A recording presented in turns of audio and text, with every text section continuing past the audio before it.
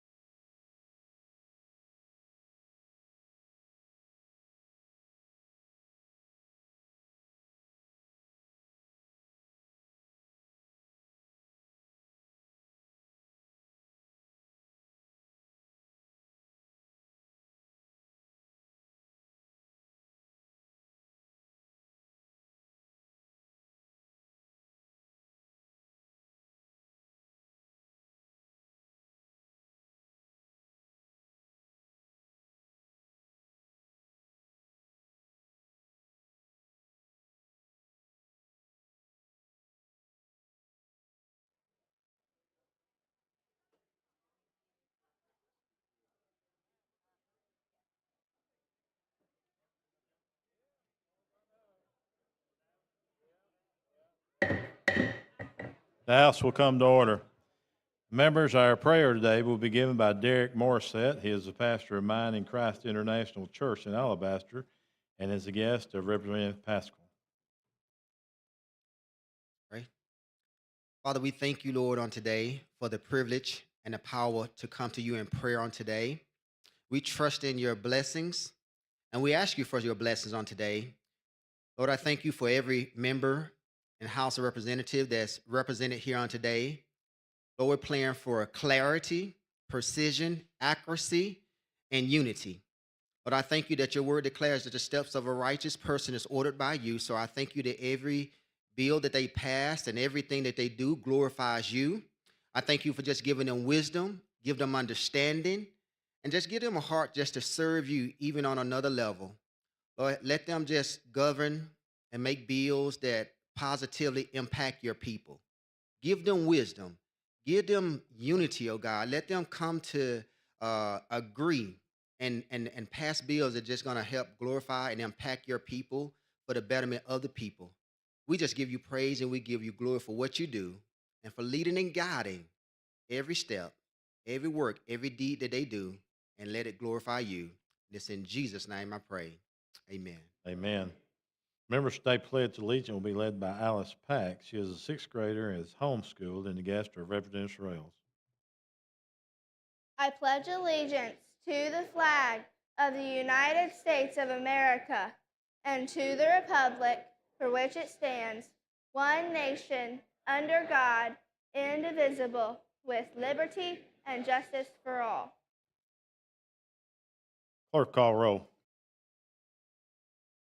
Mr. Speaker, Allman, Baker, Bedsole, Blackshear, Bolton, Boyd, Bracy, Brinyard, Brown, Butler, Carnes, Chestnut, Clark, Klaus, Collins, Colvin, Crawford, Daniels, Datcher, Drummond, Dubose, Easterbrook, Ellis, England, Ensler, Estes, Faulkner, Fiddler, Fincher, Fort, Garrett, Gidley, Gavan, Gibbons, Gray, Hall, Hammett, Harrison, Hassel, Hendricks, Hill, Hulk Jones, Hollis, Halsey, Hurst, Ingram, Jackson, Jones, Keel, Kirkland, Lamb, Lands, Lawrence, Lee, Lipscomb, Lomax, Lovern, Marcus, McCampbell, McClammy, Mooney, Moore M, Moore P, Morris, Oliver, Paramore, Pascal, Pettis, Pringle,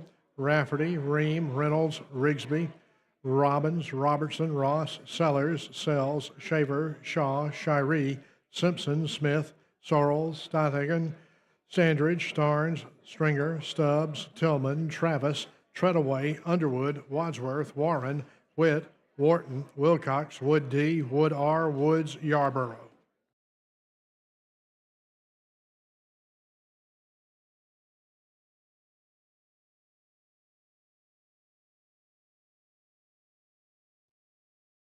Seventy members answer roll quorum as present. House is ready to transact business. Chair recognizes Representative Rails for special recognition. Thank you, Mr. Speaker. Mr. Speaker, I'd like to move that we suspend the House rules to allow Christine and Aaron Pack access to the floor. Any objections? Hearing no objections, floor privileges are granted. Welcome to the Alabama House of Representatives.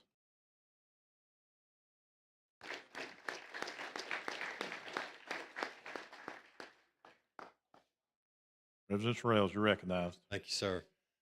Members, today we're here to honor and pay tribute to a very special young lady. Alice is 10 years old. She's a very accomplished violinist and pianist and has won numerous awards throughout the the tri-state area.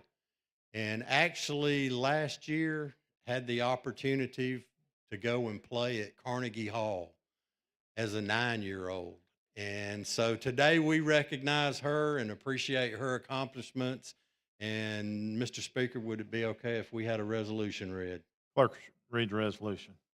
Whereas Alice Pac, a remarkable 10-year-old musician hailing from Hartford, Alabama, captivates audiences with her prodigious talent, and whereas at the tender age of 3, She embarked on her violin journey, and by 5 years of age, she had already delved into the world of piano under the instruction of Mr. Andy Martin of Dothan. And whereas Alice has amassed a plethora of accolades for her piano prowess, including clinching the title at the Sonatina Festival for 3 consecutive years.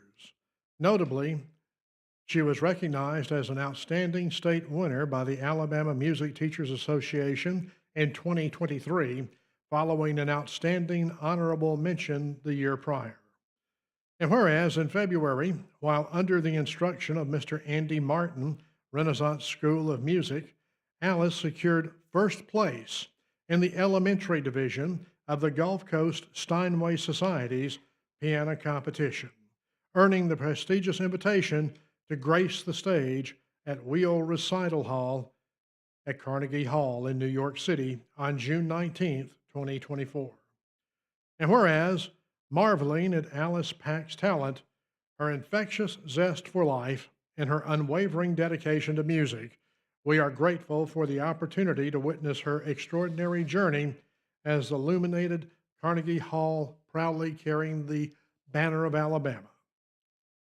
Now, therefore, be it resolved by the legislature of Alabama, both houses thereof concurring, that in recognition of her outstanding record of accomplishments as a musician and for performing at Carnegie Hall, one of the finest settings for artists and audiences, Alice Pac is honored and commended.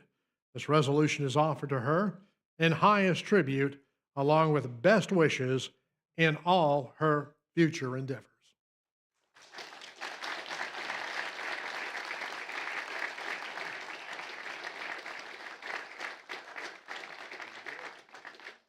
All those in favor of adoption resolution say aye. Aye. Any opposed? It is adopted.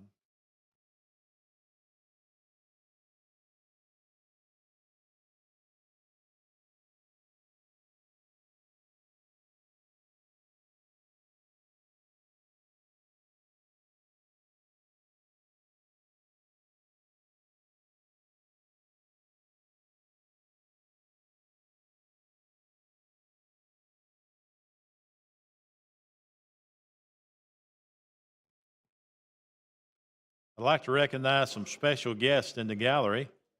Students from Midfield High School, Hueytown High School, and Pleasant Grove High School. The guests are Representative Patrick Sellers. Let's give them a big hand. Thank you guys for being with us today.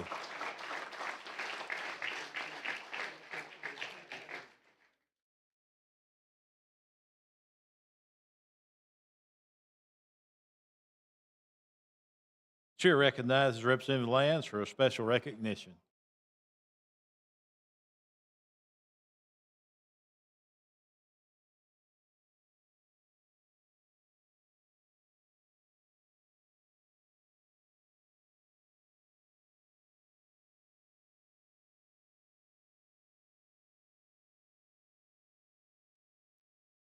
Thank you, Mr. Speaker, for the recognition. With your permission, and if there's no objection, I would like to present some very important people who are with us today on behalf of our Doula resolution, and I am proud to be championing and trying to educate our state about the important role of doulas. So we have some very important visitors in the gallery today, if I may introduce them. As a group. So we have doulas and representatives from several very important organizations. The Alabama Doula Learning and Action Coalition, which is funded by the Institute for Medicaid Innovation. The Prison Birth Project, which works with the Alabama Department of Corrections to provide women that are pregnant and incarcerated with a doula to promote healthy pregnancies. The Alabama Perinatal Qualitative Collaborative, who oversees the Alabama Maternal Health Task Force, and March of Dimes, who leads the fight for the health of all moms and babies through research, advocacy, and education.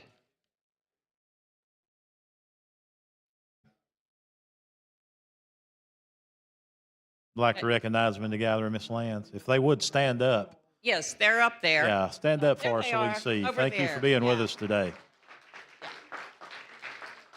Thank you, ma'am. You have the resolution? May we read the resolution, Mr. Speaker? Clerk, read the resolution, please. Whereas a doula is a trained non-clinical professional who provides physical, emotional, and educational support and patient advocacy before, during, and after childbirth, often independently or as part of a community-based collective of agencies.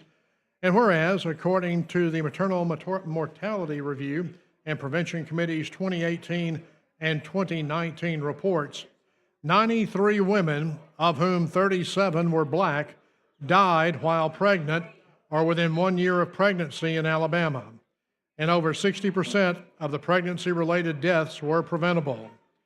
And whereas, according to that same report, Black women in Alabama are 2 times more likely to die from pregnancy-related and pregnancy-associated complications than white women.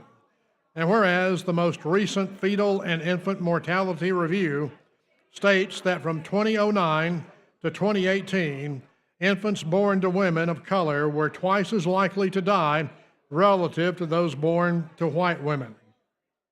And whereas a doula can be a powerful liaison, connecting the mother to appropriate care providers and remaining a constant presence of support even when the mother may have inconsistent providers.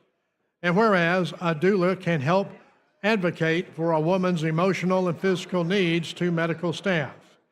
And whereas increased access to doula care, especially in under-resourced communities, can improve a range of health options for mothers and babies, lower health care costs, reduce cesarean sections, decrease maternal anxiety and depression, and help improve communication between pregnant women and their health care providers.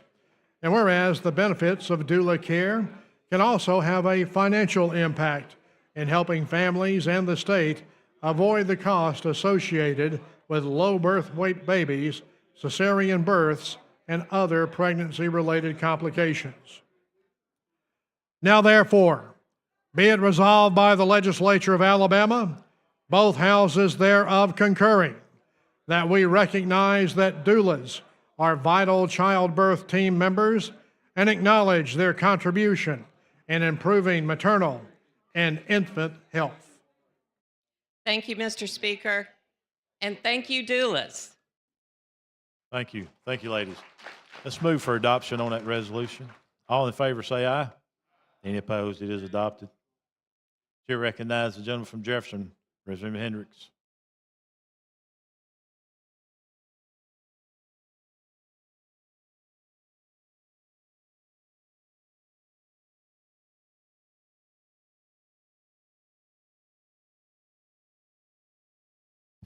Thank you, Mr. Speaker.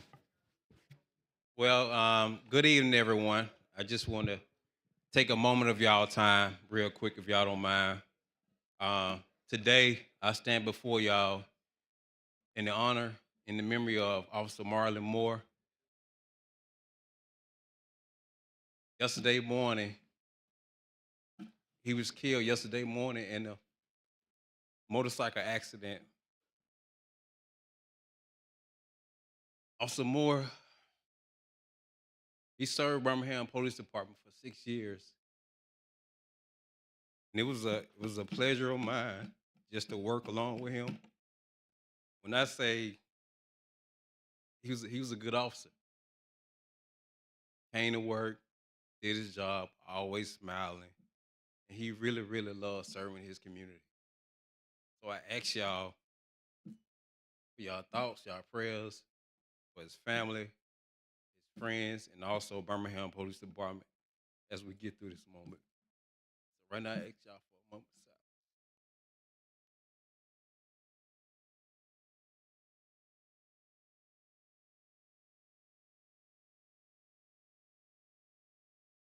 Thank you.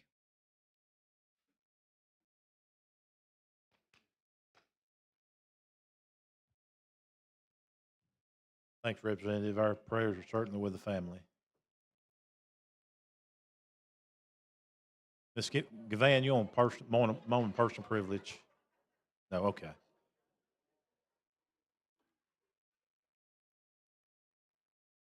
The chair recognizes Chairman Lovern for a motion. Thank you, Mr. Speaker. I move that floor privileges be granted to Beth Mammon from the Nevada Legislative Council Bureau. She is observing the Alabama legislative process and is a guest of LSA this week. Are there any objections? Hearing no objections, floor privileges are granted. Let's give her a big welcome to the Alabama House of Representatives.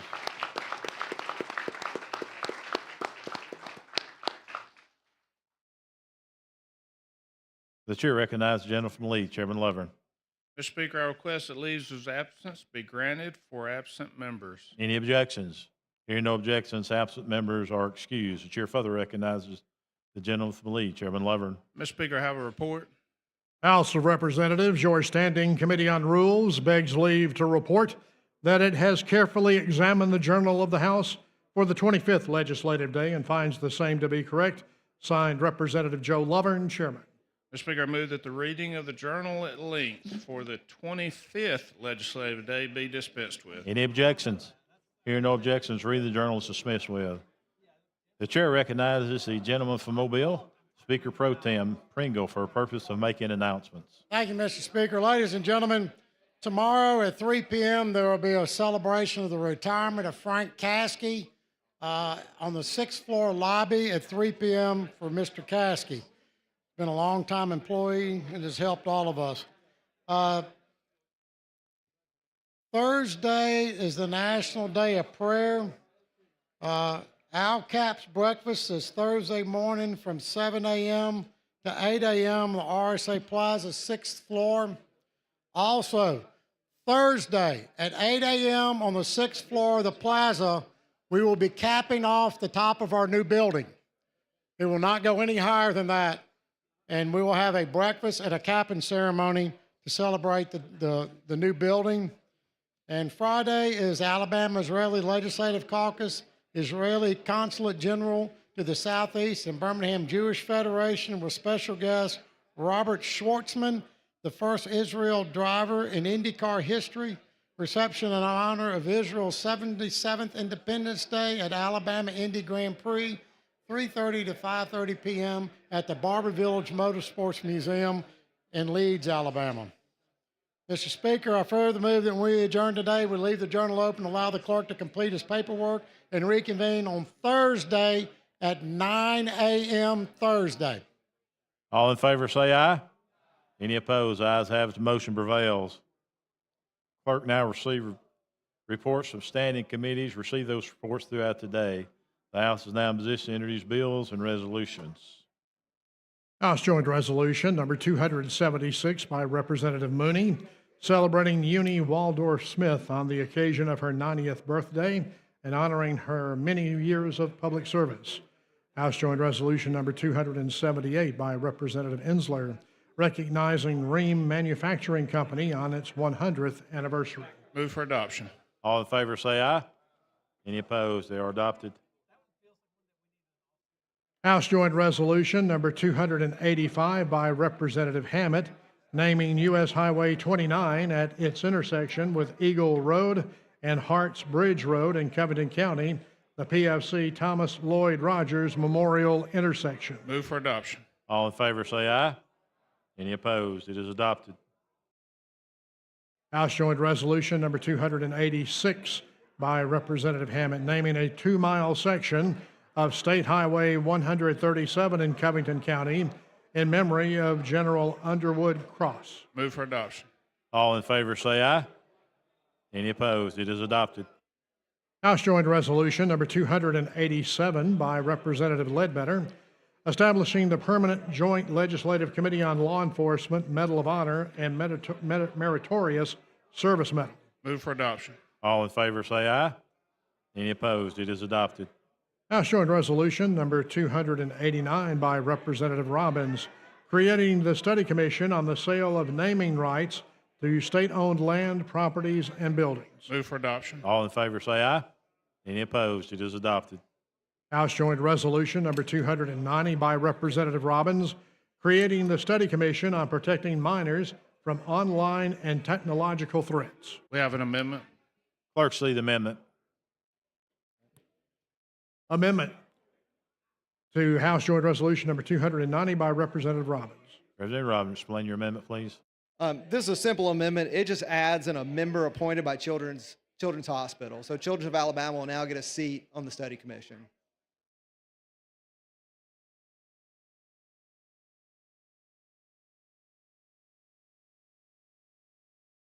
Okay. Who in favor of the amendment? All in favor say aye. Any opposed? It is adopted. Okay, move for adoption as amended. All in favor say aye. Any opposed? It is adopted.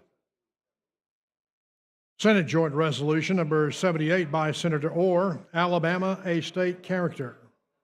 Ms. Hall. Thank you, Mr. Speaker. I have not seen that. Tell me, what are we dealing with? What is it?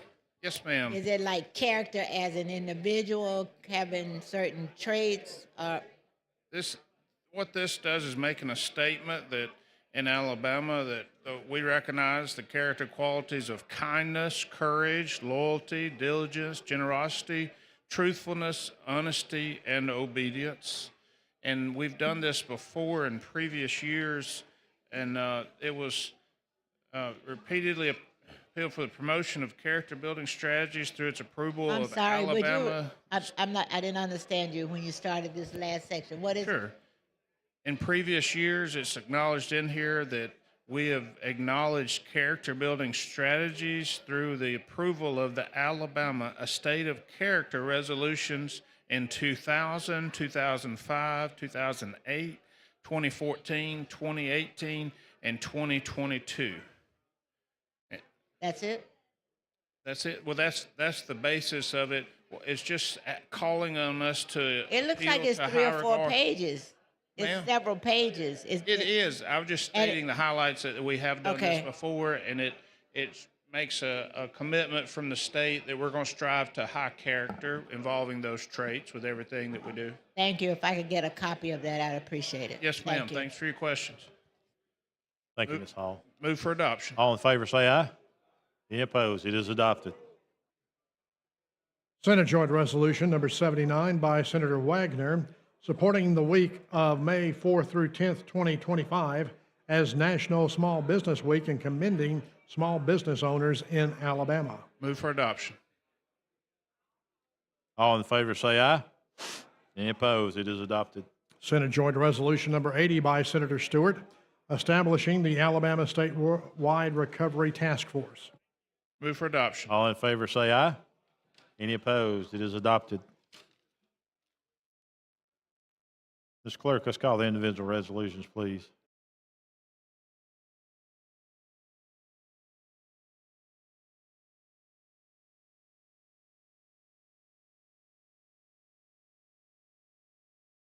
Page 61 of the calendar, House Bill number 567 by Representative Wilcox, relating to Class II municipalities.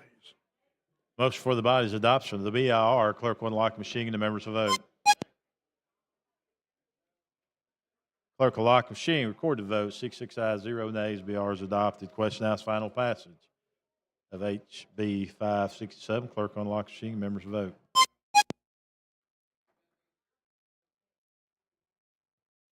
Clerk will lock the machine, record the votes. 22 ayes, 0 nays. 567 has passed. Clerk, call next bill. On page 55 of the calendar, House Bill number 581 by Representative Collins, relating to Morgan County.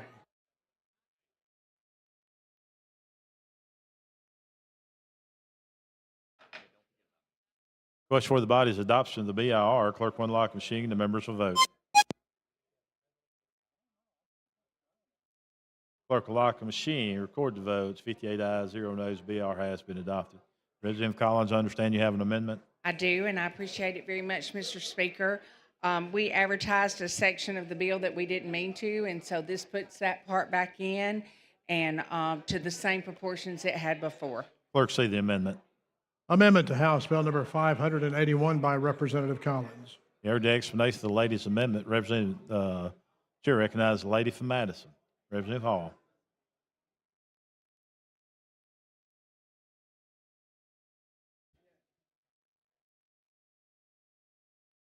Thank you, Mr. Speaker. I know you said this is a local bill, but I wasn't clear on what you were doing as one who It's a local bill dealing right. with some of the in lieu of tax funding. And what it does, we advertised a section of the code that we didn't mean to change. And so we're adding that part back in. It keeps it the same So- proportions. Oh, because generally the problem comes is when you make any adjustments or changes, it's you don't usually go through with it. From my understanding, if it's something different than what was We advertised, listed a code number, and so therefore we clarified that code. We put it back in, but we did adjust everything, every code, but we did not change the proportions. We moved them back to what they were before. but this It that I have doesn't does go not against reference. what we advertised. We made it match what we advertised. Thank you. You're welcome.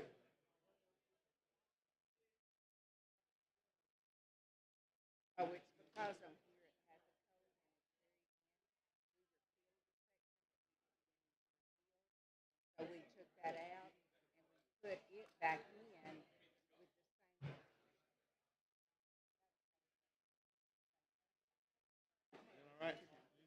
Question for the body now is adoption of the amendment. Clerk on the line proceeding, the members will vote.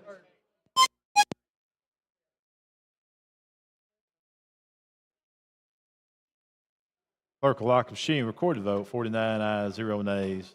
The amendment has passed. Question now is final passage of HB 581. Clerk on the lock machine, the members will vote.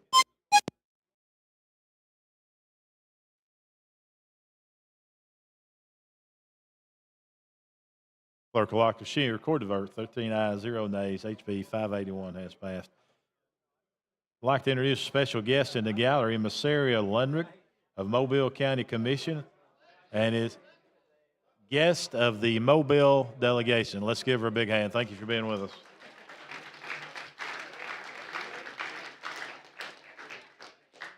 Clerk, call the next bill. On page 64 of the calendar, House Bill number 589 by Representative Brinyark relating to Jefferson County. Question for the body's adoption of the BR. Clerk will unlock the machine and the members will vote.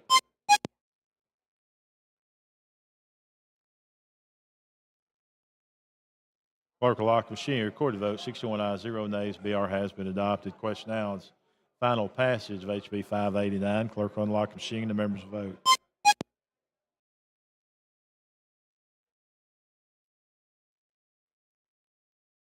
Clerk will lock the machine. Record the vote. 22 ayes, 0 nays. HB 589 has passed. Clerk, call next bill. On page 60 of the calendar, House Bill number 590 by Representative Wadsworth relating to Winston County. Question for the body's adoption of the BR. Clerk will unlock the machine and the members will vote.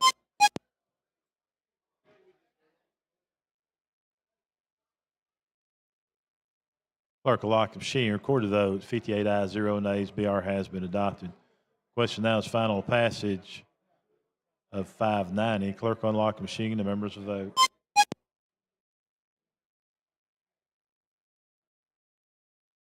Clerk will lock the machine. Record the vote. 11 ayes, 0 nays. 590 has passed. Clerk, call next bill. On page 64 of the calendar, House Bill number 602 with substitute by Representative Ingram relating to Montgomery County. Question for the body's adoption of the BIR. Clerk will unlock the machine and the members will vote. Clerk will lock the machine. Record the vote. 61 ayes, 0 nays. BR has been adopted. Representative Ingram, you're recognized. Thank you, Mr. Speaker. We had a substitute on that, and we also have an amendment coming from Representative Kenyatta. I guess we'll adopt the substitute first, Mr. Speaker. That's the question, is adoption of the substitute. So what does your substitute do?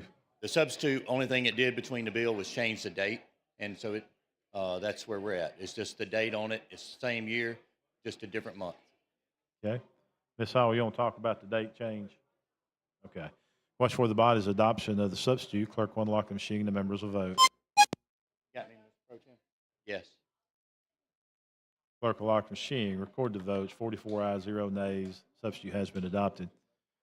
Chair now recognizes Representative Hassel. I'd like to bring an amendment. Clerk, see the amendment. Amendment to House Bill number 602 by Representative Hassel. Representative Hassel, explain your amendment, please. On the bill, it replaces line 34 through 40 on page 2 with the following year. We're just taking the section out that just don't tie to circuit judges. Mr. Speaker, it's a friendly amendment. Okay, you've heard the explanation of the amendment, and the sponsor says it is a friendly amendment. Ms. Hall, you want to talk to the? Yes, ma'am.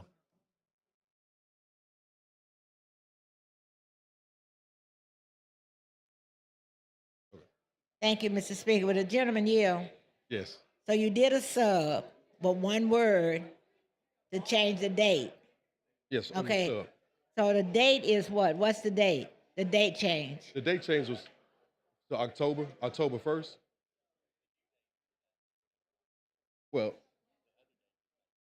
it was the old day was So June, say- but it's back to October 1st on that So- sub. With the, so you only just did a word, the year. Yes, that's for the amendment. That's it. Okay. Now, you are amending your local bill that was advertised, right? Yes, ma'am. And what are the changes that you're making? So in the section on page 2, on line 34, is where the pay raise for our probate judge was tied to our circuit judges. So we just want to take that out, just give the raise to the probate judge, but not tied to the circuit judges. But you advertise it with that, right?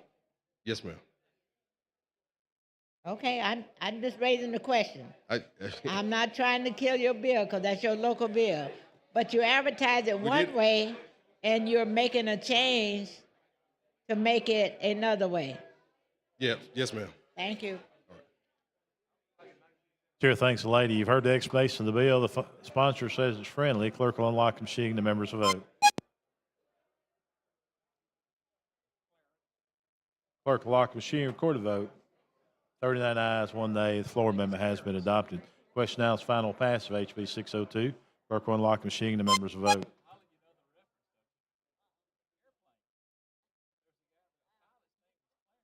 Clerk will lock the machine. Record the votes. 15 ayes, 0 nays. HB 602 is passed. I'd like to recognize former member Clarence Hayes on the floor with us today. Let's give him a big hand. Thank you for being with us back in the House of Representatives. Clerk, call next bill. On page 60 of the calendar, Senate Bill number 301 by Senator Hovey relating to Lee County. Question for the body's adoption of the BIR. Clerk will unlock the machine. The members will vote.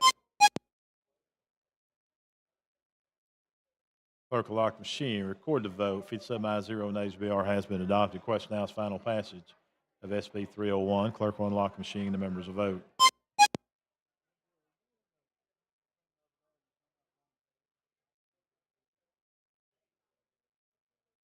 Clerk will lock the machine. Record the vote. 13 ayes, 0 nays. SB 301 is passed. Clerk, call next bill. On page 64 of the calendar, Senate Bill number 310 by Senator Wagner relating to Jefferson County. Question for the body's adoption of the BIR. Clerk will unlock the machine. The members will vote.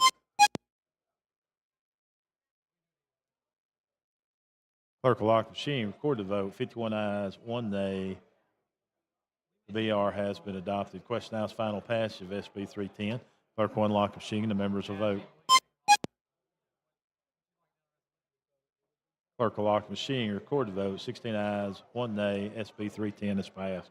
Clerk, call next bill. On page 64 of the calendar, Senate Bill number 319 by Senator Beasley relating to Barber County. Question for the body's adoption of the BIR. Clerk will unlock the machine. The members will vote.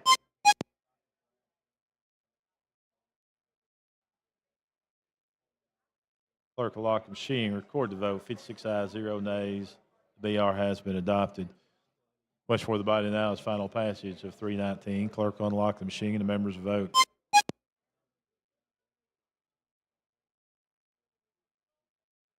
Clerk will lock the machine. Record the votes. 10 ayes, 0 nays. Bill has passed. Clerk, call next bill. On page 64 of the calendar, Senate Bill number 326 by Senator Livingston relating to Jackson County. Question for the body's adoption of the BIR. Clerk will unlock the machine. The members will vote.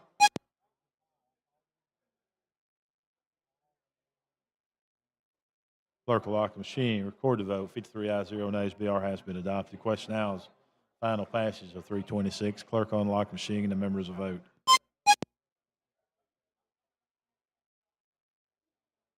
Clerk will lock the machine. Record the vote. 11 ayes, 0 nays. 326 has passed. Clerk call next bill. On page 65 of the calendar, Senate Bill number 328 by Senator Livingston relating to Jackson County. Question for the body is adoption of the BIR. Clerk will unlock the machine. The members will vote.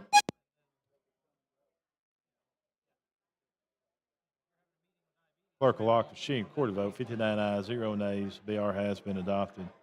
Questions final passage of 328. Clerk will unlock the machine. The members will vote.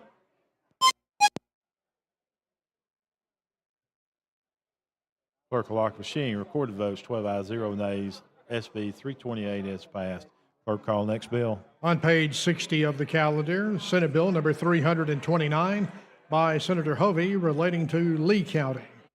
Question for the body is adoption of the BIR. Clerk will unlock the machine. The members will vote.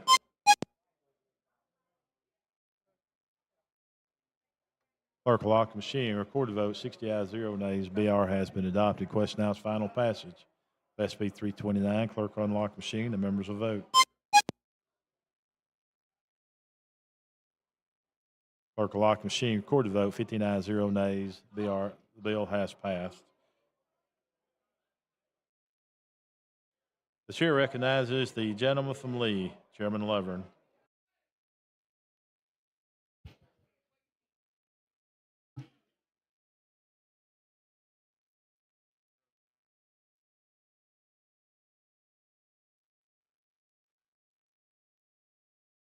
Mr. Speaker, I have a resolution. Clerk, see the resolution. House Resolution number 295 by the House Rules Committee, the special order calendar. Move for adoption. All in favor say aye. Any opposed? It is adopted. Thank you. Clerk call first bill on special order calendar. On page 25 of the calendar, House Bill number 425 by Representative Bedsole relating to regional medical health authority boards. Representative Bedsole, you're recognized. Thank you, Mr. Speaker. Good afternoon, members. What I'm bringing for you today deals with local mental health boards, otherwise known as 310 boards. This bill is a collaborative effort of the Association of County Commissions, Alabama Department of Mental Health, Alabama Council for Behavioral Health, and the Behavioral Alliance of Alabama. All have come to the table and at least come with a neutral standing with a smile. So I'm happy to have everybody on board. This will bring some much needed provisions to increase representation from these mental health boards that are situated across our state. They will ensure representation on e-boards when there isn't executive boards by the probate judges and sheriffs. This will also instill language to reflect the diversity of the area, and we'll also be adding in some virtual participation options because many times these boards are spread across multiple counties. And I'll have some amendments that will clarify this. But for now, Mr. Speaker, I'll ask for the BR. Chair recognizes the gentleman from Clark, Representative Jackson, be the first person to speak on the BR.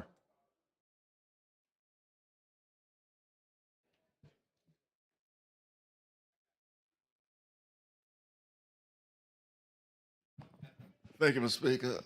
And I want to commend the gentleman. Mental health is a big issue, not just in Alabama, but nationwide. And what are the qualifications now for a director? I'm sorry, what are the qualifications for a director serving now? To serve as the director of one of these? Yes, what are his qualifications? What are the qualifications for a director serving on these mental health boards? Yeah, so oftentimes the director is going to be hired by the board. And so what I hope for is we have better representations as these community-based mental health providers are spread out over multiple counties. In some instances, you look in the Black Belt and you have a mental health provider that is separated out over 6 counties. And so it would be often hard for people to travel and participate in these meetings. So if we add in the language here that they can participate in accordance with the Alabama Open Meetings Act for virtual participation, we can have better representation and hopefully better direction for mental health in our state. Okay, your bill does not create any additional qualifications, but I am grateful because in Southwest Alabama, Monroe, Escambia, Clark, and I believe Conecuh counties, they only have 10 spaces for mental health problems. Yes, sir. In the hospital. People standing in line trying to get some assistance. I had to get the mental health commissioner to help with a kid that was in jail and needed some services. Locked up was not helping him. That's right. And so the board was not acting responsibly enough because their hands were tired because there wasn't no space available. So Yes, how sir. much availability are we going your bill doesn't say anything about that, but it would be something that we could look at, that we could open up some spaces, availabilities for those crisis areas who are going through these changes. Yes, sir. And I told them mental health is a crisis. We are. Mental illness is a crisis, and we just we don't deal with it on just when something happened, but it's ongoing, and we need to have some ongoing facilities and treatment for those. I'm proud of what you're doing. Maybe this would open up the opportunity to get some more people involved with services. Yes, sir. I hope so as well. And under the speaker's leadership, we have a standing committee of sort that is continuing to meet on issues just like this, so what we can do to continue to expand mental health treatment in our state. And it's sort of one little bite at a time, and I know it can be frustrating, but we're taking positive steps in the right direction. Well, thank you so much, and thank you, Speaker. Yep, thank you. Thank the gentleman. Question for the body's adoption of the BIR. Clerk will unlock the machine. The members will vote.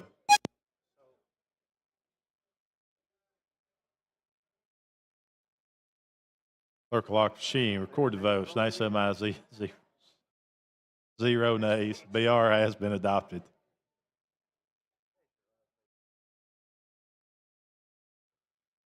Mr. Chairman, your seat partner said you didn't vote him. Too late now.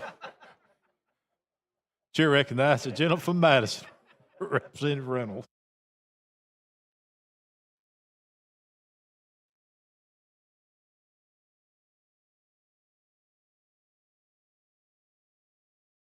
I was too busy pushing my button, so if I could yield to the gentleman, he'll introduce this amendment now. Okay. A copy of it there. I don't. Yeah, Mr. Speaker, this is some agreed upon language. Representative Reynolds, Chairman Reynolds is going to explain, but this takes our language we've been working on, marries it up with the Senate, but it does some of the things I had mentioned already. So we have an amendment. Clerk, see the amendment. Amendment to House Bill number 425 by Representative Reynolds. Chairman Reynolds, explain your amendment, please. Thank you, Mr. Speaker. Representative Bedso, appreciate your work on mental health, continue to expand access to mental health in Alabama, and certainly I feel like this bill has been an issue for a long time. I think it clearly says that we're putting stakeholders on those boards, that those mental health community services, that's who they support. That's who that's what they're there for. And this bill, and you worked with us on this sub with the ACCA and the developmental disabilities, and I'll go through the explanation. It's kind of a little bit lengthy here. Ms. Hall already has a copy, and we have talked. On line 12, take the word shall out and insert the word may. On line 16, take out the word said board, and then starting on line 16, except for boards that exist solely for the purpose of providing programs to individuals with intellectual or developmental disabilities. And then drop down to line 21, if multiple judges of probate are serving on the board, the judges of probate shall designate from among themselves one judge of probate who will serve on the executive committee. If multiple sheriffs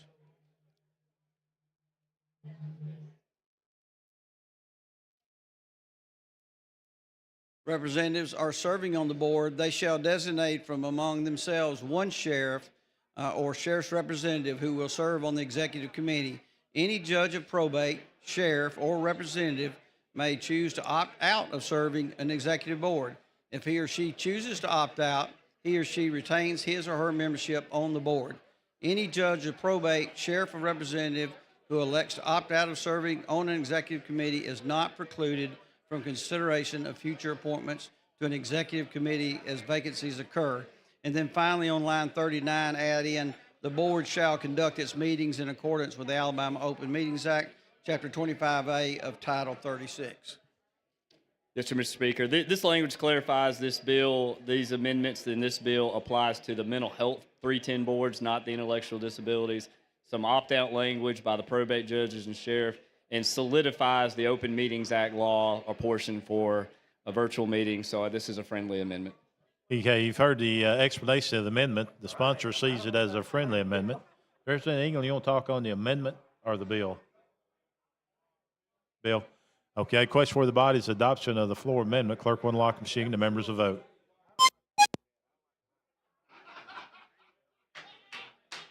Clerk will lock the machine. Record the vote. 100 ayes, 0 nays. The amendment has been adopted. Representative Betso. Sir, if there's no other questions, final passage. Chair recognizes the gentleman from Tuscaloosa, Representative England.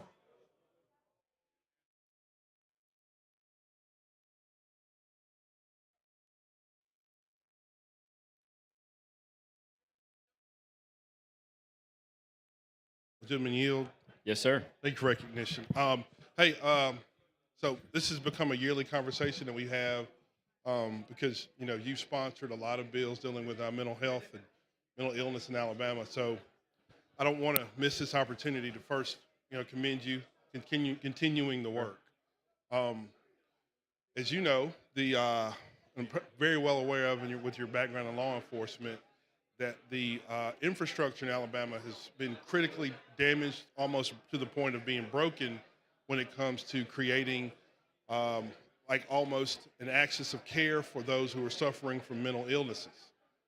So, I'm not shy about this. The Bentley administration was probably one of the worst in Alabama history in terms of dealing with individuals with mental illnesses. To that point, closing all the mental facilities in the state of Alabama. Since he left and his commissioner left, we have been working desperately to rebuild the infrastructure that they absolutely destroyed. To that end, institutional space was lost, but not only institutional space, but also the network around the institutional space. So when somebody either comes out or needs to go in, there aren't these bridges there to make sure that somebody who comes out has a medication so they don't return to a prison or a jail, or going in to keep somebody who's in the throes of a mental health crisis from actually going to jail instead of getting treatment. So these 310 boards and these crisis stabilization centers are the tip of the spear in terms of keeping people out of prison or keeping people from not being treated and going back. So this is vital work. Yeah. But I also want to remind people too, though, that as we create these crisis stabilization units across the state, we still have to continue to build out placements, because you don't want your choke point to change from prison to a board that can only help you for a very short amount of time. That's right. So I'm from Tuscaloosa, born and raised in Tuscaloosa, and for years it was always considered almost the epicenter for mental health in the state of Alabama, because we had every form of institutional space you can think of, whether you were intellectually disabled or suffering from mental illness. We had a veterans administration. We also had a long-term placement, short-term placement. So we had Bryce Hospital and so forth and so on, where we are very familiar with the population and what comes along with trying to treat individuals with mental illnesses. So once again, I'm not going to stay here for long. I just want to commend you, but also remind people that Alabama still ranks near the bottom in the country on both sides of the spectrum, whether you're intellectually disabled and you need placement, or you're mentally ill and you need treatment. We're still ranked on the low end of the scale on both sides. We also still have we have a humongous waiting list for services if you're intellectually disabled. At one point, it was thousands of people. Also, when you don't have institutional space, the likelihood is that same person will end up in a group home or somewhere in a neighborhood unsupervised. So, because unfortunately, some people do need to be institutionalized. That's just one of those unfortunate realities of our situation. So just want to remind people that while we've gotten better, and there's no question about it, you have now law enforcement agencies that keep professionals on staff to help respond. That's right. We have active efforts to divert people away from prisons, jails. We have court systems now that have mental health courts that better direct those individuals who need help. And also, we've had to recreate from the ashes, basically, crisis stabilization units. So people who are going through a mental health crisis, who are saying, I'm going to hurt myself or someone else, don't get an answer, well, come back in a month or 6 weeks. So we're doing better, but we still have a very, very, very, very long way to go. Very long way to go. We do, and all fair points, but I would like to take this opportunity that, the 19 members, the community mental health providers across our state that the Alabama Council for Behavioral Health and the Behavioral Alliance of Alabama are representing, everyone is making strides, but like you said, we're having to kind of rebuild a system. You see some local agencies who are taking bigger steps than others. I can speak for the jail that I'm affiliated with. We have a full-time social worker that her job is to advocate for those inmates, to connect them with services, right? You can't do that in every area, but we're blessed to be able to do it. So it's fair point that you make, but I don't want to take away from the great work that is being done. So you're absolutely right at the same time. And so, having to rebuild that requires a lot of resources that, quite frankly, especially from our general fund, on both local funds and statewide funds, are scarce. You've got, when you got a budget, you got to pull something from one area to pay for something else. But the last thing I'll point out, and unfortunately this is a fact in our state, is our largest mental health facility in the state of Alabama is our prison. Yeah. Prison. At one point, 40% of all people matriculating through our system were on some sort of psychotropic medication. That's a problem. It is. Right? And, there's only a finite amount of money to care for individuals in our prison system that have mental illnesses. And what you don't want to do is send somebody to a jail or a prison, not treat them, because all you're doing is setting them up for failure and also making the cost of caring for them increase. So, and also, I think for 10 years running, we had a different mental health commissioner every single year. So not only do I want to commend the leadership here and also in the governor's office for the crisis stabilization units, but also we've had the same mental health commissioner now for several years, and you can absolutely see the difference in vision and how we're recovered and we're stable.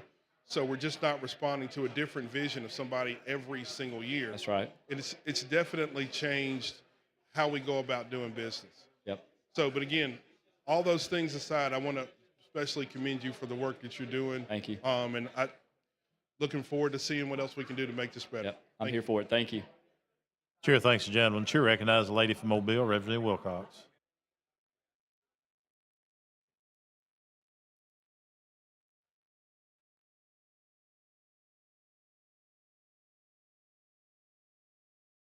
Thank you for the recognition, Mr. Speaker. I too come in favor of your bill, but I also wanted to say I second everything Representative England just said. That's right. He had a very thoughtful comments, and if y'all didn't, I wish people would go back and listen to his remarks. It was very detailed, and we do have a mental health issue that we're making ground on. I appreciate the commission. Yeah.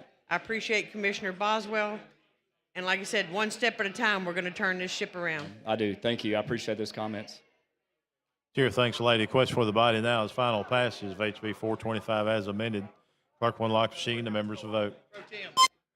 Yes.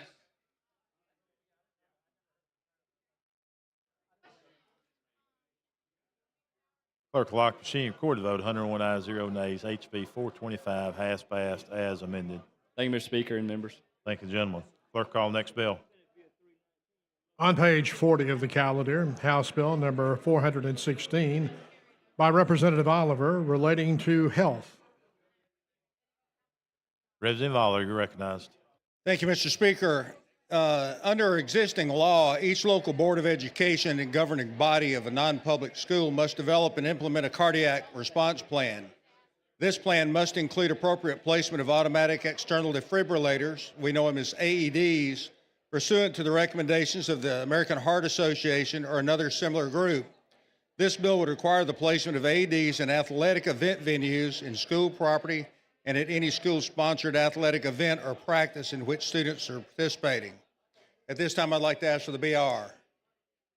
Chair recognizes the lady from Jefferson, Representative Gavan.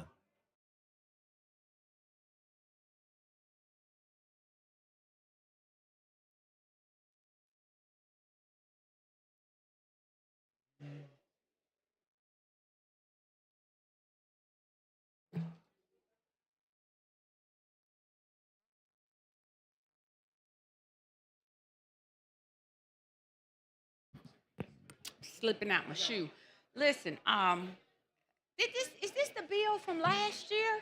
This is a bill that finishes some things we didn't get completed in last year's bill. In addition to schools, this puts the AEDs at athletic venues. Also, since last year, we've sought funding for maintenance for these AEDs as well. Okay, so now is the state providing the maintenance, or is that through the school? We're doing it with both federal and state funds. Okay, I was just wondering. I thought the bill had passed year before last. No, we did pass it for schools, but we extended that this year to athletic venues. Okay, I got you. Okay, so is that all athletic venues or all state? Gymnasiums, practice fields. But does it have to be related to the school system? Yes. Oh, okay. Yeah. Okay. What about for training? Is there anything in there for the training? Yes, ma'am. What is that? We actually appropriated money through the Alabama Department of Public Health for training for AEDs. Okay. And the previous bill required schools to have a plan, but we did not have a plan for training. Yeah, that was my concern. I think last year I lost one of my sorority sisters. Son died at Pinson High School year before last. And I went into cardiac arrest, and there were some things that I know Representative Gray had passed, I think, the year before legislation, but there were some things that we noted that needed to be added, or if we could have gotten some amendments. So I'm going to definitely let his mother know that this bill has been amended. Also, she was thankful for the legislation that we had passed. Very, very. ESPN had him ranked very high, as a top prospect, academician, and of course died suddenly at practice as the school started. So I've been keeping my eye on anything related to, the cardiac arrest programs that they had put in place, the machinery and all of that. So I wholeheartedly support this bill. I'm thankful for it, actually, and any other amendments that you all have brought for this year. So this is a good bill. Thank you, ma'am. Mm-hmm. Chair thanks the lady. Chair recognizes the lady from Madison, Ms. Hall.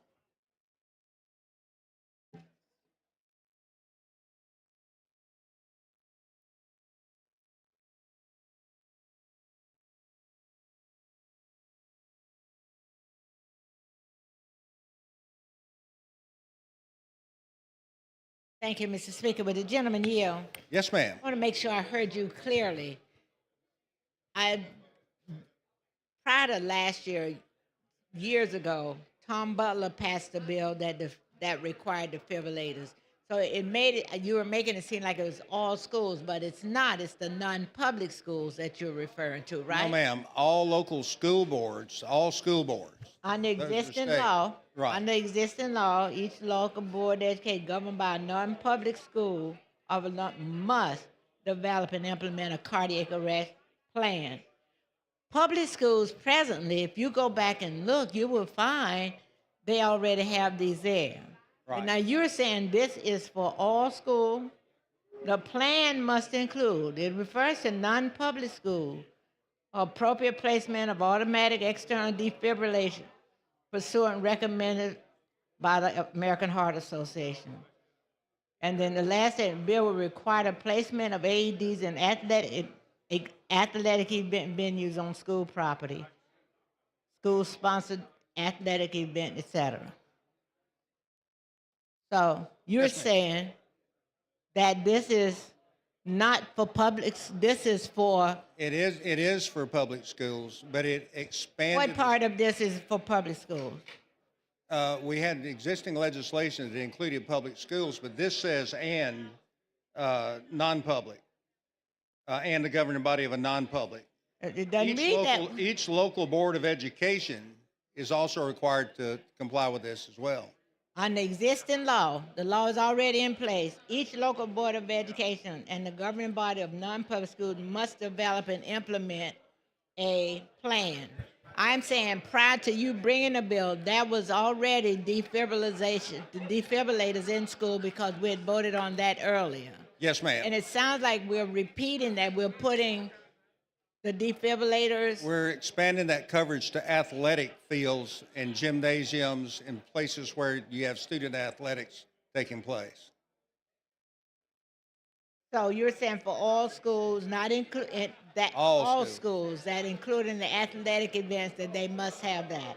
Yes, ma'am. What did we pass last year? What was the bill that we did last year? Last year we placed AEDs in all of the schools. Right, which were already ADs, and if you look at it, they were there. This is cleaning up that bill to place AEDs in the athletic venues. Okay, so it doesn't say, all right. I got that part, but I was just trying to make sure because, all right, so on page 3,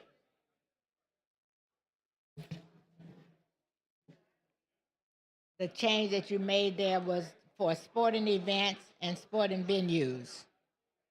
At line 67, and then line 83 and 84, they should be marked. Yes, ma'am. And then an unlock. And then on the back, on page 4, this basically is the part that focuses on the sporting events and where they're located. Yes, ma'am.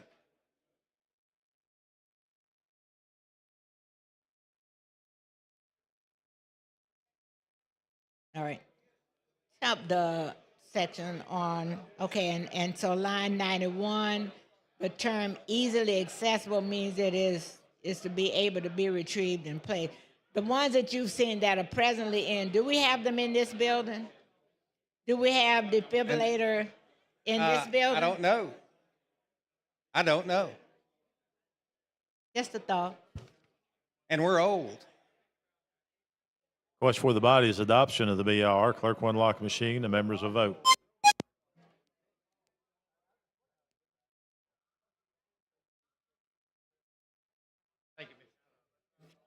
Clerk will lock the machine. Record the vote. 101 ayes, 0 nays. BR has been adopted. Mr. Chairman. Mr. Speaker, I've got an amendment. Clerk, see the amendment. Amendment to House Bill number 416 by Representative Oliver. Care to explain your amendment, please? The concerns on this bill were that in an unlocked location, it was actually, I've got somebody who wants to present this amendment. Oh, okay. Okay. All right. Representative Gray, you're recognized.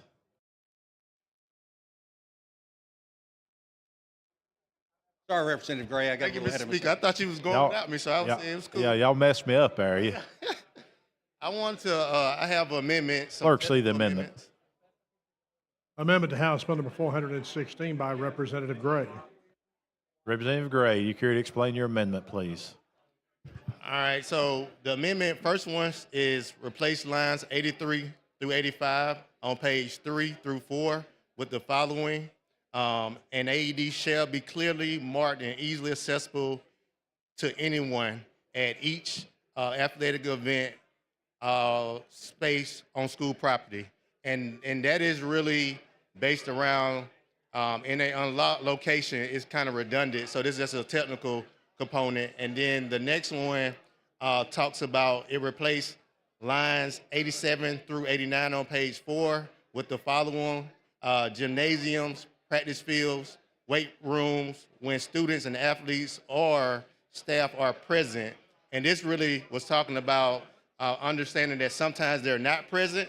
And so they wanted to make sure that the athletes were present at the time. And then the last part of it is to remove line 91 through 94 on page 4. And what it is that in the bill, it requires a 3-minute retrieval time. And so they want more of a recommendation of 3 to 5 minutes. And in the Terrell Spencer Act, it had a recommendation of 3 minutes. And so they want to kind of keep that language instead of adopting this one. So they want to remove lines 91 through 94. Yeah, you've heard the explanation of the amendment. This is a friendly amendment. Sponsor sees it as a friendly amendment. Representative Hall, you don't speak on the amendment? No, you're good? Okay. Representative Van, speaking on the amendment. You're good? Okay. Question for the body is passage of the floor amendment. Clerk will unlock the machine. The members will vote. Clerk will lock the machine. Record the vote. 102 ayes, 0 nays. The floor amendment has been adopted. Chairman Oliver. Ask for a vote on the bill. That is question's final passage on HB 416. Clerk unlock machine. The members vote.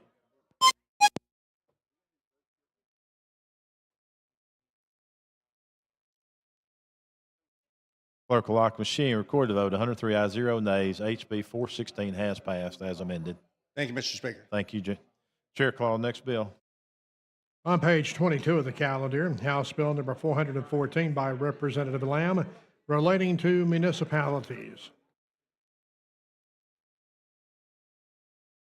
Thank you, Mr. Speaker, for the recognition. Yes, sir. Members, before you have your consideration, we have a bill that will simply save money for our smaller towns, cities, and municipalities. Specifically, what it does, it would require municipalities with annual expenditures of at least $500,000 to undergo annual audits. Currently, it's $300,000, so just raising the limit. The second thing it does is for those cities and counties, cities and municipalities with annual expenditures of less than $500,000 but greater than $300,000 that can do biennial audits, which is every 2 years. And the third thing it does, if it's less than $300,000 but more than $100,000, they can do a biennial audit, or they can do a report that has been formed by examiners of public accounts. And with that, Mr. Speaker, I'd call for the BOR. Question for the body's adoption of the BR. Clerk will unlock the machine. The members will vote.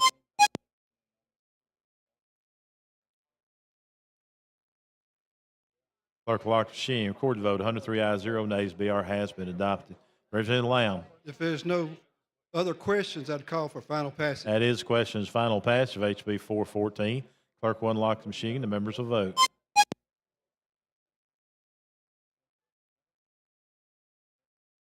Clerk will lock the machine. Record the vote. 102 ayes, 0 nays.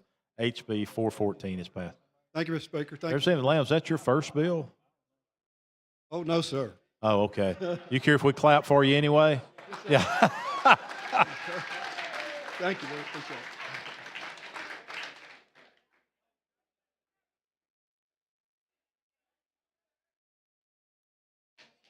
Clerk, call next bill. On page 39 of the calendar, House Bill number 528 by Representative Hulk Jones relating to consumer protection. Representative Holt Jones, you're recognized. Thank you, Mr. Speaker. HB 528, under existing law, it is unlawful during a declared emergency for any person to impose unconscionable pricing for the sale of a commodity, rental, or facility. There has been some confusion about the word services with our tree cutters and roofers. This would just add the word specifically services and clean up that confusion and give greater clarity. With that, I request the BR.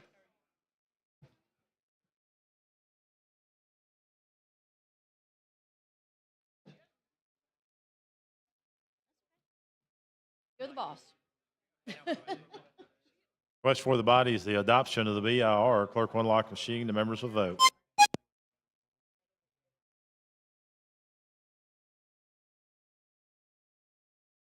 Clerk will lock the machine. Recorded vote, 99 ayes, 1 nay. BR has been adopted. Representative.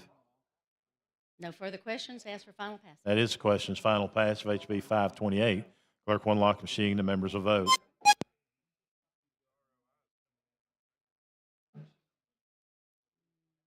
Clerk will lock the machine. Recorded vote, 96 ayes, 1 nay. HB 528 has passed.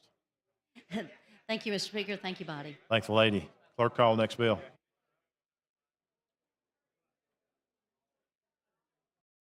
On page 56 of the calendar, House Bill number 587 by Representative Tillman relating to criminal procedure. Representative Tillman, you're recognized.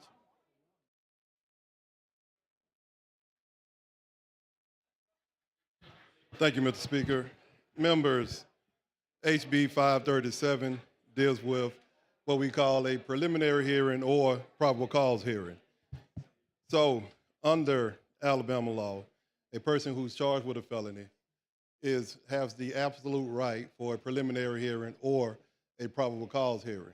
So, in order to help expedite the court and have more efficiency, so anyone who's charged under a Nias law hearing will serve as a probable cause hearing for the defendant in this case.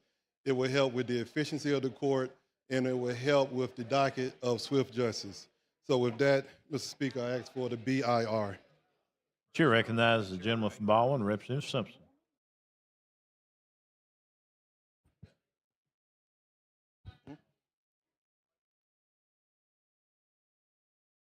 I just want to commend you on this bill. This is a tremendous bill that will help streamline the efficiency. I know, right? Oh, it's a good bill, though. I appreciate that, Rep. It's Simpson. a good bill. I appreciate that, Rep. Simpson. That was a good bill. It's a good bill. Ask for the BIR, Mr. Speaker. All right. Question for the body is adoption of the BIR. Clerk will unlock the machine. The members will vote.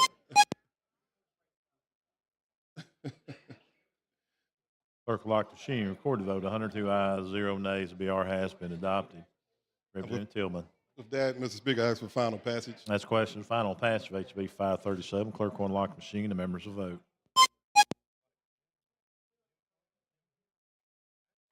Clerk will lock the machine. Recorded vote, 103 ayes, 0 nays. HB 537 has passed. Thank you, Mr. Speaker. Thank you, members. Thank you, gentlemen. Clerk, call next bill. On page 53 of the calendar, House Bill number 559 with substitute by Representative Keel relating to crimes and offenses. Representative Keel, you recognize. Thank you, Mr. Speaker. This bill simply requires that when requested that people remove masks for identification. And Mr. Speaker, I move to the BIR. Next question is adoption of the BIR. Clerk will unlock the machine. The members will vote.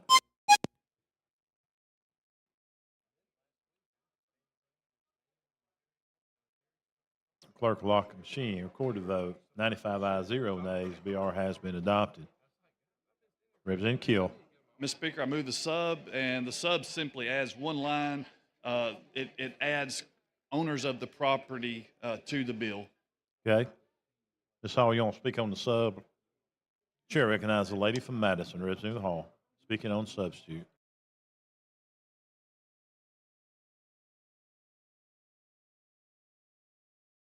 Question for the body is passage of the sub. Clerk will unlock the machine. The members will vote.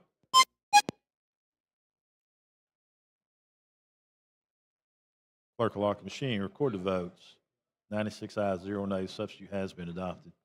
Mr. Speaker, move final passage as substituted.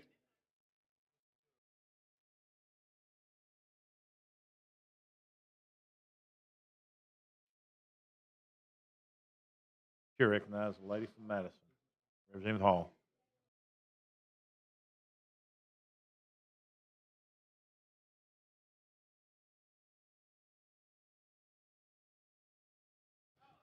Thank you, Mr. Speaker. Gentlemen, yeah. Yes, Did I understand this wrong? This is just about a person being masked, Yes. and it's not covered already. Excuse me? It wasn't already covered. You talking about The the way bill? I read this, that mask, it says lawyers are remaining engaged in prosecuting assignment as identified in section 138660. And then number 4, it says while being, you took out being masked and you're adding while being. Well, I think that was just a further clarification. That's not the. That's not the part main that you're point. talking about? No, ma'am, that's not Where, the main where, point. where, If you look at page 3, it's line 61 is the main point of the bill.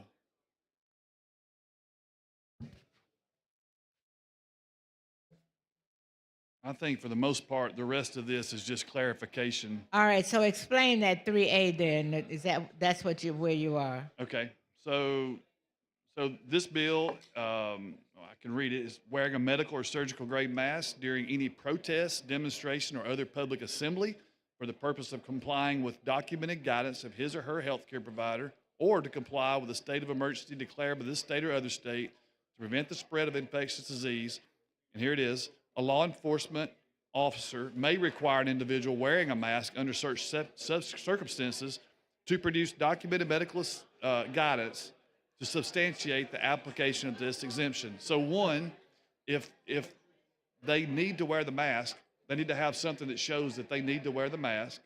And then number 2, B, on the request of the law enforcement officer, the owner of the property, which we just amended, or a representative of the owner of the property where the wearer is present during the circumstances described in paragraph A, the individual shall then remove his or her mask for the purpose of identification. And so the officer, if the law enforcement officer asks, then they must remove their mask for identification, and then they can put their mask back on. So if I'm in a parade or demonstrating Yes, and I have a mask on, yes, you're saying that in law enforcement person approaches me, yes, I would have to show why I have that mask on. yes, and show your face.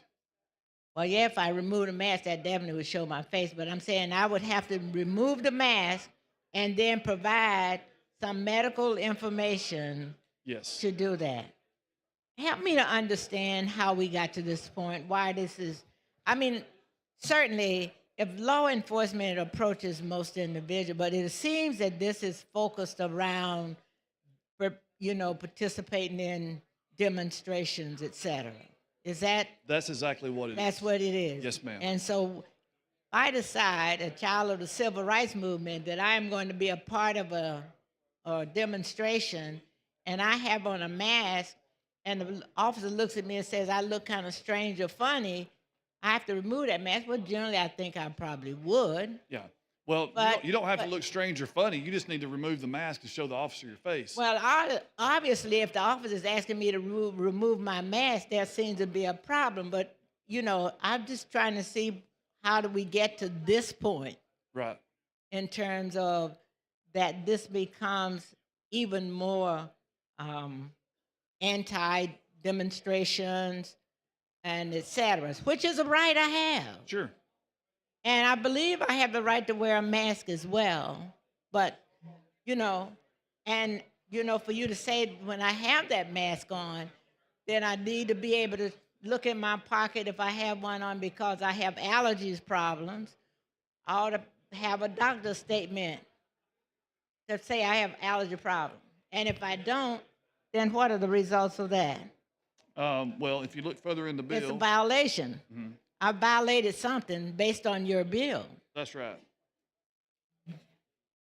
So if you look further in the bill, it doesn't it doesn't change any loitering laws.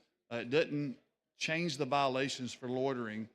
If you look further down, when loitering is a violation, it's line 81 on the. Right, I got that. I'm there. That's it. My concern is that you're saying I've got to have some medication evidence that I need to have a mask on Yeah. because I'm out demonstrating. The reason you've got the mask on is for a medical reason. It's not because you're hiding behind the mask. Right. And so how many people have you seen go out to do demonstration? Have you seen that problem? Is that a problem? Demonstration with masks on? Yeah, is that a problem? I think it is. Where? Well, I've seen it on TV. Oh. I haven't been in the demonstration. Okay, so you saw it on television. Sure. And then, so because you saw it on television, you think we need to do something about that. People that refuse to identify themselves, they're wearing masks in protest, and the officer asks them to identify themselves, I think they should identify themselves. It just amazes me. Yeah, it amazes me That that you they would do would it. think It does. that it is amazes me. so important that we would spend this time talking about somebody having a mask on because they were demonstrating. Yeah, absolutely. And that then, in addition to having the mask on, then you want them to show medical evidence on why they have it on. But now you haven't seen that. It hasn't happened in your area. I haven't been in a demonstration. But you saw it on television. Yes, ma'am. And were those places that you saw on television in Alabama? I'm not sure. I don't recall now. Well, I just think that sometimes we need to, this is my idea, my thought, just think about how this looks. Now, we have a lot of things I think we should be dealing with. And for somebody to have to show their medical results or evidence to wear a mask if they were demonstrating and are in a protest, it seems it's more about the protest. This is my thoughts, that it's more about the protest than it is about the individual that's protesting than it is about the well-being of the person that has it on. But my other thought is we have so many things, like making sure our children are well-educated, getting the very best education that we can possibly give them, that I think that we ought to be worried about. Or making sure that every child that goes into the classroom have a teacher that believes that he or she could learn. I appreciate that. I work very hard on those same issues. I'm on the budget committee. We look at those issues all the time. And so, all right, and so I think that's very important. And so, but as you worked on those things, believing that the budget or the time and efforts that we're spending on this issue should be one that we should be focusing on because you saw it on television. Just kind of gets my attention. I appreciate the viewpoint. Thank you. Sure, thanks, lady. Chair recognizes the lady from Montgomery, Representative Morris. While she's making her way down here, we'd like to recognize some guests in the gallery. Economic Development Association of Alabama Young Professionals. They are the guests of the House of Representatives. Thank you guys for being with us today.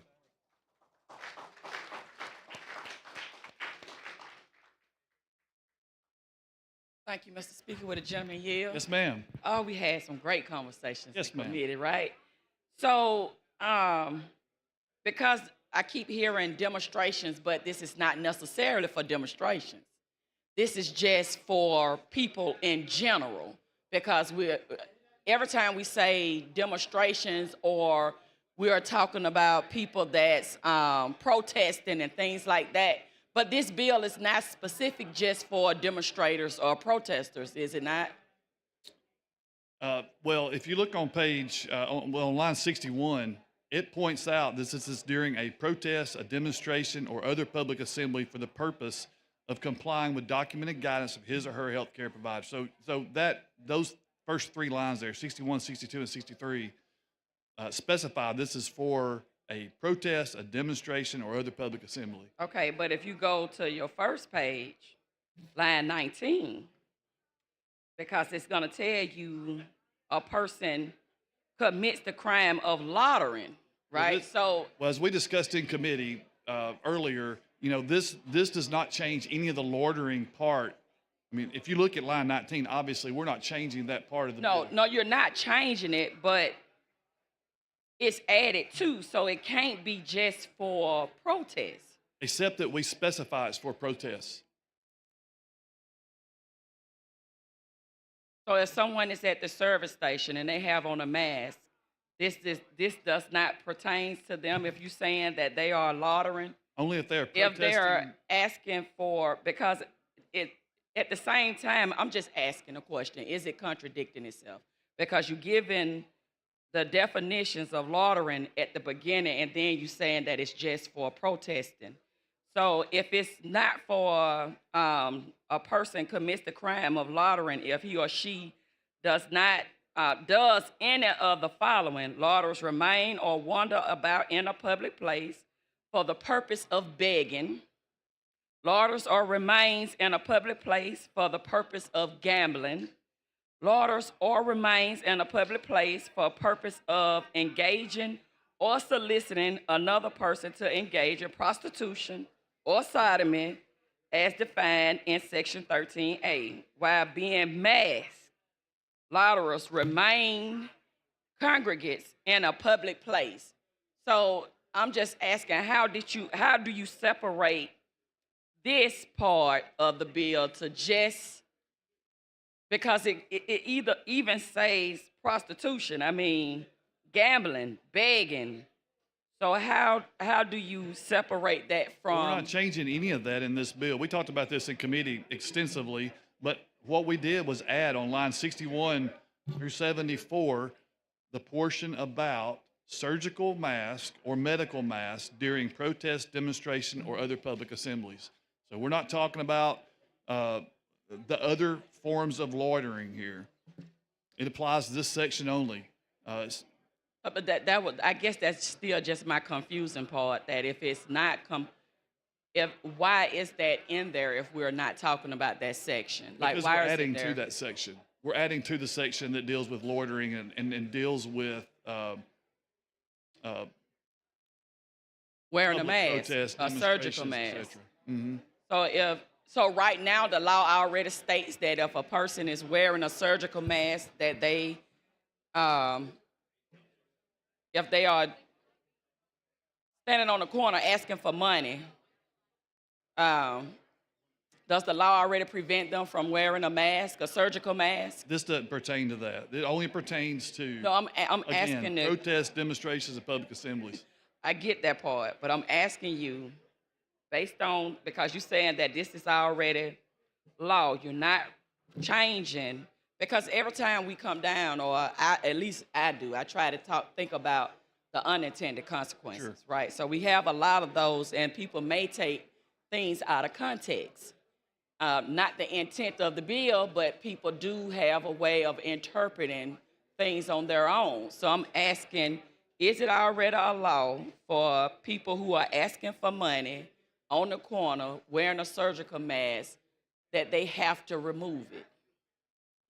Again, it only pertains to those people who are protesting, demonstrating, or in a public assembly. I mean, it's pretty narrowly focused.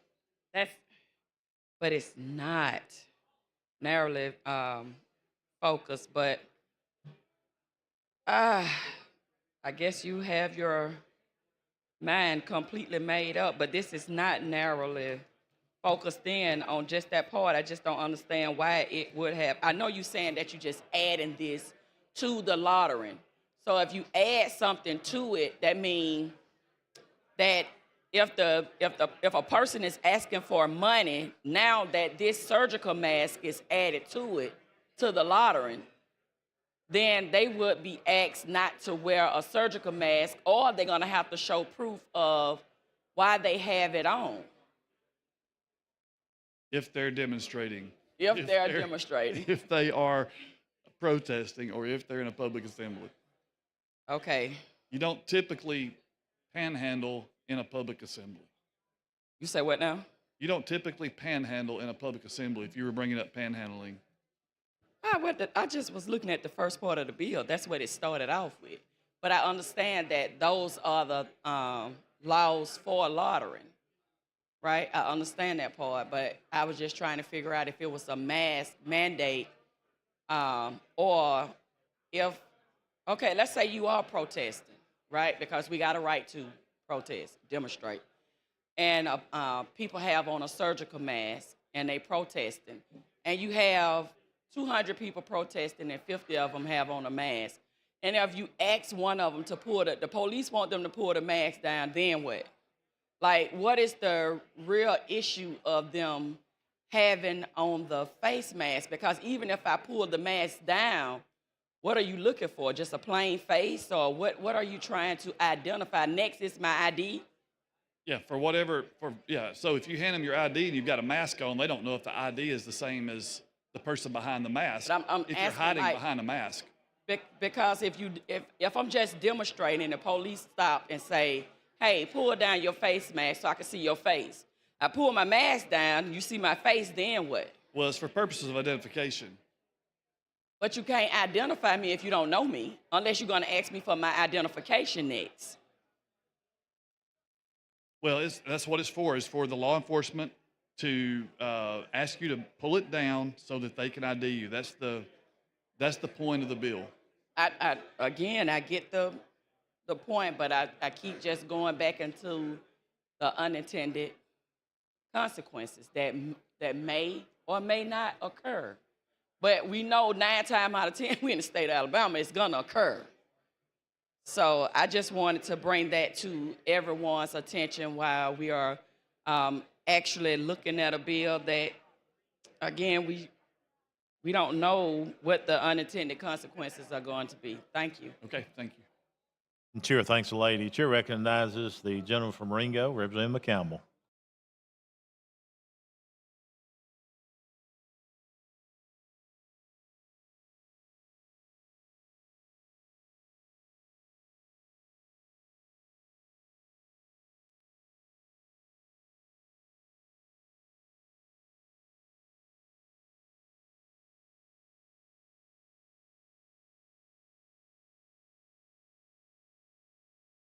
Thank you, Mr. Speaker, for the recognition. Gentleman, you. Yes, sir.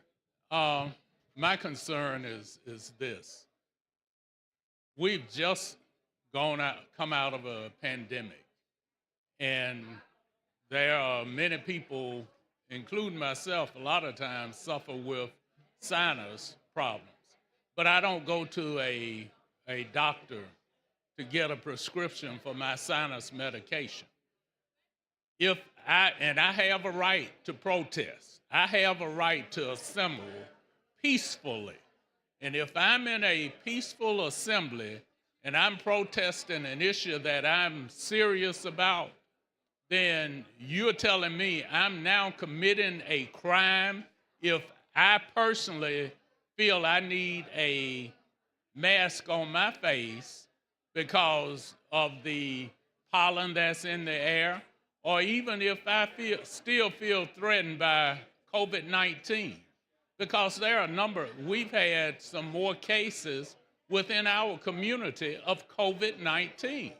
It's not gone anywhere, and there are a number of people in our community that wear these masks on a regular basis. Now, you're telling me if they decide to exercise their right to protest an issue that they feel passionate about, sure, they are committing a crime if they are wearing a mask for their own protection, but they don't have a doctor's excuse in their pocket because they use over-the-counter medication for whatever it may be. I think that's the problem. I think that's what she's talking about when she talks about unintended consequences. You're going to create a situation where people's rights are going to be violated. That's what this is doing. I understand the need to be able to identify, and I think if someone were to come up to me, a police officer, and ask me, to pull my mask down, because when I go to, when we were going to get on an airplane, if you were wearing a mask, they ask you to pull your mask down. They do that. They take your ID, identify who you are. I think that's proper. But to say I've got to carry something in my pocket that says I'm on this, I have this mask on because of a doctor's excuse, I think you are now stepping across the line in terms of my personal rights. So I think it's short-sighted, but I'm done. I understand that, and I know if you're protesting, you're not hiding behind that mask. I understand that you're not doing that, but you understand that some people would hide behind the mask, So this simply allows the officer to have them pull it down, be ID'd, and move on. And if that's all it is requiring, but if it's requiring me to have something in my pocket that says it's medication, then that is a problem. You can do that, or you can comply with a state or a state of emergency declared by the state or federal government. You or can do what?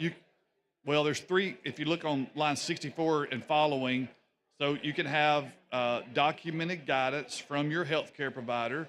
That's the note you were talking about. Or you can comply with the state of emergency, or to prevent the spread of infectious disease. So if you're preventing the spread of infectious disease, you are covered there.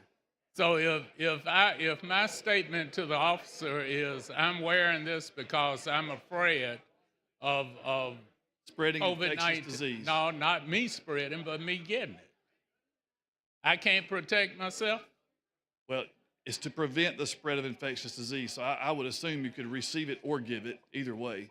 And see, that's the. But you still need to show your ID. Right. Yeah. And I don't have problems with that. But I'm saying that the way that is worded, there are unintended consequences for people that are exercising their rights to protest.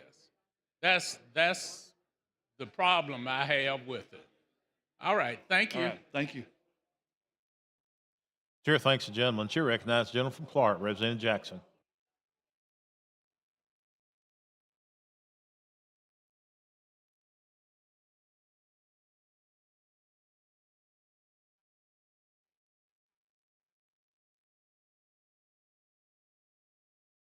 Thank you, Mr. Speaker. Thanks for the recognition. Now, I represent the Kill. You brought this bill in committee. I was against it because there's no validity to what you're trying to do. It's create a law for me to break and go to jail for something that I love. I put my mask on because I want to protect me from people that walking around like here in this chamber that carrying disease. I'm protecting myself from you. That's why I'm here. And that's what I was doing in committee. This is not about demonstration. It's about stopping people from demonstrating. Putting another task on me to go carry out my constitutional right, the right to protest. But he saw it on TV. Did you see J6 protests on TV? They had on masks. Did you see that on TV? See, we all saw that on TV, and some people said that was a peaceful. They were doing a tour. And so then you come up with this legislation to try to defer protesting. And the chairman said they're paying people to protest. I love my rights so much until I won't protest. I love the Constitution. I love the First Amendment. The Bill of Rights, who give us freedom. I love the right to vote. So I do it peacefully. Yeah, I'm one of those persons that grew up when they told me that I couldn't walk on the sidewalk. When a Caucasian was on the sidewalk, I had to get off. And it just troubles me that we still come up with these iconic ways of trying to suppress people's rights in 2025. Then we got on the wall, "In God we trust." I keep saying that. God don't want to be displayed. He want to be implemented through all of us. So if you implement him, you're going to love. You know, a few weeks ago, we celebrated crucifixion and birth of Jesus. the death of Jesus. And we still crucifying him. A hypocrite. That's what we are. And Jesus called them out. Scribes, Pharisees, hypocrites. That's what you're doing. Saying one thing and doing another. So it's time for us to get real. There are some people in this state need help. You all right?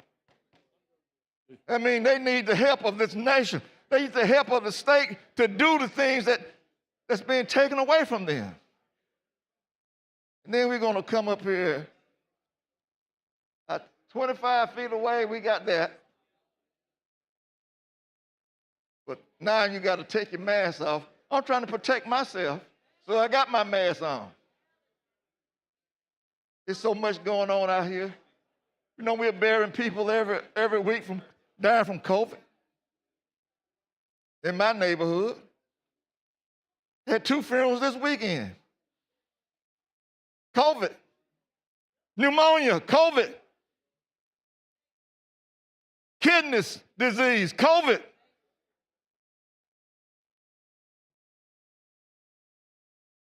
So what about individual right? Do I have a right to not do what the police say? Do I have a right? When I'm not breaking the law? Do I have a right to be a citizen of this state?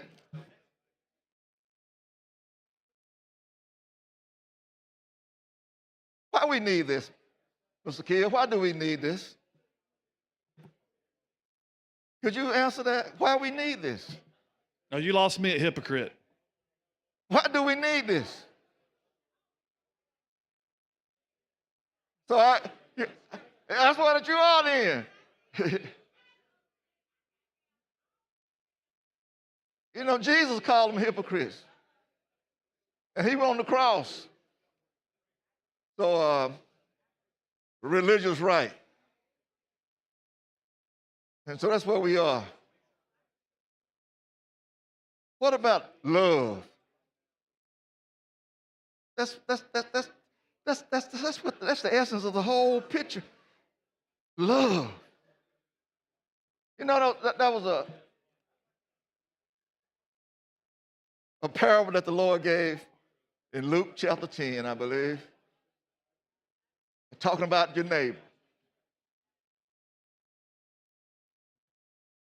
And your neighbor is not the person who lives next door. Your neighbor is a Palestinian over there. He said a man left Jericho going up to Jerusalem and was beaten, robbed, and left for dead. The priest came by and looked at him, nobody, and then, got on the other side. The Levite came and looked up on him and got on the other side. A Samaritan came, a nobody, a half-breed. He came and looked on him, and guess what? He had compassion. So he got off his beast, attended to the man. No, we didn't know who he was. He was a human being in need. He was a person in need. He didn't ask if he was a Democrat or Republican, or Jew or Hebrew, or Gentile. He helped because there was a need. He didn't exacerbate the problem like the priest and the Levite. He did what was purpose for us to do. He stopped to assist somebody in need. Instead of us assisting people in need, we're gonna suppress them. Make their needs become greater needs. Put the law even more strenuous. So if you don't take off your mask, you're gonna be breaking the law. because you think so. I saw it on TV. Yeah, I know what it's all about. You know, demonstration. Black Lives Matter. And they were peaceful demonstrators. It was J6 folks that was doing all the crap. They had a demonstration there in D.C. and it didn't do anything. No damage, nobody was arrested. But here comes those that love MAGA, people that want to be authoritarians, dictators, tell me I don't exist, I don't matter. I don't have a right to be here, but I have a right just like you have a right because God gave it to us. Thank you, Mr. Speaker. Chair recognizes the lady from Madison, Representative Lands.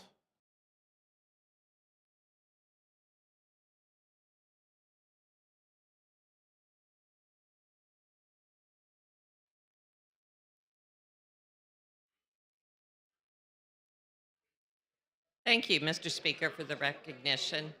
Representative, I guess my issue, and I'm trying to figure out why we've decided that a person wearing a mask would have to have medical authorization to do that. Well, they don't necessarily. So if you got a copy of the bill? I do. So if you look at lines 63 through 66, there's 3 reasons that you do not have to comply with not wearing a mask. So one is if you have the documented guidance from your healthcare provider. Well, that's yeah, one. and I've read that. So tell me about the third one. So to prevent the spread of infectious disease. And to me, that's vague because I'm not sure whether it means I'm sick or whether I'm worried about getting someone else sick. Well, I think the spread goes 2 ways. Okay. So, and my concern stems from the many families that deal with a person in their household who is medically fragile. I happen to be married to a man who is a kidney transplant patient, and so I sometimes wear a mask when I'm in an airport or at a concert or something where there are a lot of people to protect him. But it's not on my behalf, it's on his behalf. And I'm very concerned that the many families that deal with someone in their household might be subject to this. And I feel like it's taking the rights of people to protest away if someone would interpret this that that person was not allowed to wear a mask at some sort of event such as you're referring to. Yeah, well, this would be a medical or surgical grade mask. You can wear that with the documented guidance of your healthcare provider, or if there's a state of emergency, or to prevent the spread of infectious disease. So the spread goes both ways, and you don't have to be spreading it. You could stop it by not. Well, then anybody wearing a mask, so no one would need to have that documentation. See, that's what concerns me. It seems to contradict itself. And I just don't want people to have their right to protest taken away because they choose to wear a mask to protect a family member or for whatever reason that they choose to wear a mask. I feel like that's an individual freedom, and I feel we're going down a slippery slope here in taking freedoms away from people. And just to clarify, these stipulations and having to have medical documentation for wearing a mask, does this only apply to people at a protest?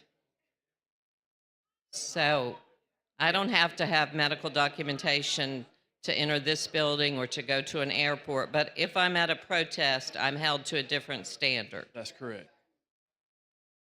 And don't you think there'll be unintended consequences from that? I do not see the unintended consequences. I see the intended consequence is to identify folks who are in a protest who are hiding behind a mask, not wearing the mask to, quote, prevent the spread of infectious disease. I guess I come back to the fact that I haven't seen any protest pictures of people wearing masks. Perhaps it's been done, but I feel like we're taking rights away from many of our citizens for something that we don't really have strong evidence for. I feel like we're doing a lot of things right now that don't affect that many people and are just tying up a lot of our time and energy and resources. And I'm always concerned about anything that I feel like infringes on individuals' freedoms. And I feel like we're starting to go down that road here. It makes me very nervous. Thank you for letting me speak. Sure, thank you. Chair recognizes Representative Moore of Jefferson.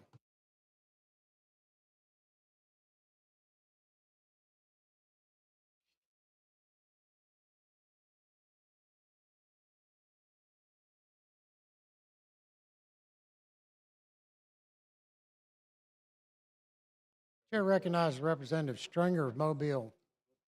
Quickly, Ms. Moore, I'm going to get to you. We'll restart your clock. Just let me. Thank you, Mr. Speaker. I'd like to ask for leave for the Mobile delegation for a short meeting. You've heard it. All in favor, say aye. Aye. All opposed? Ayes sir. have it. Chair recognizes Representative Moore of Jefferson.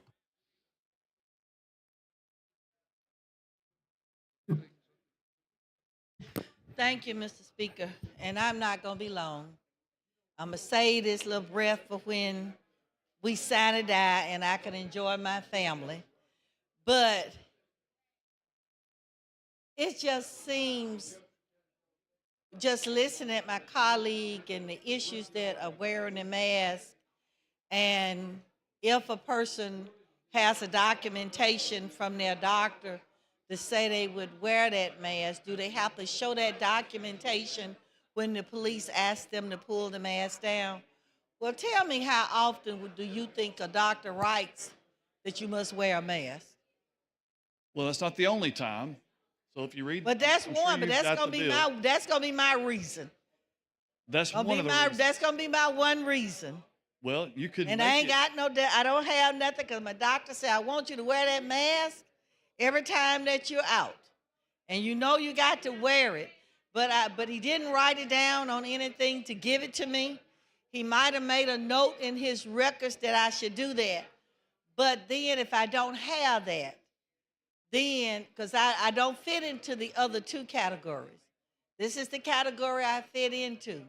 So then do I get arrested because I don't have the documentation? I noticed the first and the second times that if you are arrested, but do I get arrested if I don't have the documentation, or do I get arrested if I don't pull the mask down?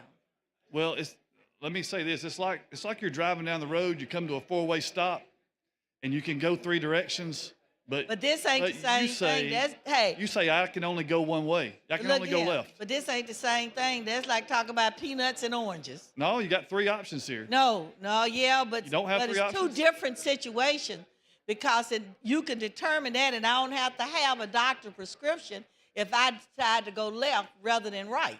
Go right. I don't have to have a doctor prescription for that. But in here you say I've got to have some type of documentation, and if I don't have the documentation, am I arrested? The issue, no. That's the one I'm gonna fall into. Well, you don't have a choice of which one to fall into. The law doesn't give you a choice. Yeah, but see, when they stopped me and I got my mask on, and they asked me why I got my mask on, my doctor told me I had to wear it all the time to protect myself. It's just that whatever my personal condition is, I might need to wear the mask. It might be I'm wearing the mask because right here, I might have some type of skin problem that I need to protect, and a mask is the way that I can protect it every day. It could be any reason, but I don't have any documentation to do it. I think that's a really a step over. And then I guess, just for the record's sake, to say you saw it on TV is to me is not a good point of reference, that you saw it on TV. And I don't go out looking for protests. Pardon? I don't go out looking for protests. But you saw it on TV and you said, oh, light went on in your head. somebody got a mask on. I get ideas for bills I think in a lot I of need places. to write a bill to stop that because I saw it on TV. Because I don't think you went and saw it nowhere in your community or any place, but you saw it on TV. And we don't ever know if TV is real or not real or want to be real, could be real one day if we gave it some deep thought or something. But I think it's a step far. And rather than this, I wish we would be talking about how we could help the city of Birmingham keep its water and not making a regional board over masks.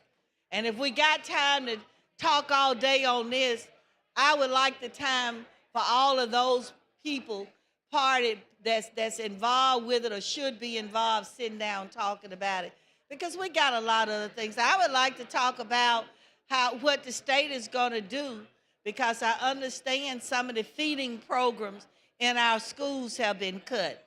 I would like to spend that time trying to figure out how do we give babies, those children that need the food when they come to school. Are we still going to have our backpack program where teachers pack those backpacks on Friday when children go home so that they'll have food for themselves as well as their siblings? Those are the type things I think we need to talk about. And I would rather talk about what are we going to do to make sure we could take care of Alabamians over worried about whether they got a mask in a protest. And even when I pull it down, how is that going to identify me? I'm just pulling my mask down to show my face. But I think it's a lot of other things we need to talk about. What do we do about all of those federal employees that have been fired and was going to work hard and putting in an honest day's work for honest day's pay?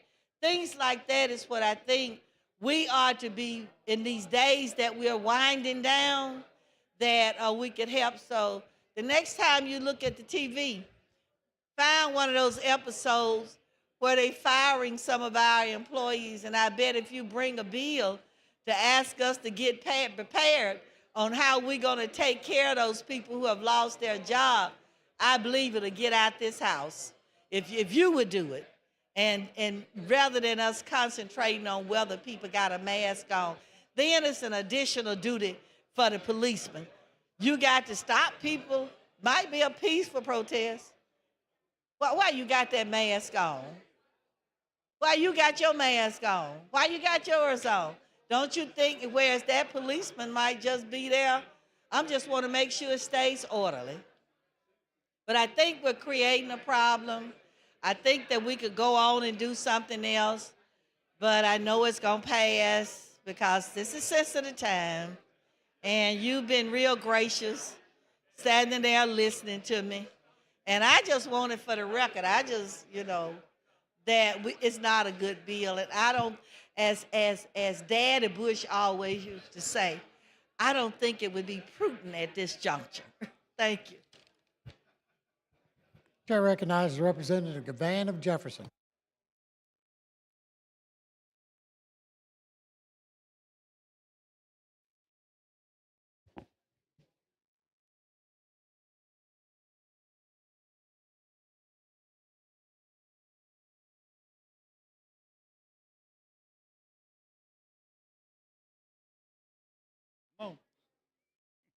I said, you can tell it's the end of the school year. I'm getting slow on the draw. I done missed all the good tea. Getting close. I done missed all of the good tea on this bill. I'm slow, but I'm sure.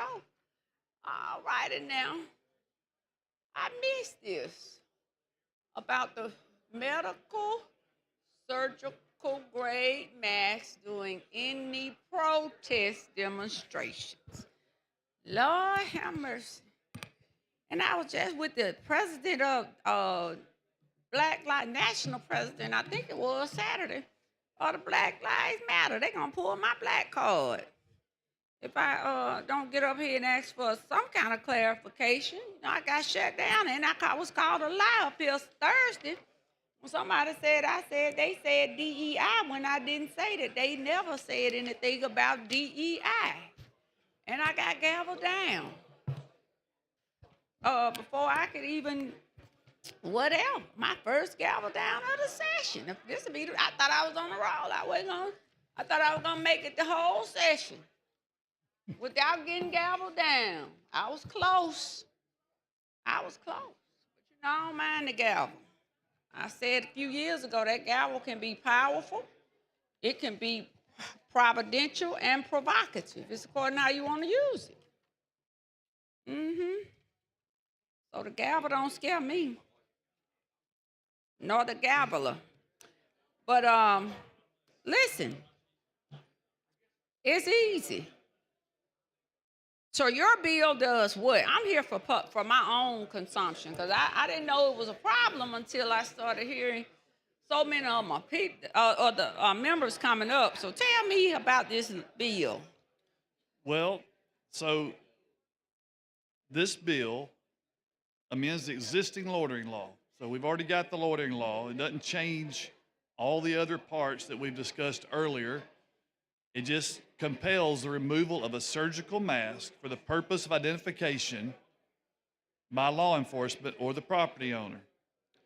Then, if an individual chooses to wear a mask during any protest, demonstration, or the public gathering, the individual must be doing so to comply with documented guidance of a healthcare provider. And there's three different things. If you look on page 3, it's line 61, and particularly line 63. On page 3. Yes, ma'am. Oh, just so happened I had already turned. I told you I'm slow. You already turned there. I told you, listen, I So keep far telling y'all, ahead. I'm not smart at all. I've accepted that you all have reduced me down to not being smart, but just something happened that I had already been on page 3, line 61 on down. So I'm glad that you give me some clarity on that, Kiel. So well, first of all, we're talking about on line 62, the definition of it's a protest, it's a demonstration or public assembly. It's where this applies, first of all. And if you're in a protest, a demonstration, or a public assembly, and you're wearing a medical mask or a surgical grade mask, this does not apply to you if you have guidance from your healthcare provider, if you are in a state of emergency, or if you're preventing the spread of infectious disease. But I guess for me, and I've not spoken with anybody about this bill. I told you I didn't know where I supported the bill. I think I didn't know I about appreciate your vote. I know. I told you they're going to pull my black card. Lord have mercy. Listen, but this is the thing. Most people who protest, you may see a few with surgical masks, but you will see them with the masks, either bandanas and or the ones that they pull up. So I guess then this is conflicted because you speak of the surgical mask. And I understand, listen, let me tell y'all something how I feel about COVID. I've said this to some of my good friends, my good associated friends. Because I had friends that didn't want, and they have refused to take the vaccine. That's their right. See, I don't knock people on what they choose to do. Sure. If you choose not to take that vaccine, that is fine with me. During the COVID, if you chose not to wear a mask, just not in my face and in my spirit, that's fine with me. My sister-in-law's, she lost 3 of her family members. They were burying them back to back to back to back to back. I allow people to be who they are. I'm not here to regulate morality. Y'all keep doing it over and over and over. That's not my job. But that's the role you all have taken on.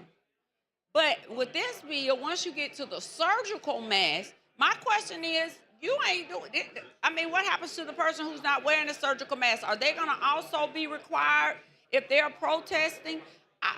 That's the only reason I stood up, because I'm trying to get the clarity, because this is what bothers me.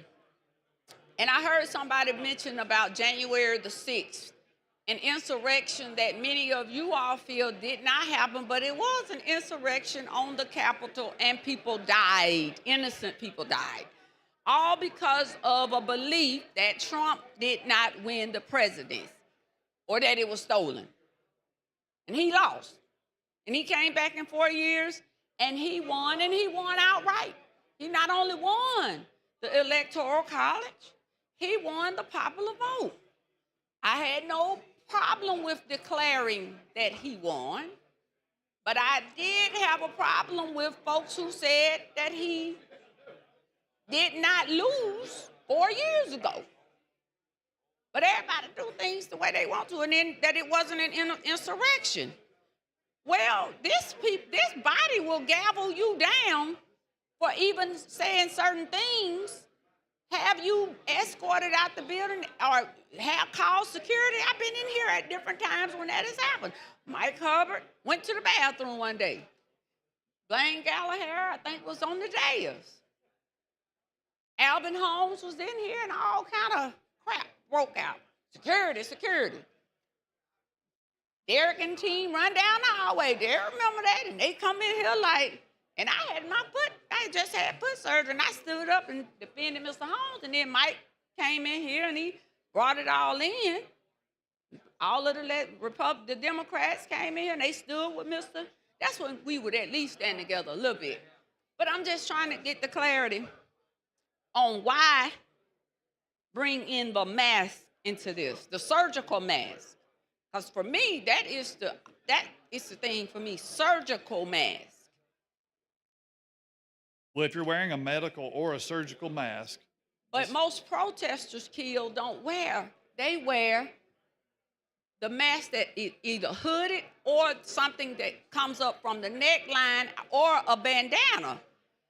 So that's the only thing. I just stood up here because when y'all bring these bills, I don't know if y'all have done y'all research, but if you pull any protests that are major protests, the masks that are worn are typically bandanas, the hooded mask, or the mask that comes up that you drape down below the neckline and you pull it up. So I didn't stand up here. I got what everybody else was saying, but I'm trying to get clarity. Because if you're just dealing with the surgical mask, I get it. Now, I'm not sure, because I'm going to tell you like this. If it's another COVID or whatever the outbreak is, I'm going to wear my mask. I'm going to do what the people tell me to do. But it's amazing that the people who had problems with protests wearing the mask, it wasn't until one of their family members got seriously sick. Oh, save my child.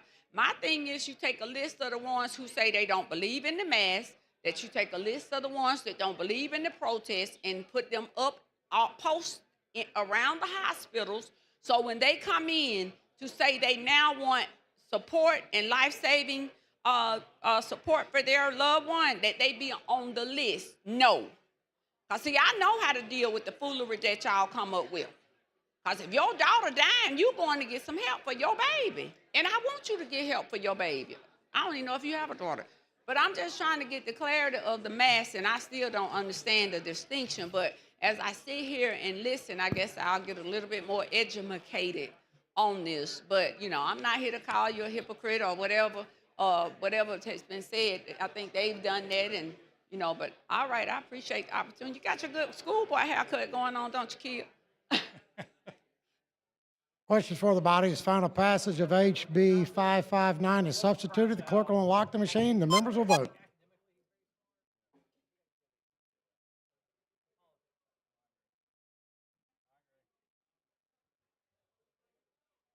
Will somebody please vote me?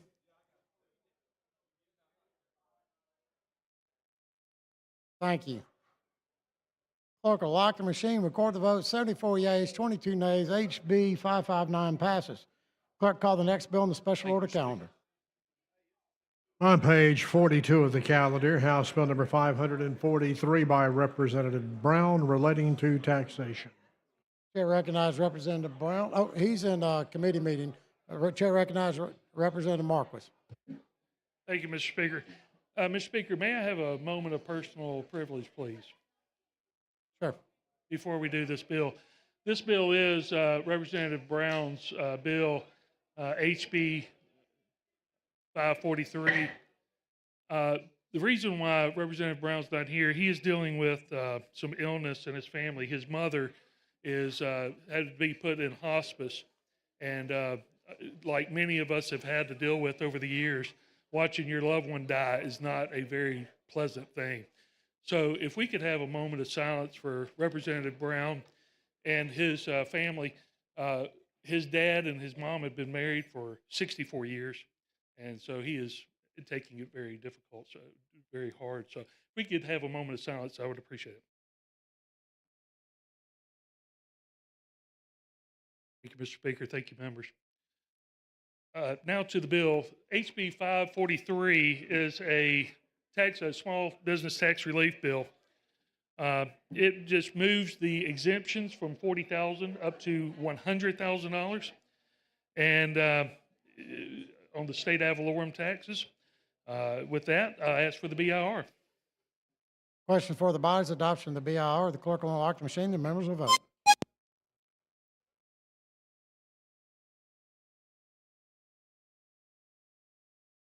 Clerk will lock the machine. Record the vote. 102 yeas, no nays. The BIR is adopted.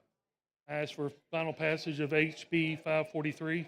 Question for the body's final passage of HB 543. The clerk will unlock the machine. The members will vote.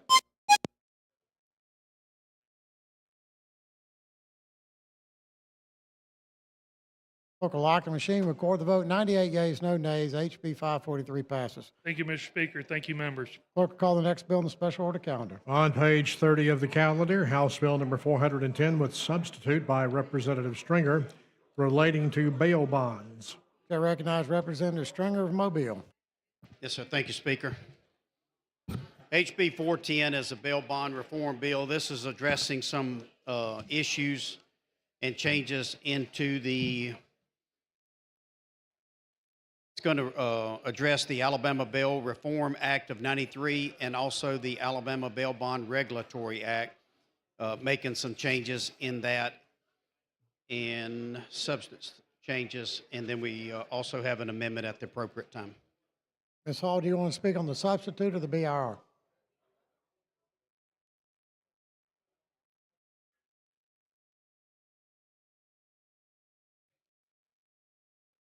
The chair recognizes Ms. Hall of Madison.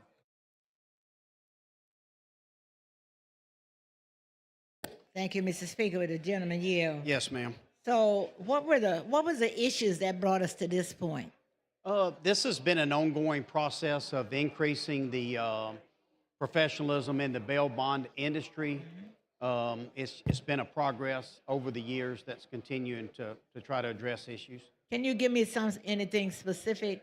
Yeah, like one of the issues that we'll be addressing with this is going to prevent somebody from using their home as collateral on a bond over and over and over and over again. It's going to limit them being able to use that home as collateral only a certain amount of times. You mean the individual that needs the bond, not the bond's person, not the person that's providing the bond, right? Yeah, that's one of the issues that is addressed in here. The other is going to address out-of-state bail industry, bail bondsmen that are coming from out-of-state into our state, basically unchecked, out, running our streets, trying to pick up somebody. It's going to put a process in place that they have to notify law enforcement and they have to be accompanied by a Alabama state bondsman. It also, go ahead. I'm sorry. Okay, no, go ahead. I was just going to say it also will address the issue of setting up for apprenticeship bondsmen, which is trying to train the new bondsmen that are coming into this industry, trying to train them in the right direction in order to increase the professionalism. I think it was on you're page 15. Yes, ma'am. Hold on. And this is not the person getting the bond as much as this talks about release. Tell me what is that? Which line are you on? I start at 399. There were some conditions for release, and I'm thinking, is this a condition for? I made the assumption it was conditions for the release of the individual or the person that needs the bond service. Yes, ma'am. That's basically addressing the forfeiture of the bond from a bonding company, where they would have to pay the bond if they were, and it gives some conditions where the person may be locked up in another jurisdiction, where it also, whether they're hospitalized, maybe the death of the defendant, refusal of the jail to accept the defendant, or maybe even lack of extradition by the district attorney's office or the appropriate I didn't get authority. the last part. What was the last thing you said? The lack of extradition by the appropriate authority, like the DA's office. Yeah, okay, all right.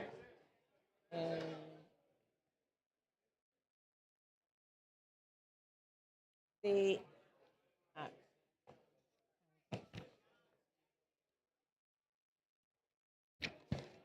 maybe, yeah, hold on.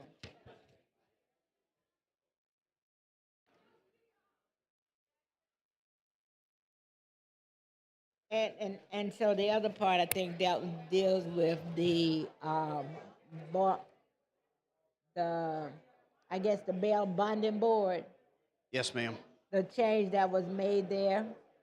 I'm sorry, I didn't hear you. I'm on page 25. Yes, ma'am.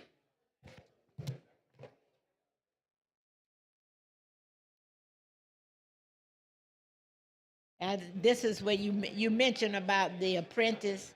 Yes, ma'am. So using the apprentice report, apprentice approach, you're saying that they must, instead of doing 120 days, they're doing 180 days. So it's already in place. That the Yes, apprentice. ma'am. Okay. Yeah, this just increases it a little bit. And then they can apply as long as they're 19 years old. Yes, ma'am. And 21. I didn't see, or did I miss anything about having graduated from high school, or none of that is necessary? It's not in this particular bill. It may be in the Alabama Bail Reform Act of '93 or the Alabama Bail Bond Regulatory Act, but I do not have that right here with me. Because the thing that I saw is that if that person that is the apprentice, from what I read, it says if they're already serving as an apprentice, they must have license, and then receive 8 hours of extension, 8 hours of continuing education. Yes, Did I read ma'am. that correctly? Yes, ma'am. Okay. I think that's it. Yes, ma'am. Thank you. Yes, ma'am. Thank you.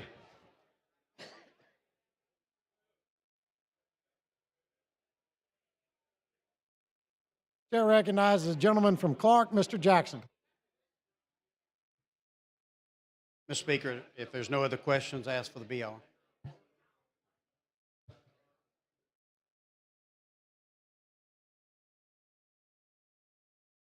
You looking for your mask?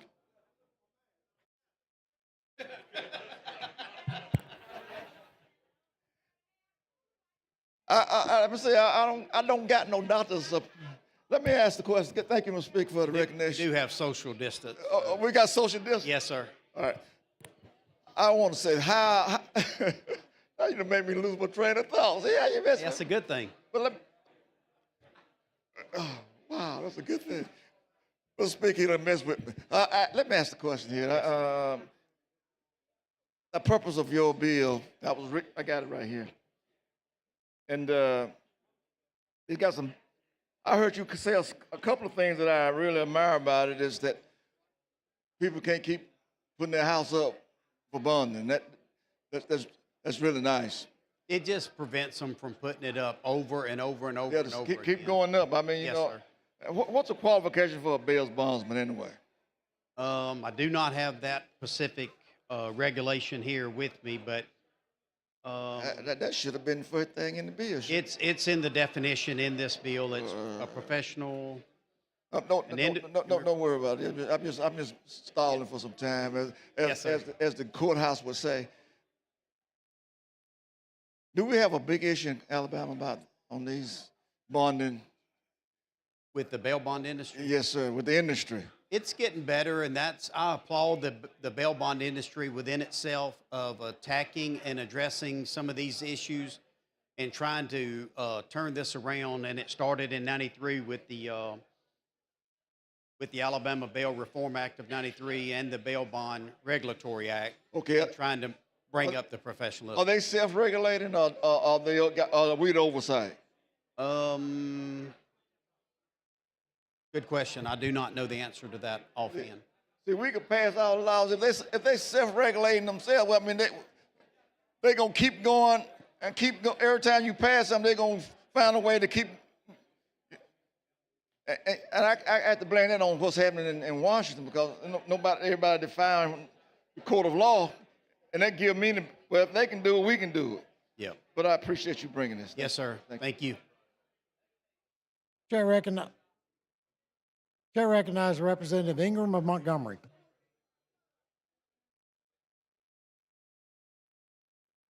Thank you, Mr. Speaker. Gentleman yield. Yes, sir. So, yes, I do. I don't It is. totally disagree with your bill, but I've got a lot of questions on it. Sure. One of it is, did you come up with this bill? No, sir. All right. Who was it that came up with it? I'm carrying it for The bail bonds? industry. Okay. Yes, sir. So one thing, I guess, when you go to put in an elevator in the state, there's only about 2 people that can do it. When you go to get buried, there's only a few people that can do it. When you go get a bail bondsman, when you're taking it out of the state, and, let's say if I got arrested and my parents lived in another state and they wanted to do it from there in a bail bondsman, you're taking that ability out. So they have to be accompanied now by a bail bondsman in Alabama so that bail bondsman can get a piece of it. And so that, it gives the Alabama bail bondsman an exclusive on that.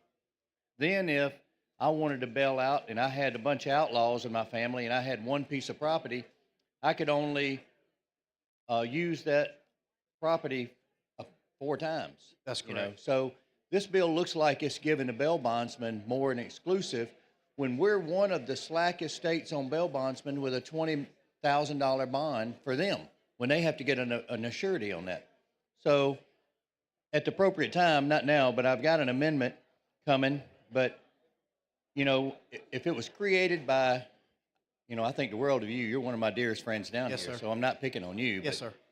But in what I know about this, you can put in a thimble and still have room enough for this building. But I do know that we're giving them more of an exclusive for that industry. Yes, So, at appropriate time, I'll come back. Thank Yes, you. sir. Thank you, Thank Mr. you. Speaker.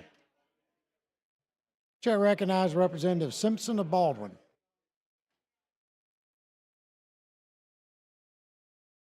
Thank you, Mr. Speaker. I just wanted to reach out to you and commend you for the effort that you've put in on this bill. I know that there's an amendment coming, that you've worked with the judges. You've kind of listened to anybody to have input to come through here to kind of make the bill the best the bill can possibly be. And I just want to commend you for your effort on this to make sure that your willingness to work and willing to work through the progress of this. Yes, sir. That's correct. Thank you.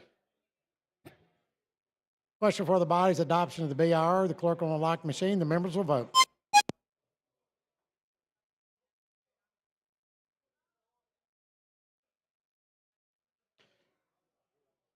Have all the members voted? Clerk will lock the machine, record the vote. 86 yeas, 6 nays. The BIR is adopted. Chair recognizes Representative Gavan. Do you want to speak on the substitute or the bill? On the bill? Okay. Question for the body's adoption of the substitute. The clerk will unlock the machine. The members will vote.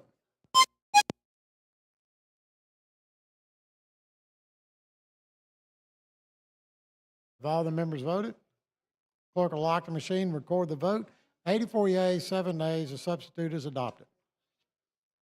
Okay. The chair recognizes Representative England of Tuscaloosa.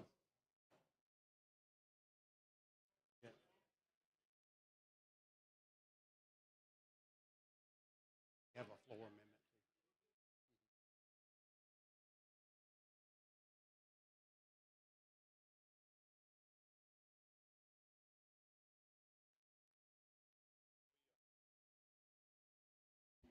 Thank you for recognition, gentleman yield. Yes, sir.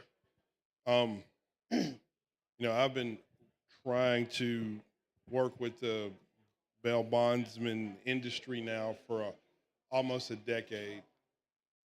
When I first got elected, there was, and I'm not talking about the people.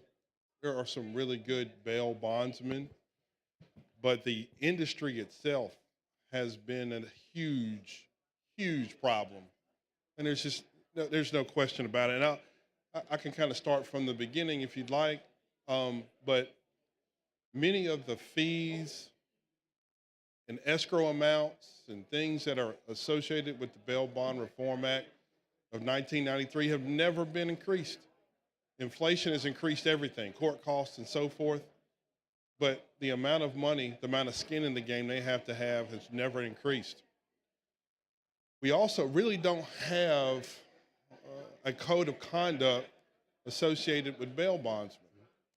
I tell this story all the time. I used to prosecute in the municipal court in Tuscaloosa, and there was a young lady that had bonded out from something that she had done in Tuscaloosa, and she shows up in court, and the bonding agent comes into court, takes her into custody, and takes her out of the courtroom. Well, it was odd, so me and the judge went to find her because her court date was that day, and she showed up in court, which honestly is what she was supposed to do. Turns out that the bondsman took her into custody not because she didn't come to court, because she refused to have sex with him. Also, I've witnessed situations where the court system issues bonds for people in a certain amount, and then bonding agencies are bidding against each other and lowering the amount of monthly payment that is necessary to get this person out, so effectively lowering the bond. So years ago, I sponsored legislation to try to reform a lot of these things, and what it ended up turning into was a sunset board. Now, I think if you'd ask anybody who's involved with the board, it's probably been about hit or miss. At this point, they were given a one-year review because of it just wasn't operating very well. Also, I have another bill that I sponsored because whenever we hand an opportunity over to the industry to write legislation for us, for them, oftentimes things happen that we don't anticipate. One of the things that we did a few years ago when the bail bonding agents offered us a bill to help regulate them is they essentially created a monopoly for themselves, and they eliminated the ability for us in court systems to do partial bonds. So I have a bill that was done to try to restore that because the DAs support it. They want that ability back. The judges want that ability back to issue partial bonds. And it's not just on the cash bond side of it, but it's also just for the court system itself for partial bonds so they can offer 10% or so forth. Well, they want all the business to the detriment of the court system. This also attempts to do the same thing.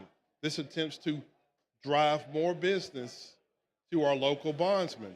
And listen, I'm not an anti-business. I mean, if you can create laws to benefit yourself and benefit your industry, try it. Our job, though, is to try to balance those two things to make sure that we're not sacrificing public safety in the court system in order to help business. We got to kind of balance it. And what's interesting to me is that you'd be hard pressed to find a judge that tells you that consistently and routinely a bonding agent brings their client to court when they don't show up. Most times, they find these folks when the court issues a writ and law enforcement brings them to the court. So most of the time, we do the hard work for them. And they show up to court and say, look, he's here now, even though they didn't do anything to retrieve the person. But I had a question. If they want all the business and they want us to come, every person that goes to the court system has to get a bonding agent, shouldn't they be required to have more than $25,000 in escrow? I mean, they can write bonds up to $1 million, but the law only requires them to keep $25,000 in escrow, which essentially says we don't care if you write bonds to your heart's content, and we don't care if it's time to pay the forfeiture if you got the money or not. So I think since all the costs of the court system have gone up, court costs have gone up, fines have gone up, operating the court system itself, the cost has gone up. I think every cost associated with that should go up too. So maybe it's time for us to require bonding agents to increase the amount of escrow they have, since they want all the business, since they want the court, since they want to force everybody in the court system to go to them. So at the appropriate time, I want to offer an amendment, and that amendment would be, like if you go to on line 540 on page 20, with the following: striking 25,000 and making it 100,000. Then on page 21, replace line 579, 50,000 and making that also 100,000. And then replace on line 583 on page 21 with the following: strike $25,000 and replace it with $100,000. So what we're trying to do here is, in the event that somebody one of their clients doesn't come to court and we forfeit them, that they have more of an ability to handle the forfeiture. Because oftentimes we'll have a forfeiture docket, right? And we'll say, you did not produce said client, and now we're forfeiting on you. Most times what they say is, well, if you forfeit on us, we don't have the money, and then we end up not doing it. There was a court cost study done many years ago where we found out that there were hundreds of millions of dollars in uncollected forfeitures that could have substantially helped the funding of the court system. But we don't forfeit on them because they don't have a lot of money. So if we increase the amount of escrow they have from 25,000 to 100,000, the likelihood is they'll have just a little bit more money in their account to handle those forfeitures, and it'll increase the likelihood that we have an actual docket and we do it. Because if you go across the court, across the state, you'd be hard pressed to find judicial circuits that have forfeiture dockets consistently, because they know that as soon as they forfeit on most bondsmen, they'll go out of business. So the amendment that I'm going to offer does what it says, does what I said. It'll raise that $25,000 to $100,000, so they'll have more skin in the game in the event they don't produce their client. So at this time, I would like to offer that amendment. Clerk will receive the amendment. Amendment to House Bill number 410 by Representative England. Again, that's what it does. It just takes it from 25,000 to 100. Yeah, I'd like, just say thank you for working with me. I know we've gone back and forth trying to, all right.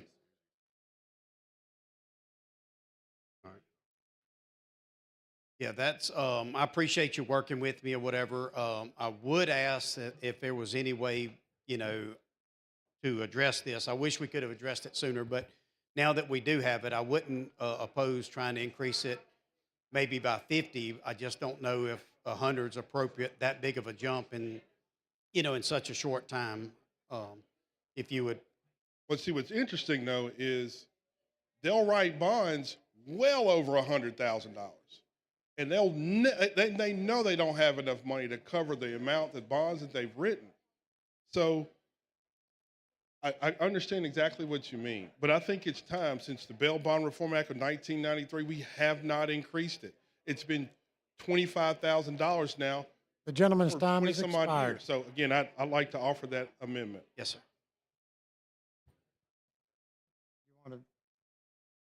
Yeah, I would move to table the amendment. Question for the bodies on the motion to table. All in favor vote aye. All opposed vote no. The clerk will unlock the machine. The members will vote.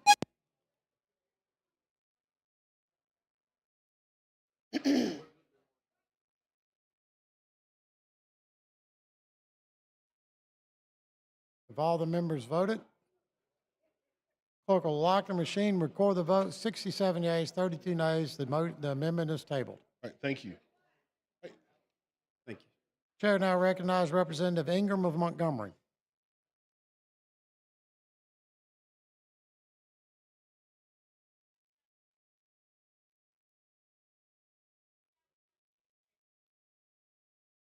Thank you, Mr. Speaker.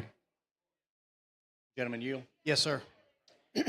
I've got an amendment, offer an amendment, and here's a copy.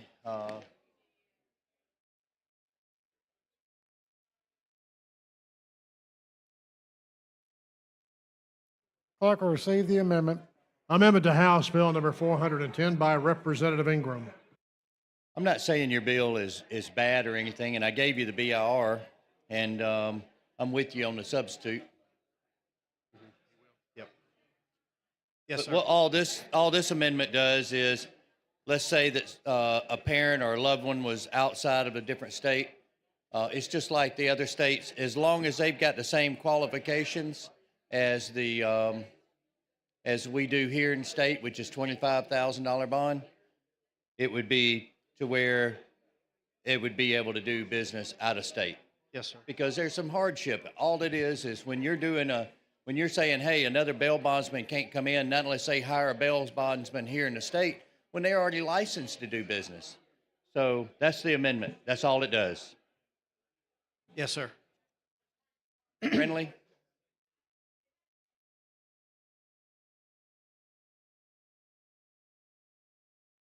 One second. I mean, trying to Take your time. wrap my I've got- brain around it real quick.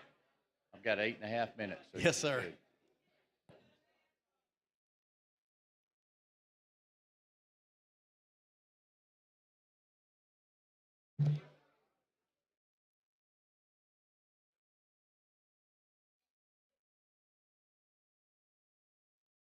What you got, Matt?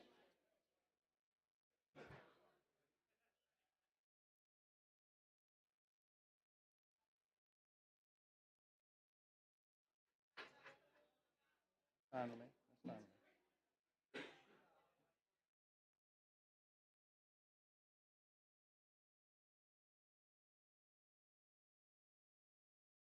So you didn't write the bill. It was done by the Bail Bondsman Yes, sir. Association. Yes, sir. So, we're just trying to get it, a lot of people are just trying to get an exclusive on that industry. You can't blame them. Yes, sir. But this is to where, if you're out of town and you have the same qualifications, which most states have a $100,000 bond instead of 25,000. We've been the same one for since '93. Not arguing with that, but this is to where, if somebody came from Tennessee or Florida and wanted to bail somebody out, they can bail them out without having to hire another company here in the state when you got to hire two. So, friendly or not friendly? Mr. Ingram, we have a chair recognized Representative Simpson of Baldwin to ask you a question about the amendment. Can you help just talk about what the amendment does? So, like I explained to Representative Springer, what the bill does, it gives the bail bondsman more exclusive, if you're from out of state, you can't use them. But if you're in other states, you can use other states. Nobody's got that kind of exclusivity. So this is to where if they've got the same qualifications and they're bonded, that they'll be able to bail somebody out. You're a lawyer, you know how that works. So this would allow a bail bondsman from Just like it Florida is to today. be able to do what they can today. Just like it is today, but as long as they're bonded. Uh-huh. So, it doesn't give the exclusive. So if what this bill would do, if you were to get somebody you're trying to bail out of jail in Alabama, you'd have to go, a bail bondsman in Florida would have to hire somebody in Alabama and give them exclusive. That's just wrong. I mean, they're licensed bail bondsmen, and they cross state lines. Just like, say, if somebody was in Orange Beach and somebody needed to get somebody out of jail in Pensacola, or vice versa. Now, would they have the same requirements as far as being licensed in Alabama to be able to do Exact it? same qualifications. So they would have to be licensed in Alabama? No. So today they don't have to be licensed in Alabama. Okay. So it would just be the same way, but you're guaranteeing that they have the same bond, the minimum of $25,000 bond on their license, just like we would here. What jurisdiction would the courts have over them? You know, you would answer that. I don't know. I'm just taking out what they were putting in. I'm just spitballing with you here. You know, Yeah. a lot of courts in Alabama would have the opportunity if a bail bondsman fails to do what they're supposed to do, if they aren't abiding by the laws of the bail bondsman. I think he's ready now. You filibustered enough. Thanks. Chair recognizes Representative Stringer. Yes, sir. I'd move to table the amendment. Question for the body is a motion to table. All in favor vote aye. All opposed vote no. The clerk will lock the machine. The members will vote. They vote no, right? Yes.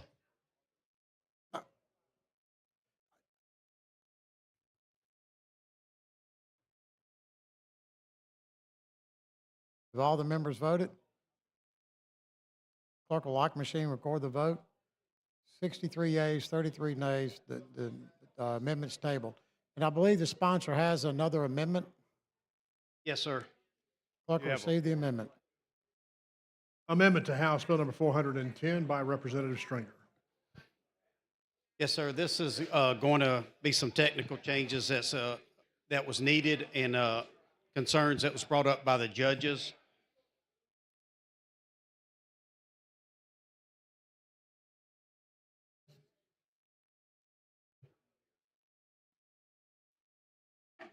Chair recognizes Representative England of Tuscaloosa.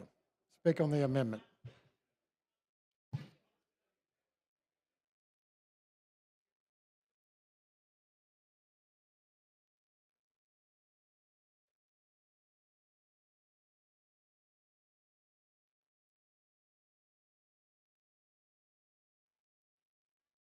All right, thank you for recognition. Will gentleman yield? Yes, sir. Okay. In light of the conversation we just had, I have another amendment.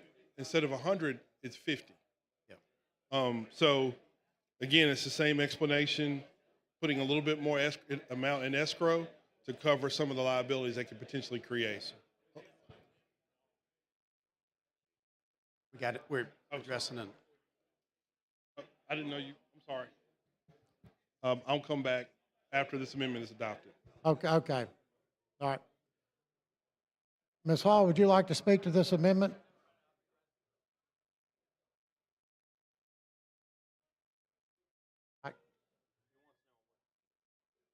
Okay.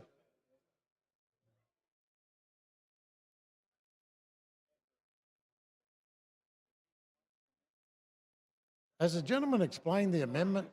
Yes, sir. Okay. She wants to know what the explanation on the amendment is.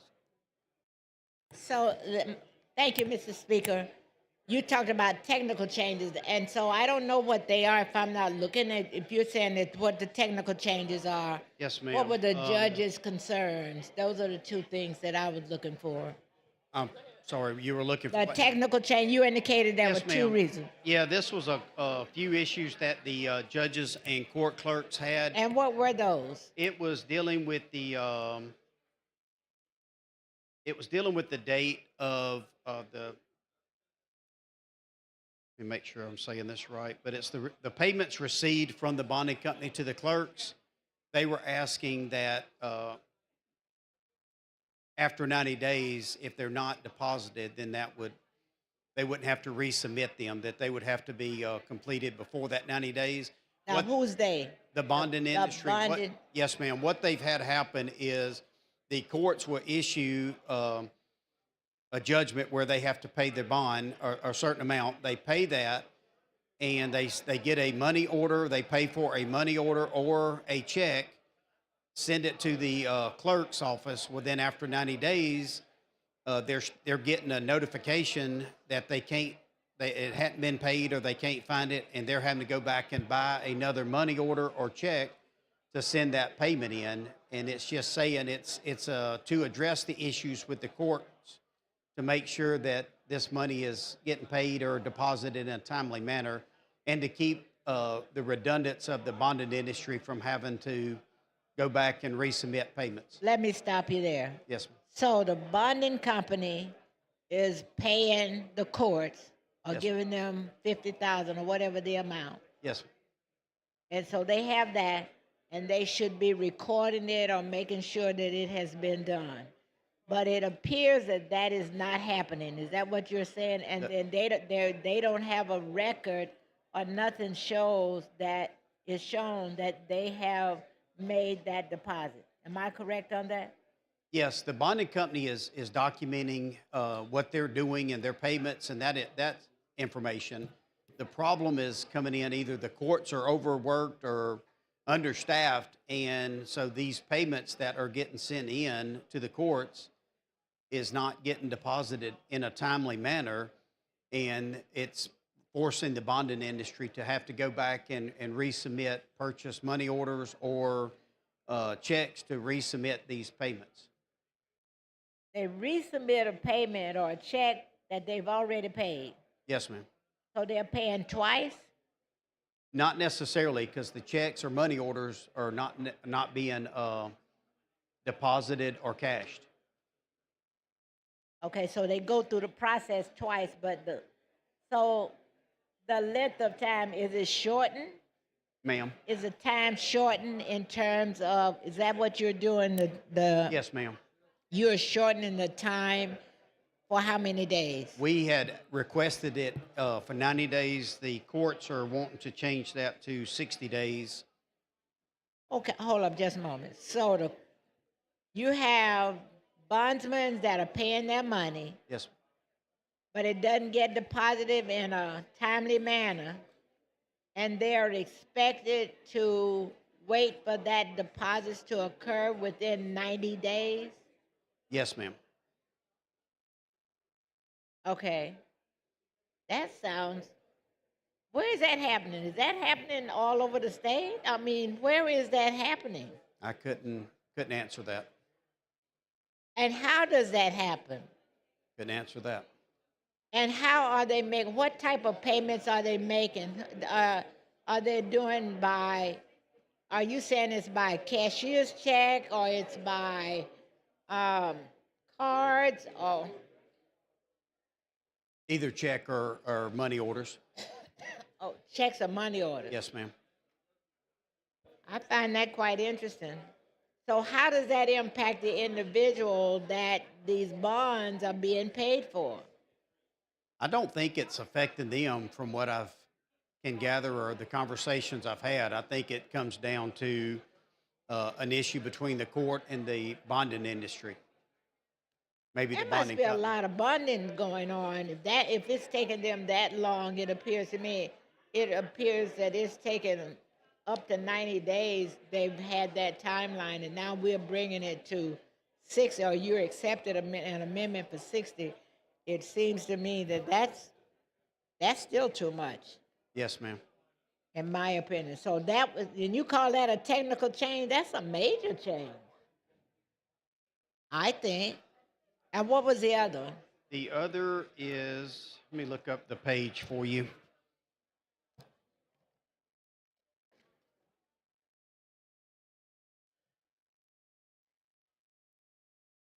going to be on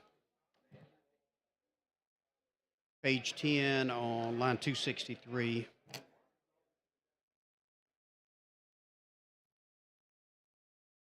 Okay.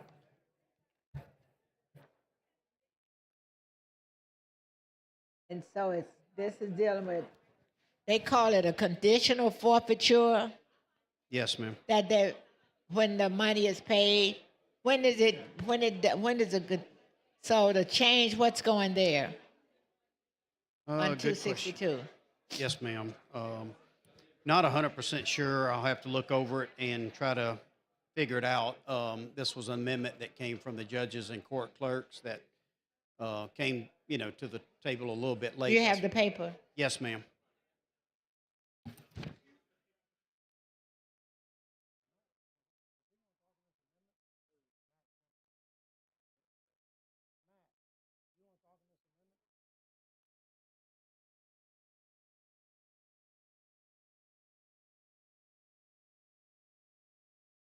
Question for the body's adoption of the amendment by Stringer. The clerk will unlock the machine. The members will vote.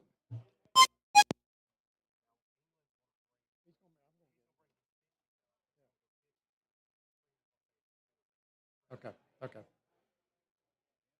Clerk will lock the machine, record the votes. 93 yeas, no nays.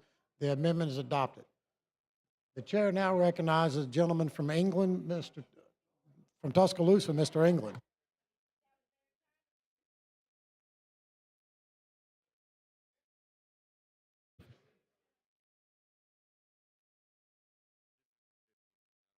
I don't think McNeil's okay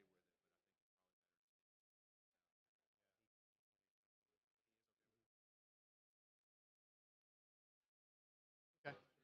Yep. Yes. Mr. Speaker, I'd like to make the motion to call this over to call of the chair.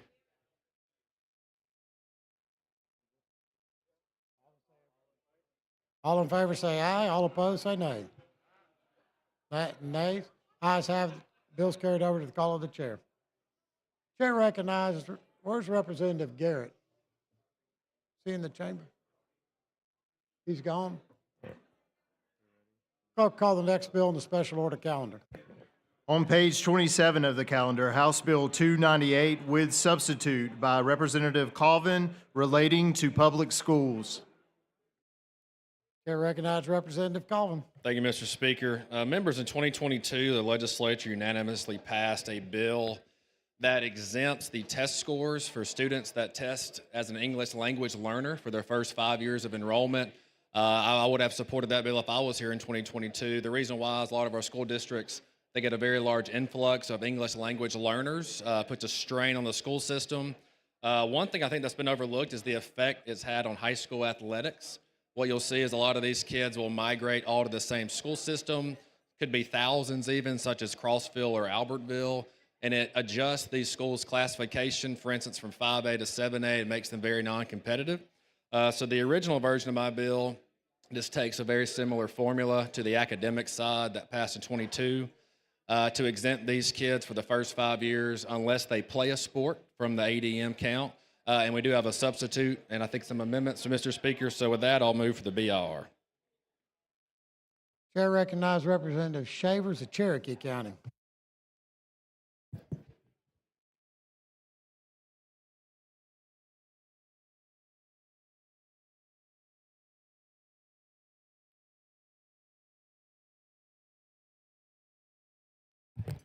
Thank you, Mr. Speaker.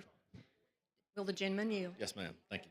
I just came to the microphone because we're neighbors. Our counties are neighbors, and DeKalb County, which I represent, the southern half, is directly impacted by the problem that you're talking about. I mean, my schools there are the poster children for exactly what you're talking about, because I have Crossville, which the entire school is 85% Hispanic. And in the high school, they're 53% just in the high school numbers. So they have no varsity football. They haven't had a varsity football for a couple of years now. Only a junior varsity, due to the low participation from the students. And they're actually classified as a 5A when in reality they're really more like a 2A school. Yep. And it's a very big concern. There's a lot of injuries and low participation, and that's why they've not been able to have a varsity program for quite some time now. And also in Collinsville, just right on the other side of the county, where 56% of the student population is Hispanic, 40% of the high school is.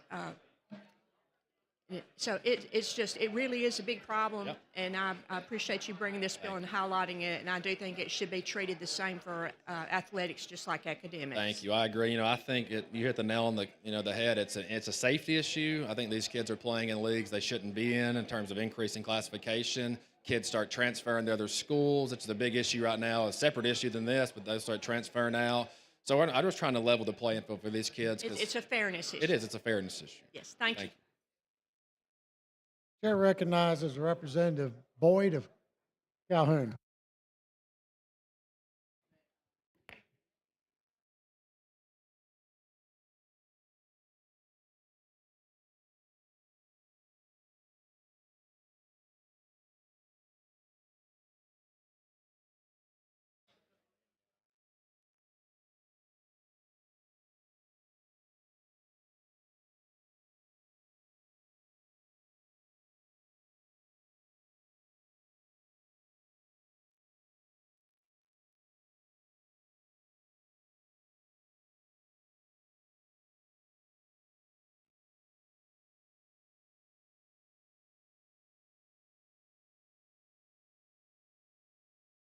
Thank you for the recognition.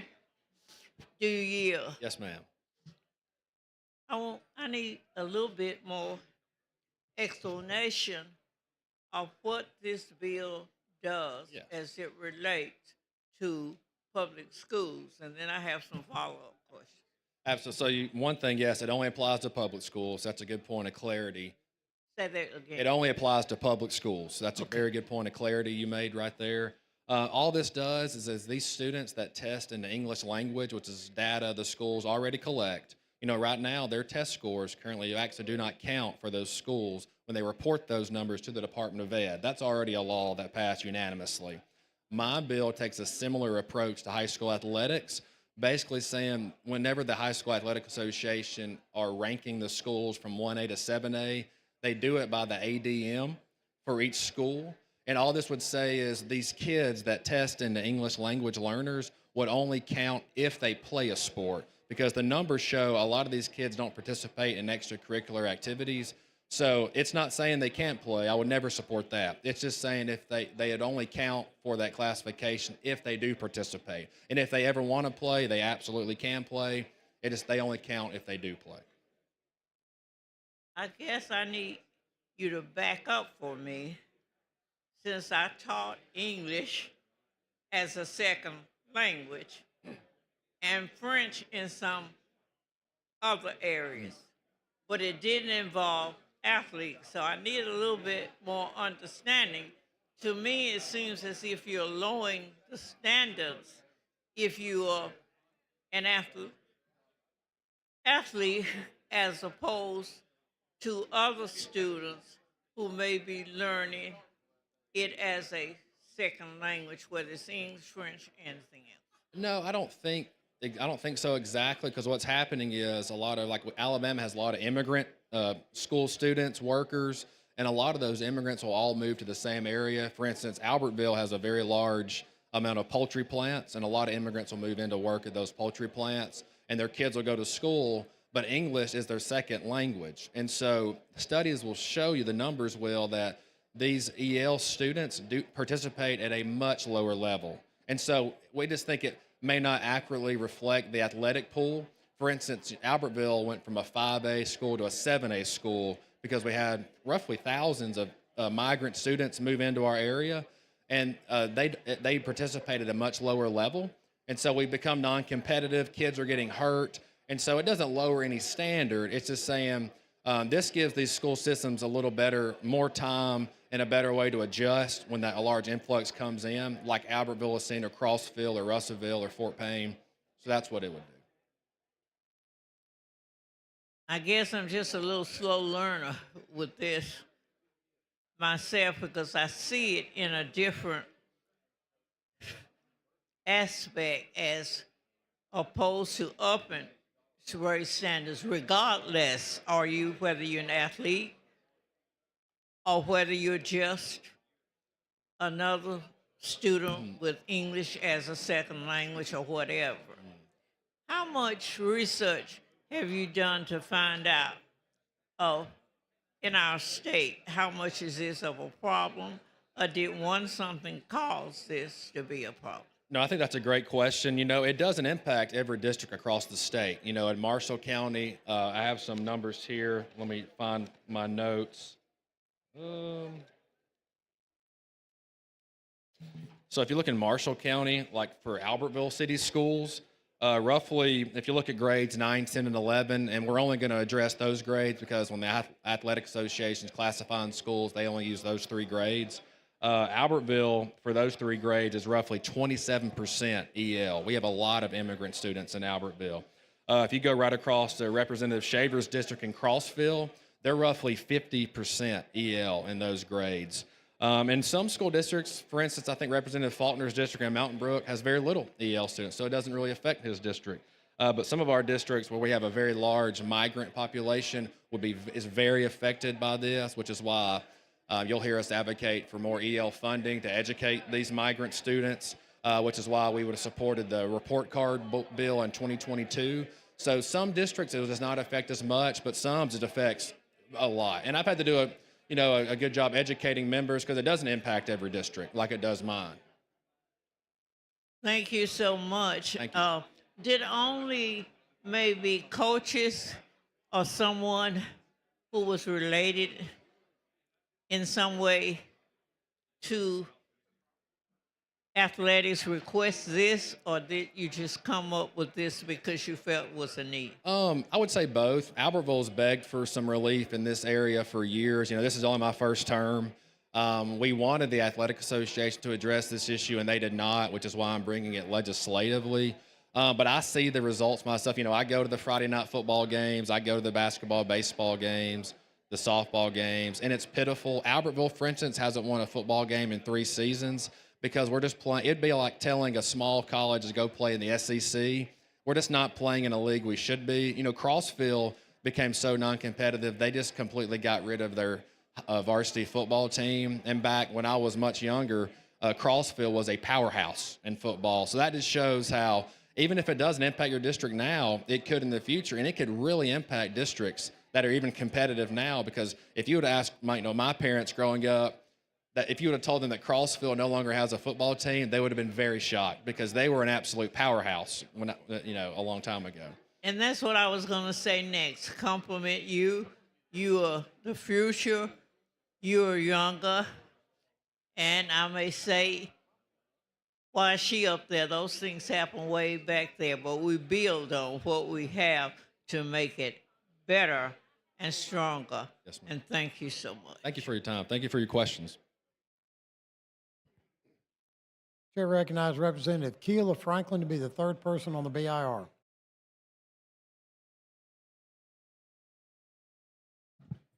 Thank you, Mr. Speaker. Representative Colvin, I want to remind the body that a few years ago, we passed a bill in the body to remove EL students from the academic achievement portion of the state report card for 5 years for exactly this reason. It's just not fair to judge a school, their academics, based on a group of people that can't speak the language. And it's the same thing applies to sports.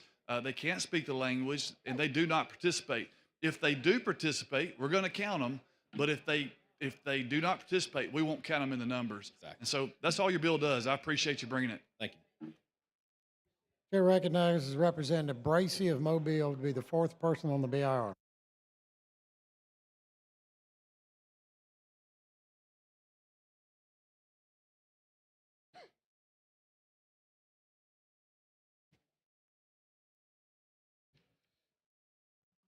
Thank you, Mr. Speaker. The gentleman from Mobile, Alabama. The gentleman you? Yes, sir. Thank you. Just want to kind of talk through this deal with you a little bit. It's my understanding that, well, why are we bringing the bill? Let's kind of get to that before we go. Yeah, so, school systems like Albertville, Crossville, Tarrant City and Jefferson, Representative Moore's district, Russellville and Representative Keel's district, even Speaker Ledbetter's district, Fort Payne. A lot of these migrant students will move into these school systems, could be hundreds or thousands at a time. And it just puts a shock on the school system. It's a lot of kids to take in at once, and we take them all in. But we've already addressed the academic side of how that may be affected, and which is another reason why I supported the RAISE Act to get additional funding to help educate these migrant kids. But I think the athletic side's been overlooked because, think on the competitive side, a school like Albertville, historically, we've probably been a 5A school. When I was in high school, we were 5A. I think maybe just had gone to 6A because of this issue. So you saying that y'all went from 5 to 6 because of this? Yes, sir. Because we had a large immigrant population move in, and they've continued to move in, which has caused us now. We're probably a mid-tier 7A school, and I think we're right in the middle even. We've grown so much because of this. And what's happened are we've seen these English language learner students just simply do not participate much at all in sports. And so where really you would say we're probably a mid-tier 5A school, or I'll even concede maybe a low 6A school, but we're playing in a 7A region, and we haven't won a football game in years. For instance, Crossville, Jenny. So you're doing this to try to make your school a little bit more competitive? Yeah, well, because I'm just going to tell you, if you 5A, you ain't going to win no championship. Now, I'm just Why gonna is tell you. that? Because Viagra 5A. I mean, if you want, you might want to figure out where you want to land Yeah. before you pass the bill. Because if There- you play against a school in my Well, district, you know, 5A or 6A, you're not gonna win. Well, I want at least I'll have the opportunity, or my schools. I don't know. will. You might have an opportunity because you'll be coming from the north side, but Yeah. you won't be coming from the south side. I'm gonna tell you that because we play in the championship every year. There we go. Well, I just would love for my students they have the opportunity to play in a championship, and they're not getting that right now. In fact, students are getting hurt because they're playing in a league they shouldn't be playing in. Students are losing the opportunity to play sports because they're either moving or, like Representative Shaver said, schools are just getting rid of their programs altogether because it's a safety issue. So, I see about every other week we have schools on the floor where they're celebrating state titles. And Albertville does not have that opportunity right now. Crossville does not have the opportunity. I want to give those same kids the opportunity to compete that other schools have. Okay.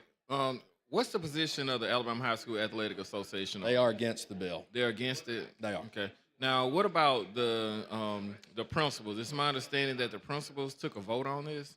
Not that I know of. All the other groups like AEA, superintendents, et cetera, are neutral as far as I know. No one else has contacted me. So, okay. Says that the principals in the state, the high school principals, had an opportunity to vote on this measure, and only 27% actually supported this. And I'm just wondering why is that? So you don't mean a if it principals shows association? You mean like was that within the high school athletic association? Is that what the numbers you're? Because what's funny is 3 years ago when the high school athletic association had a chance to fix this issue, they laughed the Albertville educators out of their office. Because they didn't think it was a real issue. And for 3 years, I begged them to address this issue, and they failed to do so. Now, they do have a new director. We've had good conversations, but they still yet to do so. And then all of a sudden, this bill gets put on a calendar, and all of a sudden, they rush a vote across all their members to try to prove a point that it doesn't need to pass. Well, the problem is they didn't educate all their members on why this issue needs to be addressed. They just simply asked them to vote on the issue, and it doesn't impact every district, which is why I've gone around to many people in this room educating y'all and sitting down, and I apologize if I never got to you before the bill came to the floor, because it doesn't impact every district. So I don't expect everybody to vote for it until I explain it to everybody. But the executive board for the High School Athletic Association has never addressed this issue, and that's why I'm bringing this legislation to the floor, because it's pitiful, and they have failed student athletes in Marshall County and DeKalb County for not already addressing this issue. Let me ask you this then, because we didn't have a chance to talk. I wish we did. Yeah. I wish we talked more. We need to. We probably need to. Yeah, we probably need to. I need to get me a bow tie for next Thursday, by the way. I see you We're got gonna rock yours it on. out. I need some help. Oh yeah. So explain to me how, because with the passage of this legislation, will some of the schools play up in classification? Will it be an adjustment? So every 2 years is when they redo their classification numbers, and that changes every 2 years anyway. Schools go up and down anyway because I'm just saying based off of this legislation, though. Some would- Let's say we know if nothing passes, they're gonna make some adjustments here and there. Somebody may play up some play down some. But with this legislation passing, will that bring on an immediate change where some people will start playing up? Well, we're going to bring an amendment to where every school can utilize the same formula. But you're right. If a school like Albertville can utilize this and we have more EL kids, we may drop further, which that will allow somebody to have to take their place on a higher level. But at the same time, when we jump from 5A to 7A, someone moved down when they probably shouldn't have. So we're just trying to get it back to normal, to where it was before, really. Okay. When you say before, before when? I guess before we had the initial issue with the EL and migrant students coming into the schools. Okay. So the areas that's mostly impacted by this will be, kind of give me an idea. Like, because I don't have the data. Yeah, let me see if I can get my notes back. Like in Marshall County, Albertville's 27%, Boaz 17%. Tell me about Mobile County. I want to bring it home. I don't know how much it affects Mobile. I could look through the spreadsheet if I needed to. I know Foley, that's Baldwin County though, right? But that's Foley. still Gulf Coast. They have a high percentage of. It's still the Gulf of Mexico. So there we go. Is it still Mexico now, or is that a separate? Maybe we're not germane. I don't know. We just call it the Gulf at this point. I didn't anymore. I didn't write down Foley on my cheat sheet. I could look through the Excel sheet. Foley was probably the highest in Baldwin County. I don't know if Mobile is really affected or and not. Foley does have a high immigrant population. And so they would be affected by this. You see a good bit in DeKalb County. What about Satsuma? Is Satsuma on your list? I'm not. No, I did not write that down. Jefferson County is actually really affected. I know Fultondale has the largest percentage. Jemison, is that Chilton County, though? I think Jemison is. Tarrant in Representative Moore's district, I think 33% EL in the 9th, 10th, and 11th grade. Morgan County, Decatur, Athens, I know Representative Crawford's district, highly, and that's the thing is like, you know, when these immigrants move into the state, they kind of all go to the same area, which is why you may see where Mobile's not affected, but Albertville is just hugely, and even in Marshall County, like Albertville is like 25%. You go to Arab, 2 cities over, it's like 0. I mean, it's crazy. If city by city can change that much, yeah. Okay. Now, does this only affect public schools or is this public and private? Public, yes, sir. Okay. So private schools won't be impacted at all by No, and that's a whole separate debate right there. You're getting the public-private issue, but that's outside my wheelhouse right there. Where are you at with that when it come down to Alabama high school athletics? You know, I don't have private schools in my district that have sports, so it's an issue that I'm ignorant about, really. But I've talked to some members that have some very strong opinions about that issue. So. Okay.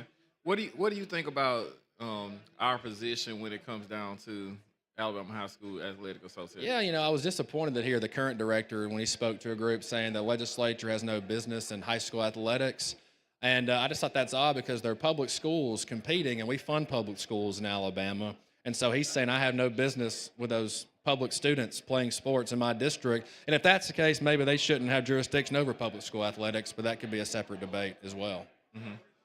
Okay. Because I know I hear a lot of rumblings when it come down to things like that. And I just think about, I remember Representative Harry Shiver always had a pretty good relationship with the people over at the Alabama High School Athletic Association, and not really sure who does from here at this point. But definitely concerned when it come down to what happens in my district. I try to look at legislation and figure out locally, how does that impact me? Satsuma High School is in my district. You know, I was told that Satsuma High School will have to play up. They already having problems, right? So it's like to play up, it creates a very difficult situation for them. I was told that Faith Academy may be have an issue with this, but that's a private school, and you're telling me that private schools are not. Well, they just could not utilize this formula, the public schools will. You know, if they participate in the High School Athletic Association's games, and they, I guess, could be affected, they just would not utilize this. But this only affects public schools. But hey, I'm one of those. You'll never fault me. I'll never fault you for voting your district. You know, I respect that. And I appreciate that, man. I'm gonna try to read the bill. I may abstain on the BRR just so I can get a little bit more information about it. But good luck to you. Thank you. Nice talking to you. Thank you. Question for the body's adoption of the BR. The clerk will unlock the machine. The members will vote.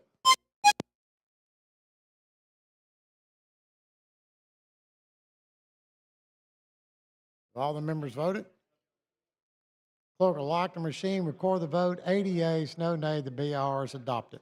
Thank you, Mr. Speaker. We had a great public hearing and debate in ed policy that presented a substitute, and what it does, it changes the formula. So instead of utilizing the same formula currently for the report cards with a 5-year rule, this just says once a school system's grades 9, 10, and 11, which are the grades the Athletic Association uses to rank our public and private schools, once a school system it's 15% EL, that is when the formula gets triggered. However, there is going to be an amendment immediately after this, dropping that to 0. But that's what the amendment, that's what the committee substitute. So the substitute takes it to 15, the amendment's going to take it to 0. Yeah. And that concern came from school systems under 15 saying it wasn't fair, and I agreed. Every school needs to be able to utilize the formula. So I do want to adopt the sub, then bring the amendment to adjust that. Is that clear? Mr. England, do you want to speak to the substitute, or you like to come back on the bill? Mr. Easterbrook? Okay, question for the bodies. Ms. Hall?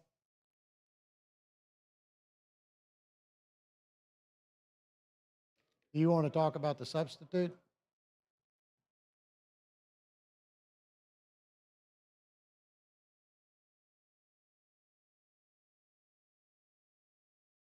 Thank you, Mr. Speaker. You mentioned both public and private schools in the substitute. Well, public and private schools can play in Alabama High School Athletic Association sanctioned events, but my school only allows public schools to utilize the formula that we're talking about. You know, I didn't think we could mandate private schools use this. So. But when you made your explanation, that's what I was trying to make sure I was clear on. Yes, it's same only public schools. We're just changing how the formula is implemented. Different formula, only to public schools. The formula only applies to public schools, Yeah. even though private schools may be. They can still play an event. Now, that's a whole separate debate, whether or not you want private schools to be able to play in athletic association events, but this bill only applies. They're already there. They are. Apparently, a lot of people are upset about that. That's what I've learned in talking to them. But this bill only applies to public schools. I just wanted to make sure I was clear. Thank you. Question for the body's adoption of the substitute. The clerk will unlock the machine. The members will vote.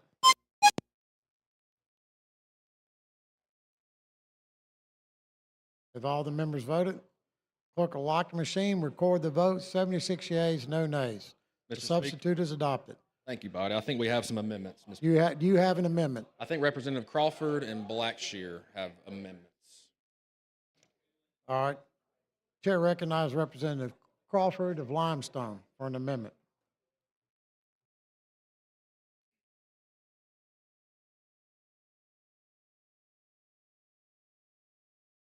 Mr. Speaker. Thank you, Mr. Speaker.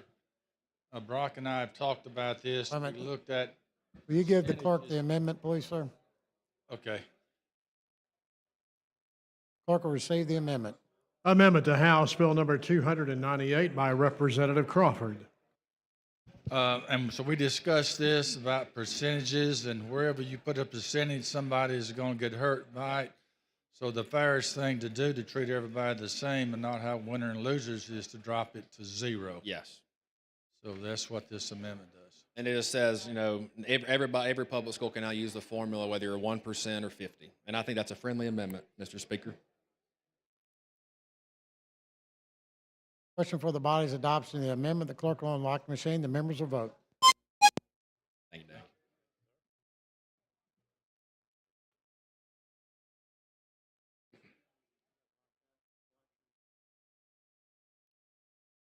Clerk will lock the machine, record the vote, 81 ayes, 0 nays. Amendment has been adopted. Representative Brock. Chair recognizes the gentleman from Lee, Representative Blackshear. Thank you, Mr. Speaker. I have an amendment. Clerk, see the amendment. Amendment to House Bill number 298 by Representative Blackshear. You care to explain your amendment? Yes, sir. So if a lot of people had questions around the implementation date being June 1st on this piece of legislation. So what happens through this process with the AHSAA, every 2 years is how classifications are done. So the fall of 2025, so 2025, 2026 school year is the second athletic calendar year of the current classifications. So your bill has to be in by June 1st. So the capture takes place September of every 2 years within the first 20 days of the school actually being in session. What this is going to do here is just clarifying, replace lines 32 on page 2 with the following. Implement this section D. This section shall apply beginning with the classifications in effect for the 2026-2027 academic school year. So all this amendment does is make sure that if this piece of legislation passes, it will not impact the 2025 into 2026 athletic calendar year. Yes, so they'll have to use the formula when they start counting, but it wouldn't take effect till the 26th school year. Mr. Speaker, that's a friendly amendment. Okay, you've heard the gentleman's explanation. The sponsor sees it as a friendly amendment. I got 3 or 4 lights on. Anybody want to speak on the amendment? Question for the body's adoption of the amendment. Clerk will unlock the machine and the members will vote.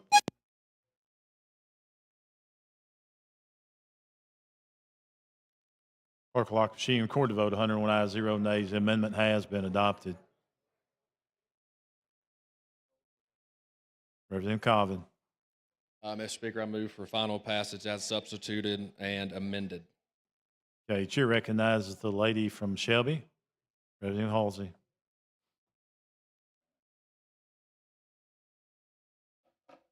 Thank you, Mr. Speaker.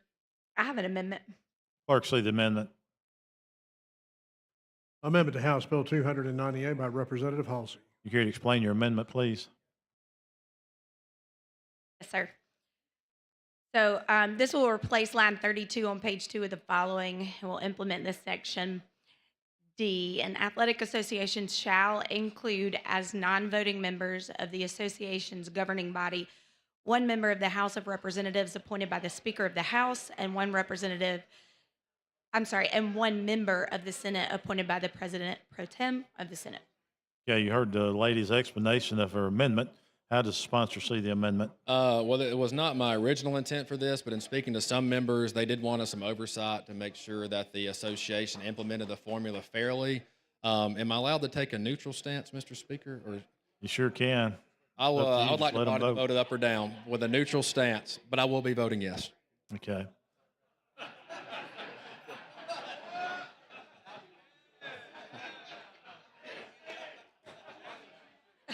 Okay. So anybody want to talk on this particular amendment? Okay, Ms. Moore?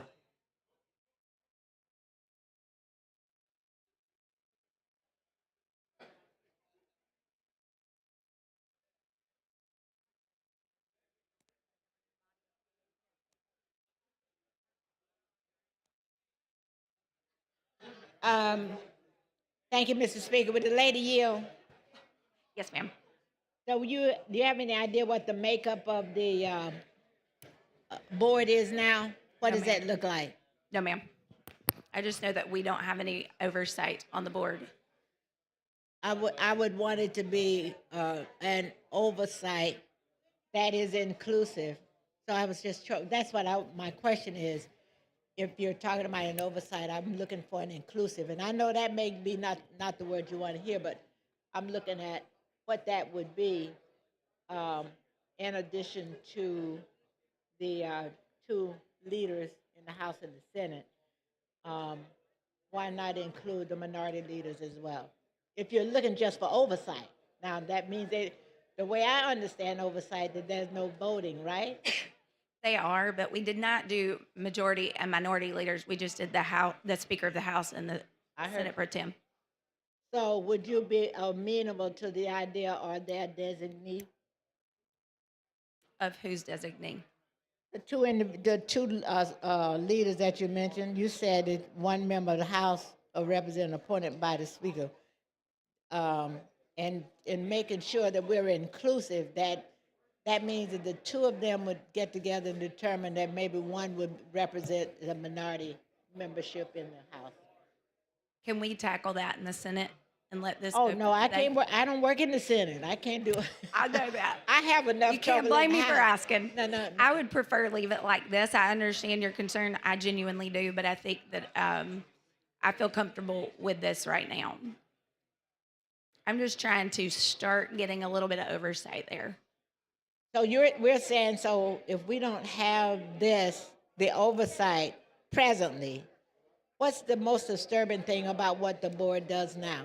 I don't know that there's anything disturbing. It'd just be nice to know what is going on in terms of the implementation and make sure that it's actually happening the way the law is written. So what we've done previously when we've had situations where we weren't sure, there is a group or a commission or a task force formed, and they, in light of the fact that we do provide the funding, then we would have a process in place that would give us more information relative to the actions of the High School Athletic Association. I've heard a lot of talk about, and I'm a high school sports fan. Love watching our young men and young ladies in all of the sports. Sat in many cold nights and rain and everything, and I think that I certainly don't want to take anything away from the activities of those young people. Also realize some of the concerns that parents have had, such as making sure that students that didn't live in the district played in the district in a different district different than where they lived. And so it's all of those things. So that's why I was concerned about the House Speaker. Nothing against either one of those two individuals, but just making sure that happened. I'm not at the point where I want to have a vote on it, so I'll leave it as it is and then vote no. Thank you. Ms. Hall, I think we've got a resolution to that. The sponsor brought. So I talked with Ms. Moore, and this is what I think we could do to resolve this issue, is let the Senate vote to put the minority and we'll put the majority, or vice versa. It doesn't really matter. but that way we have one from each party. I think that's a simple solution. Okay? Good for that. So you want to just carry this or table this amendment or withdraw it? Yeah, let's table this amendment and come back. Okay, or just move to carry it over, and then we'll bring another amendment to that, okay? So Just withdraw it. I'll withdraw the amendment, sir. Okay. All in favor, say aye. Any opposed, just, okay. Thank you. Thank you for working with us on that. Okay. Chair recognizes the gentleman from Tuscaloosa, representing England.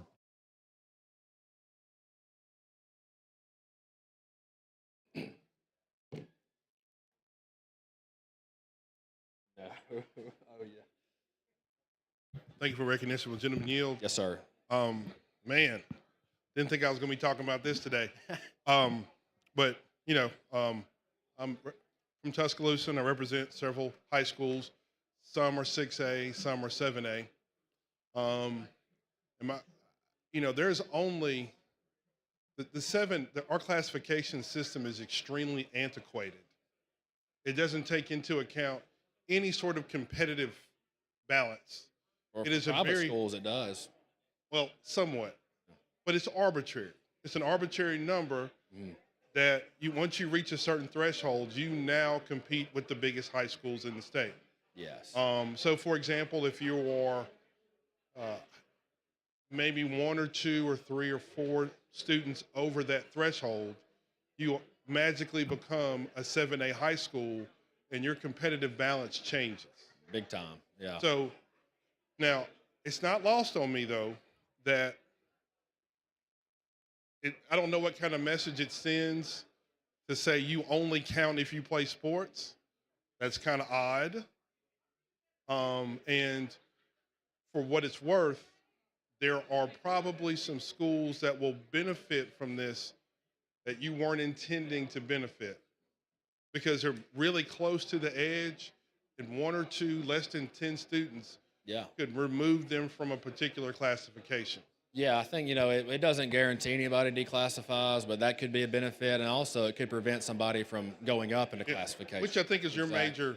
While this will help schools like Albertville that's already been impacted, it also helps schools from future being impacted, from proactive a little bit. Yeah. But there was a question that was posed, and I don't even want to get you on this tangent and down this rabbit hole, but it's because it's probably not a good idea to do this in public. We probably need to go to your office and talk about this. But one of the things that Representative Hall said was, what exactly does the Alabama High School Athletic Association do that's a problem? And I'm pretty sure, depending on who you talk to, you would probably walk out of here with a bag full of complaints. Yes. We often ask the question, and I'm not trying to throw anybody under the bus, but what exactly does the Alabama High School Athletic Association do other than count money? So the oversight issue that we're discussing is vital. Yes. Over the years, I'm pretty sure many people in this room have had constituents that were affected by an extremely arbitrary decision that was made by the Alabama High School Athletic Association. Yes. And there are several issues within high school athletics that are at almost crisis level, where schools within districts are almost at war with each other because no one will police the transfer of students going back and forth between high schools. Yes. So oversight is desperately needed. And not just oversight, but I think involvement. Because what did you say? One of the said today, or what you heard from an administrator from the Alabama High School Athletic Association? Yeah, I had an administrator from Albertville City Schools at a luncheon or breakfast, whatever, and the director did say the Alabama legislature has no business in high school athletics in Alabama. Well, I didn't hear that word for it, but it was a trusted source, and I trust him. Yeah. I'm almost at the point of saying they shouldn't be either. And again, you mentioned the private school issue. That's significant. It is. But at the same time, we need to be a little bit more creative in determining what the competitive balance is between the schools that participate at the 7A level, 6A level on down. Because there are inherent unfair advantages that some schools have competing with other schools within the same area that don't. No, I agree. It's been pitiful. I feel so bad for the student athletes at Albertville competing at a 7A level when we're probably a 5A school in reality when it comes to athletic. But I have learned when talking to the members, this issue is the only issue in my district that's been an issue with the Athletic Association. But I've certainly heard and talking to the other members, my eyes have been open to other issues people have with that. I could tell you some stories. Yeah. But I mean, at this point though, there are high schools that are actively fighting against each other. Goodness. Within school districts for student athletes, which is just insane. Yeah. And the folks that are in charge of this operation turn a blind eye to it, depending on who it benefits and who it doesn't. Yeah. Doesn't make sense, especially for an organization that's supposed to be about creating a competitive, balanced environment for student athletes to participate in. Okay? And again, fair question, and maybe I'm just ill-informed, but I need to know, somebody needs to explain to me precisely what the Alabama High School Athletic Association does to manage high school athletics. I need to know. I don't know if I have the answer to that question, Representative. Yeah. It's hard to get that answer. But also the reason that I have some pause with the legislation is simply because I believe that the limit or the floor on 7A high schools right now is 32. Yes, I believe so. Yes. So there are some high schools on the fringes that have barely reached that threshold that would lose it, and I don't know if they would probably have to change that number in order to make that'll it work. change anyway, so it could Sure. automatically, but this could impact. I'll give you that. Yeah. So I mean, 5A, 6A to 7A, it's a lot. Oh yeah. That goes into it. I mean, and I think they own. When did they count the student population? So, like as the my first couple of understanding, weeks or something? every 2 years, but this fall, I think this September, it's 1 year out from the next school year, so they'll start counting fall 2025 for that 26-27 classification. They do it like 1 year prior to the. But I only think the population is counted. It's a head count that's done in like the first 2 weeks of a school year. Is that right? I think it's 1 year prior to whenever that sport starts. Like football, I think would be 1 year out in September, where baseball may be like February a year out. But it's based off the ADM. Well, I mean, maybe we need to talk. So I think it's the average daily. It is. No, that's the number. I thought you said when do they start counting? Yeah. They go off the ADM. Yeah, yeah. So maybe we need to convince some kids just not to show up to school in the first few months of student, because that probably is happening. To get us out of 7A. Yeah. 7A is like junior college And you in got to think Alabama at this point. 20 kids didn't show up one day, and that was the day they counted. My God, that could make a difference. And that's probably happening now, but we're not encouraging that if kids are listening right now. Don't do that. Go to school every day. We're about academics. Yeah. Unless you live in certain places. But athletics plays a big part in kids. It was a big deal in my life. It kept me out of trouble, taught me how to win and lose, taught me how to teamwork, and I'm afraid kids aren't getting the opportunity right now, which is ultimately why I'm bringing this bill. Absolutely. But I will say, though, I don't want to send a message that your only value in your daily population is on whether or not you play sports. But I think it points to the larger issue that if this is about creating a competitive balance, right? It can't be based upon how many students you have. Yeah, I agree. It can't be. Because, again, the private school situation is you may not have but 200 or 300 students in your school, but you may have recruited and actively encouraged great players. For and those are basketball, counted at a football, different baseball. rate or weight. It's like 1.35 or some crazy formula. And this bill is just a fix to a symptom in my district, but I think there's many other issues with. Oh yeah, what and it just gets to the heart of that problem. Yeah. I know in other states they've evaluated this model and they're doing more of a competitive balance. Yeah. See, historically who's competed where and how they've competed to kind of make sure that it's fair.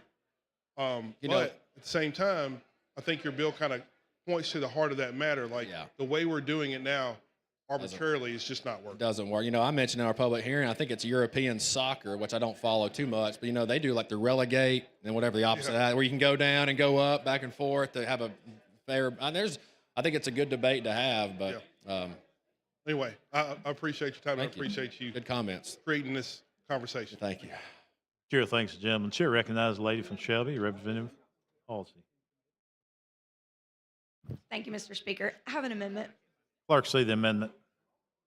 Amendment to House Bill number 298 by Representative Halsey. Representative Halsey, you care to explain your amendment, please? Yes, sir. So this is going to replace line 32 on page 2 with the following. D, an athletic association shall include a non-voting member of the association's governing body, one member from the House of Representatives from the minority party appointed by the Speaker of the House of Representatives, and one member of the Senate appointed by the President Pro Tem of the Senate. Okay, the gentleman's heard the explanation to the amendment. How do you view it? I'll consider that a friendly amendment.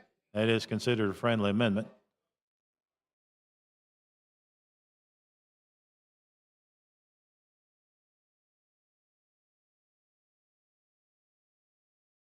Bill?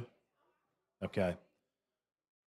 Question for the body is the adoption of the floor amendment. Clerk will unlock the machine and the members will vote.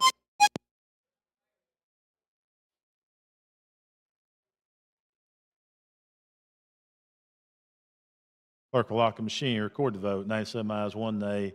The amendment has been adopted. Thank you, Mr. Speaker. Thank the lady. Chair recognizes the lady from Jefferson, Representative Van.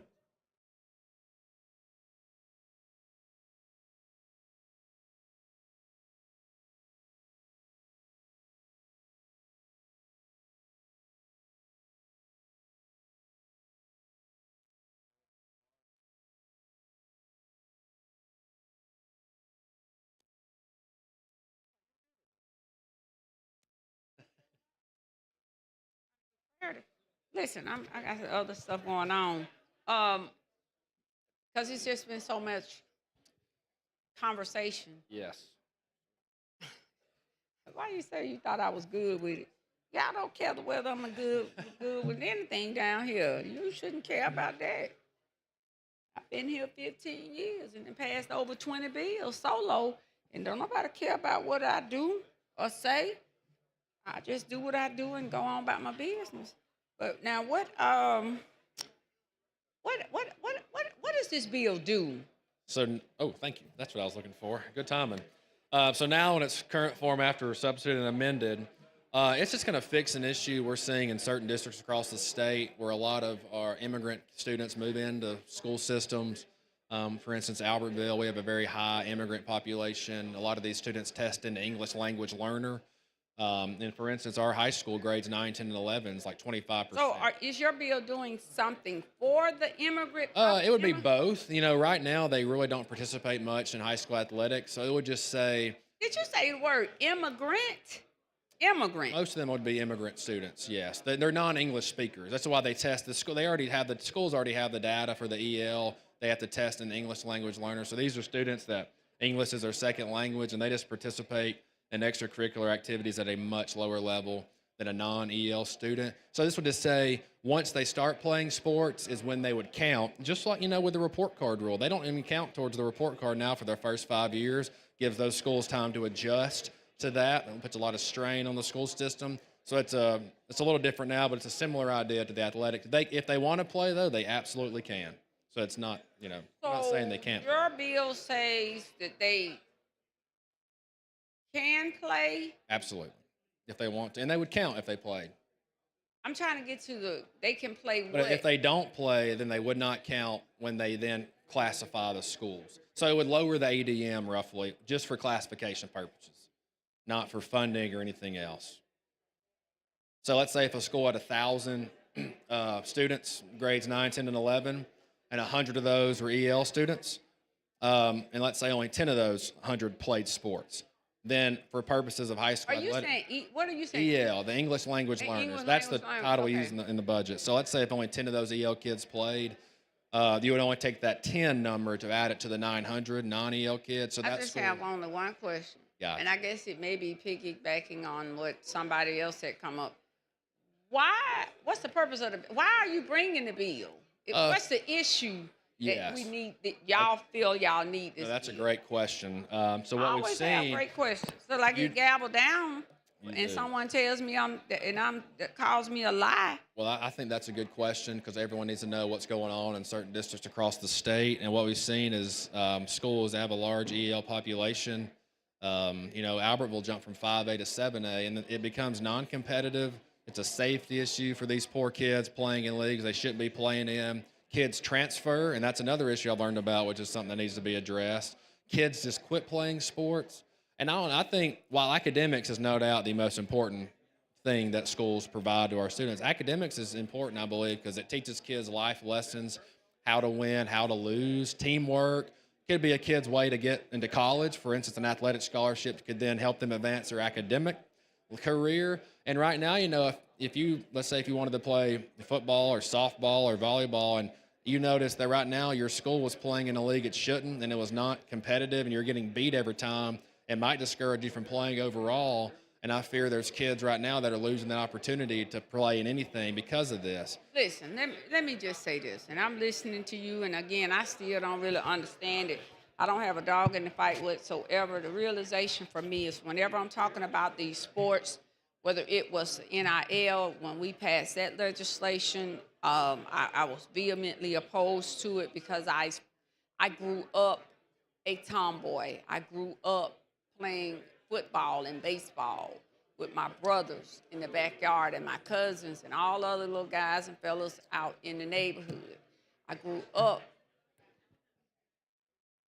with my brothers, cousins, eating, living football. I had a brother that ended up going to Baltimore some years ago and to Miami, and I worked through what those contracts were. So when I stand and talk about sports, I'm not standing as a novice. I'm standing with someone who has the experience, but I did not support NIL because I said it would be the death of collegiate athletics as we know it. And even as I've shared with folks, or even just Nick Saban's decision to leave Alabama, I cannot blame him. So anything relative to sports, I look at it just a little bit different.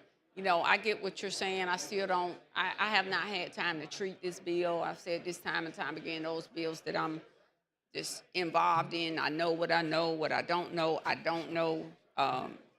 And I stand by it. I don't understand the logic, but if there's a logic, what I see in this bill, that this bill has an impact on somebody, somewhere, maybe one, not quite two or three people, and you all can bring these types of bills. I'm just not an advocate for doing that because it does create unintended consequences. But I'm not here to argue against your bill one way or the other. Again, I had forgotten all about the bill, and that you were still up here to the microphone. I don't think you've ever been in the well this long. Probably is the longest I've been. Just as long as you've been here, and you were giving me a whole Try to fly by. storybook tale about this piece of legislation. But I do agree with whoever that was questioning why the bill is needed. But I'm sure there's some logic somewhere as to why this bill is needed. And it's causing such consternation and constipation to some. I think you'd see it's needed. If you came with me to an Albertville football game this fall and watched us probably lose 50-0 on a Friday night, you would see why it's needed. Or if you went to Jenny Shaver's district on a Friday night, you wouldn't even get to watch a football game because they had to shut their program down. That's why the bills. Because they what now? They shut down their whole football program. Why? Because they jumped from, I think, 2A to 5A because they had a large immigrant population move in, and those kids just don't play sports. So now when you define immigrants as it relates to this. Oh, the EL kids, EL kids. Are you saying, because now, when y'all say immigrant, everything I see that y'all have brought this year is anti-immigrant. And I don't know what those immigrants are classified as. This would not be anti-immigrant, no. So, I'm just saying, but that's why I just said a few bills back. Come on. I just want the clarity, because now we talking about saving the football team when we're dealing with the immigrants. That's just like back in the day. Let's say to make sure the little black children can still play, even though we don't want you here, but we Oh, need no, you to it's play not- no. football. So I'm just confused by this. Now I'm just really kind of whatever, back in the day, I grew up in a time where, come on, little Willie, come on, run, run, run. I've been at Alabama games where folks would be using the N word and all that, just to get a point across about the player. I remember Andrew Zhao, I'll never forget. And I stopped really watching Alabama, supporting that football league team until Nick Saban came after, comments and things that were made. I'll never forget when Andrew Zhao was playing. And I was like, well, I thought y'all loved him. But they did until he wasn't playing good. And it just changed my whole outlook. But okay, I got you. I don't know, but like I said, y'all have been anti-immigrant, everything, and y'all haven't put a classification to them, and now it's to say the football team, Lord have mercy. So if you got to do that, to say the football team, we will. So I just want to get my point across for the immigrants. Thank God for football. I do like football. For the immigrants. Okay. It works for y'all. Y'all got a way of cooking some stuff up around here. I'm trying to tell you now. It's what the benefit is.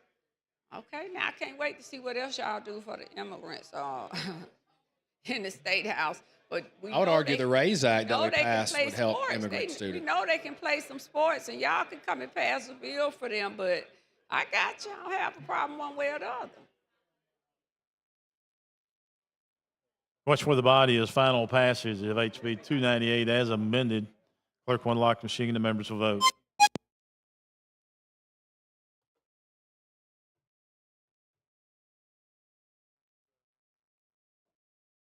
Clerk will lock the machine. Record the vote. 72 ayes, 1 nay. HB 298 is passed as amended. Thank you, Body. Thank you, Mr. Speaker. Thank you, gentlemen. Clerk, call next bill.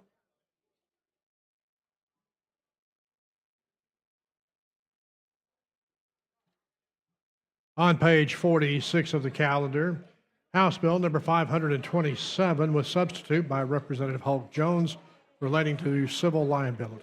Representative Holt Jones, you're recognized. Thank you, Mr. Speaker. This bill would create limits to the liability of a person who operates an off-roading park. Claims arising from the inherent risk of participating in off-roading. This bill similar is an equine bill that has been around my entire life that basically is a ride at your own risk. The bill also requires an entity to operate off-roading park to post specific signage on take advantage of the limitations of liability. With that, we'll request passage of the BIR. Chair recognizes the gentleman from Henry, Representative Ream.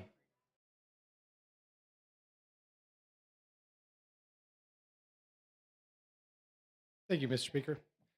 I just want to verify this is actually a pro-business, off-road track owner bill. This is to help them. Yes. Yeah. So yes, that's who I'm representing. Thank I you for asking. Appreciate you bringing that up and carrying the bill. Thank you. Thank you, Mr. Speaker. Chair thanks the gentleman. Chair recognizes the gentleman from Montgomery, Representative Ingram. Thank you, Mr. Speaker. This is a great bill. Me and you ride horses and rodeo. We do the same thing with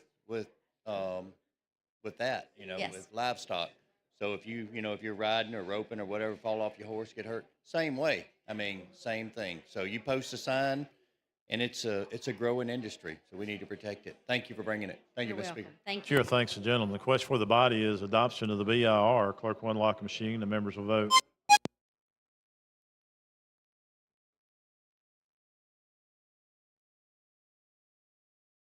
Clerk will lock the machine. Record the vote. 102 ayes, 0 nays. BR has been adopted. Representative Holt Jones. Thank you, Mr. Speaker. With that, we'll have passage of the substitute. Here to explain your substitute, please. Yes, the substitute merely has some technical language that the trial lawyers requested, and it also requires $1 million liability with $2 million aggregate. Yeah, you heard the lady's explanation of the substitute. Clerk will unlock the machine. The members will vote.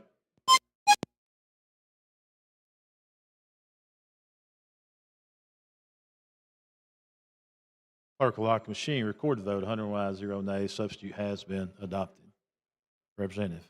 That I request final passage. That's questions. Final passage of HB 527 as substituted and amended. Clerk will unlock the machine and the members will vote.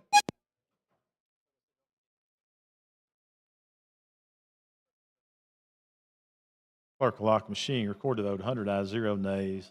HB 527 has passed. Thank you, Mr. Speaker. Thank you, body. Thank the lady. Chair recognizes the gentleman from Jefferson, Representative Garrett, for a moment of personal privilege. Thank you, Mr. Speaker. We don't have the official word yet, but the Senate is going to concur on the ETF. That means that our community service grants are ready to be processed. So if you'll stop by our office, Karen will get to you your community service grant packet. Thank you, Mr. Speaker. Thank you. Chair, Mr. Clerk, let's call the next bill, please. On page 54 of the calendar, House Bill number 46 with substitute by Representative Oliver relating to physicians. Chairman Oliver, you're recognized. Thank you, Mr. Speaker. Amending Alabama's rural tax credit for physicians. Currently, we're trying to attract rural physicians to come to Alabama, so we're going to amend what's an old bill to try to update it for inflation. The focus of this legislation is to update the 1993 law intended to make rural areas of Alabama more competitive in the recruitment and retention of physicians and to attract more physicians to practice in rural underserved communities with an inflationary updated $10,000 a year income tax credit for 4 years. Under current law, the tax credit is available to licensed resident physicians who practice and reside in smaller or rural Alabama communities currently undefined of less than 25,000 residents with admission privileges to a smaller rural hospital having an emergency department. A lot of things have changed since 1993. A lot of our rural hospitals have closed. $5,000 obviously for inflation doesn't go as far as it used to. So we think 10,000 makes a lot better attraction for a physician to come to a rural area. So with that, Mr. Speaker, I'd ask for the BR. Chair recognizes the gentleman from Shelby, Representative Mooney. Thank you, sir. I want to thank you for bringing the bill because we have worked on rural stuff on a lot of different areas. We've had some disagreements about how to do some of it, and we worked hard on it and tried to get it changed, amended, working to get everything where we can do it. This helps rural physician situations. I've got a physician son. They're in a county that, you know, he's in a nice suburban area of the county, but the county is really a rural county. And they have very much great difficulty in trying to get physicians that are out into the areas that aren't, you know, right on I-95 or on Amelia Island. So, you know, this can help a county like that where, you know, they're dealing with these situations. Of course, that's another state, but it's comparable to our state. Yes, we need this type bill. Thank you, sir. Thank you, Representative Mooney. Chair thanks the gentleman. Question for the body's adoption of the BIR. Clerk will unlock the machine and the members will vote. Clerk will lock the machine. Record the vote. 103 ayes, 0 nays. BR has been adopted, Mr. Chairman. I believe there is an amendment for the sub.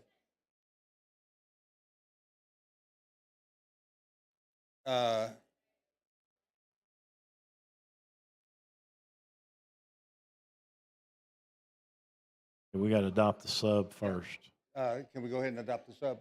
Yes. You care to explain to us what it is? Actually, the sub changes the date of termination. We decided that the language in the sub, which changed it the very next day, didn't give us enough time to react. So the date of termination was to repeal the section. We changed that to December 31st, 2030. Yeah, you heard the gentleman's explanation of the sub. Clerk will unlock the machine and members will vote.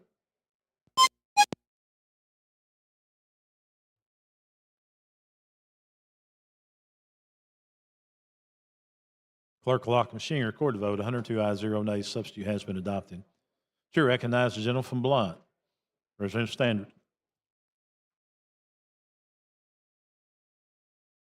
Thank you, Mr. Speaker. And I know we've been working on this a long time, this bill, and I appreciate your work on it. And it can really help, I believe, rural medicine, and I appreciate you bringing it. We have had discussions about the definition that's in the bill about what rule is, and I appreciate you working with me on that. And so I'd like to offer an amendment. Clerk, see the amendment. Amendment to House Bill number 46 by Representative Standridge. You care to explain your amendment? Yes, what the amendment does is it simply changes the definition of rural count or community from right now it has a population of 50,000. It would change it to 75,000 or less. That's the amendment. Okay, you've heard the explanation of the gentleman's amendment. How does the sponsor see that? That's friendly? He sees it as a friendly amendment. Clerk will unlock the machine and the members will vote.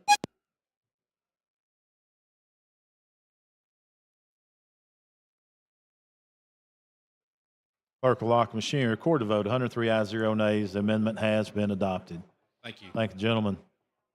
And Mr. Speaker, ask for final passage. That is questions final passage of HB 46 as amended and substituted. Clerk will unlock the machine and the members will vote.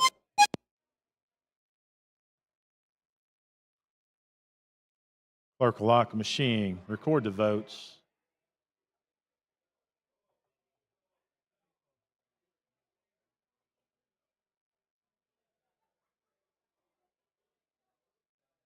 All the members voted.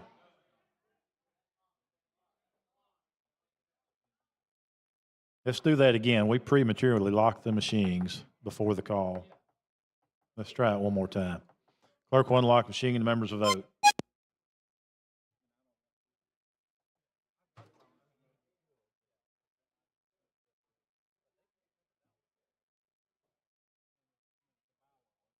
Clerk will lock the machine, record the vote. 102 ayes, 0 nays.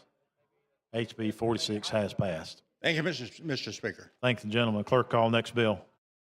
On page 35 of the calendar, House Bill number 474 with substitute by Representative Lipscomb relating to property.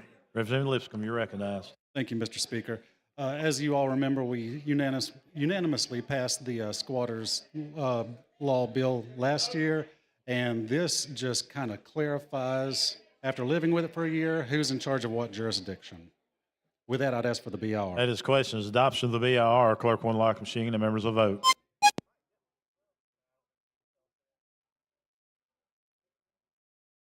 Clerk will lock the machine, record the votes. 99 ayes, 0 nays. The BR has been adopted. Representative Lipscomb. There was a committee amendment in form of substitute. You care to explain it? It simply states that when you're going to serve the notice, that it cannot occur until it cannot occur until 24 hours after the receipt of the affidavit, but it must occur within 3 business days of the verification. Okay, you've heard the gentleman's explanation to the substitute. President Van, you want to talk to the substitute or the bill? Okay. Question for the body's adoption of the substitute. Clerk will unlock the machine and the members will vote.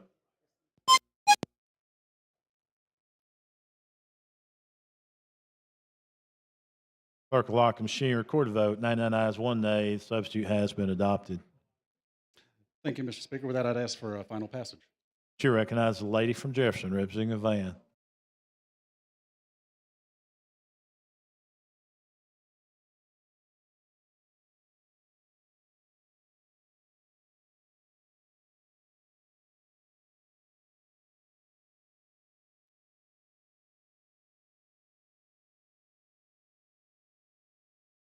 I'm at the well. Is this the squatters bill? Yes, ma'am. The one we passed last year, we just needed to clean it up. What are you amending? Ma'am? What are you amending? You said you're... We were not certain. They were having some difficulty determining who had jurisdiction over which particular thing, whether it was the sheriff or the police or whatever. So this clarifies who's in charge of what. And it does what? The clarity does what? Which clarity? It basically says that if that squatter is located in a municipality, then it's the municipality's responsibility. If it's in the county, it's the sheriff's. Yeah, I'm glad you brought this bill. I've had several conversations over the course of the past year about the bill. I know I supported it when you first passed it out. Also, because I also have been getting calls about the issue of the loitering and, when those individuals who are squatting, and I think that was a part of that definition that they created when they amended the code, I think last year, year before, because there are some municipalities who say they cannot do anything about those individuals who squat even on public sidewalks, under the viaducts, off the on ramps and off ramps, and that is a lie. Number one, we passed the law. I think that we passed it, amended the code last year that further expanded the definition of loitering that tied into squatters and all of those things to make it a Class C felony, if I'm not mistaken. So that's why you have a legal department for them to do their just due instead of using everything as an excuse as to why something cannot be done. But I do know that definition is in the code, and for those individuals who are squatting, wherever they squat, there is already something, and I'm glad you're saying that the question is jurisdiction, whether it's the county or whether it's the city, but I would have thought it would have been a no-brainer that if it's within city jurisdiction, that it is the city's responsibility. Apparently it wasn't. Okay. Well, I'm glad your mama sent you to school, and Yes, I'm ma'am. glad I did decide to go, because now some things, again, that don't need to be spoken, because that's understood shouldn't have to be spoken. Mhm. You know, and so the only thing I ask is that these municipalities, hey, listen, you don't know something, ask somebody, number one. They pay for these lobbyists to come down here and hover above. I'm so glad several of them who were hovering above to watch me during this entire section are no longer doing it. Obviously, somebody got the message a few weeks ago, because that money could be going somewhere else. And then I had a chance to go to a budget meeting the other day in a municipality. Folks in the room were calling, asking me to come. So, squatter, homelessness always going to come up. It's always an issue. And I went to the meeting, and I guess I'm supposed to be scared. So the facilitator of the meeting just prancing around, to prance all in front of my face. And I'm sitting there looking like, boy, bye. Go somewhere and have yourself several seats. I almost, like I said, body by fish, mind by my tail. And so I'm not easily intimidated. A couple of questions came up about this and that. And, of course, the homelessness issue is always going to come up. But in that meeting, I was sitting there saying to myself, Lord have mercy, you got all these people in the room, and you are literally tiptoeing in the room, and these people believe anything you are saying? Come on. Come on. Like, the way you're describing it just don't make sense. But I'm glad to know that we could do something about the squatters, which I already knew that we could anyway. It's just a matter of executing the laws that we already have in place, and especially that portion of the law that deals with squatters. And now that has been clearly defined in the code that allows, again, for that loitering piece. So all your bill does is clarifies the jurisdiction. Yes, ma'am. I guess my question to you is, if it's already happening in a city limit, why would the county have to question, or vice versa, who has the jurisdiction if it's in the city limit? I guess it just wasn't clear enough, and they were kind of pointing fingers at each other, and it's your job, it's your job. Nevertheless, we've resolved it. Okay. All right. Well, maybe that's the over my head, like I said. But like I said, I don't know why some things are so hard to understand, and especially just for instance, when you say that you can't do something, and maybe we need to give better clarity when municipalities say they can't do something. There are so many broad definitions in the code that give municipalities more authority than they have, but they are so excuse driven to say that you can't do something. But if you go in the code, it tells you that you don't have to wait to go onto somebody's property to clean it up if the lots are overgrown. You don't have to wait 6 months or 9 months. You don't even need a land bank for that. It is clearly defined in the code.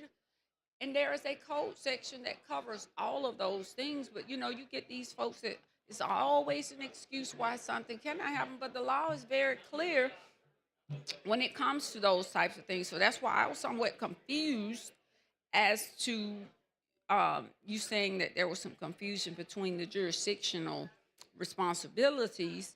But again, for me, just like cleaning off a lot, cutting the grass, picking up the paper, you don't need anything else in the code as a municipality.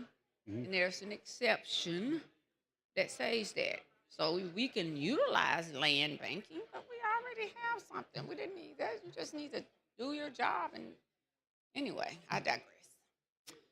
I always have loved this opportunity to speak. You can tell it's the end of the school year because all these bills pass, and hopefully your bill will pass on out. Do you and get out? But most of these bills probably not going anywhere because we are already at the end of the school year. So. But y'all have an opportunity to get y'all's passed. That's why I try to get the ones that I care about on out the way and hopefully get them out and get them passed in enough time that they can at least be enacted in law. So I'm going to ride out my 2 minutes. I have but 2. As I said, I always try to take them because it's all I got down here is 2 minutes, 10 minutes to speak. When I first started, I think this House used to have 20 minutes per in between the debates. I think it all changed by the time I got down here. Everything changed. We were a strong House when I was here, real strong. The House ran the House. But just sit here with this quiet enjoyment, ride my little time out. 1 minute and 21 seconds. But this is a good bill. But almost all the bills you've brought over the years have been pretty good bills. I think so. Hopefully, do you have a Senate sponsor for this bill? Not yet. Well, you got 4 more days left. So when do you plan on? Excuse me, we do. We do. Just You do. I was getting ready to say, if you don't by now, yeah. when do you plan on getting it out? Because I hope this one, but we have enough juice, like you said, on the books that it should be common sense whose jurisdiction it is, So, but like I said, after I said in this meeting the last Tuesday, whatever day it was, and somebody prancing in front of me, prancing, got to show me they're big. But if I wasn't in front of them and nobody else was in the room, they would be going all the way across the highway, around in the forests and the valleys to avoid it. But, when you got that back. So I appreciate the opportunity. Thank you. I love these public service announcements that I have the opportunity to give at this microphone. Always gonna keep it coming.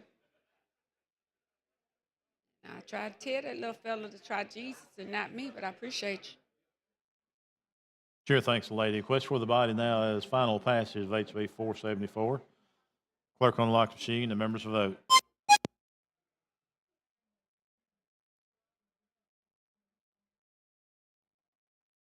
Clerk will lock the machine. Record the vote. 101 ayes, 0 nays. HB 474 is passed. Clerk call next bill. On page 31 of the calendar, House Bill number 449 with substitute by Representative Robbins relating to crimes and offenses. Thank you, Speaker. This bill, basically, all it does is create the crime of genetic theft or the misuse of someone's genetic material without their consent, and creates a felony for that. And we have a sub that I'll go over, but with that, I move for the BIR. Ask questions. Adoption of the BIR. Clerk will unlock the machine. The members will vote.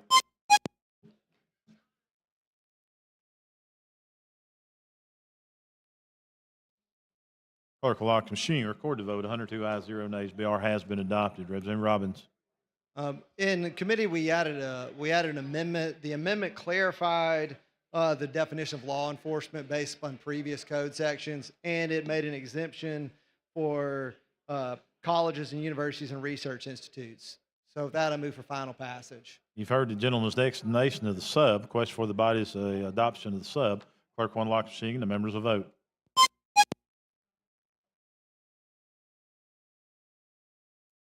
101 ayes, 0 nays. Substitute has been adopted. Representative Robbins.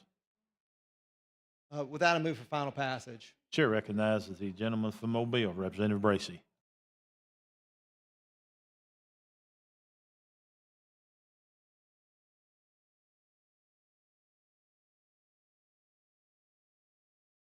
Thank you, Mr. Speaker. With the gentleman yield. Of course.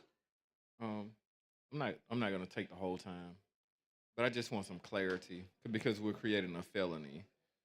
And one of the things that I don't want us to do is run through legislation in this body when we're creating a felony.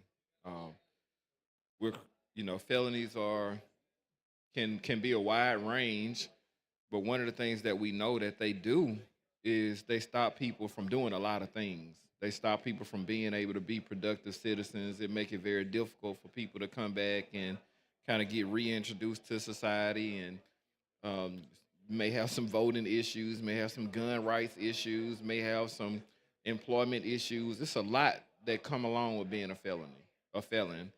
So when we talk about, let's just talk about the bill just a little bit. I promise you I won't take my full 10 minutes. I don't intend to.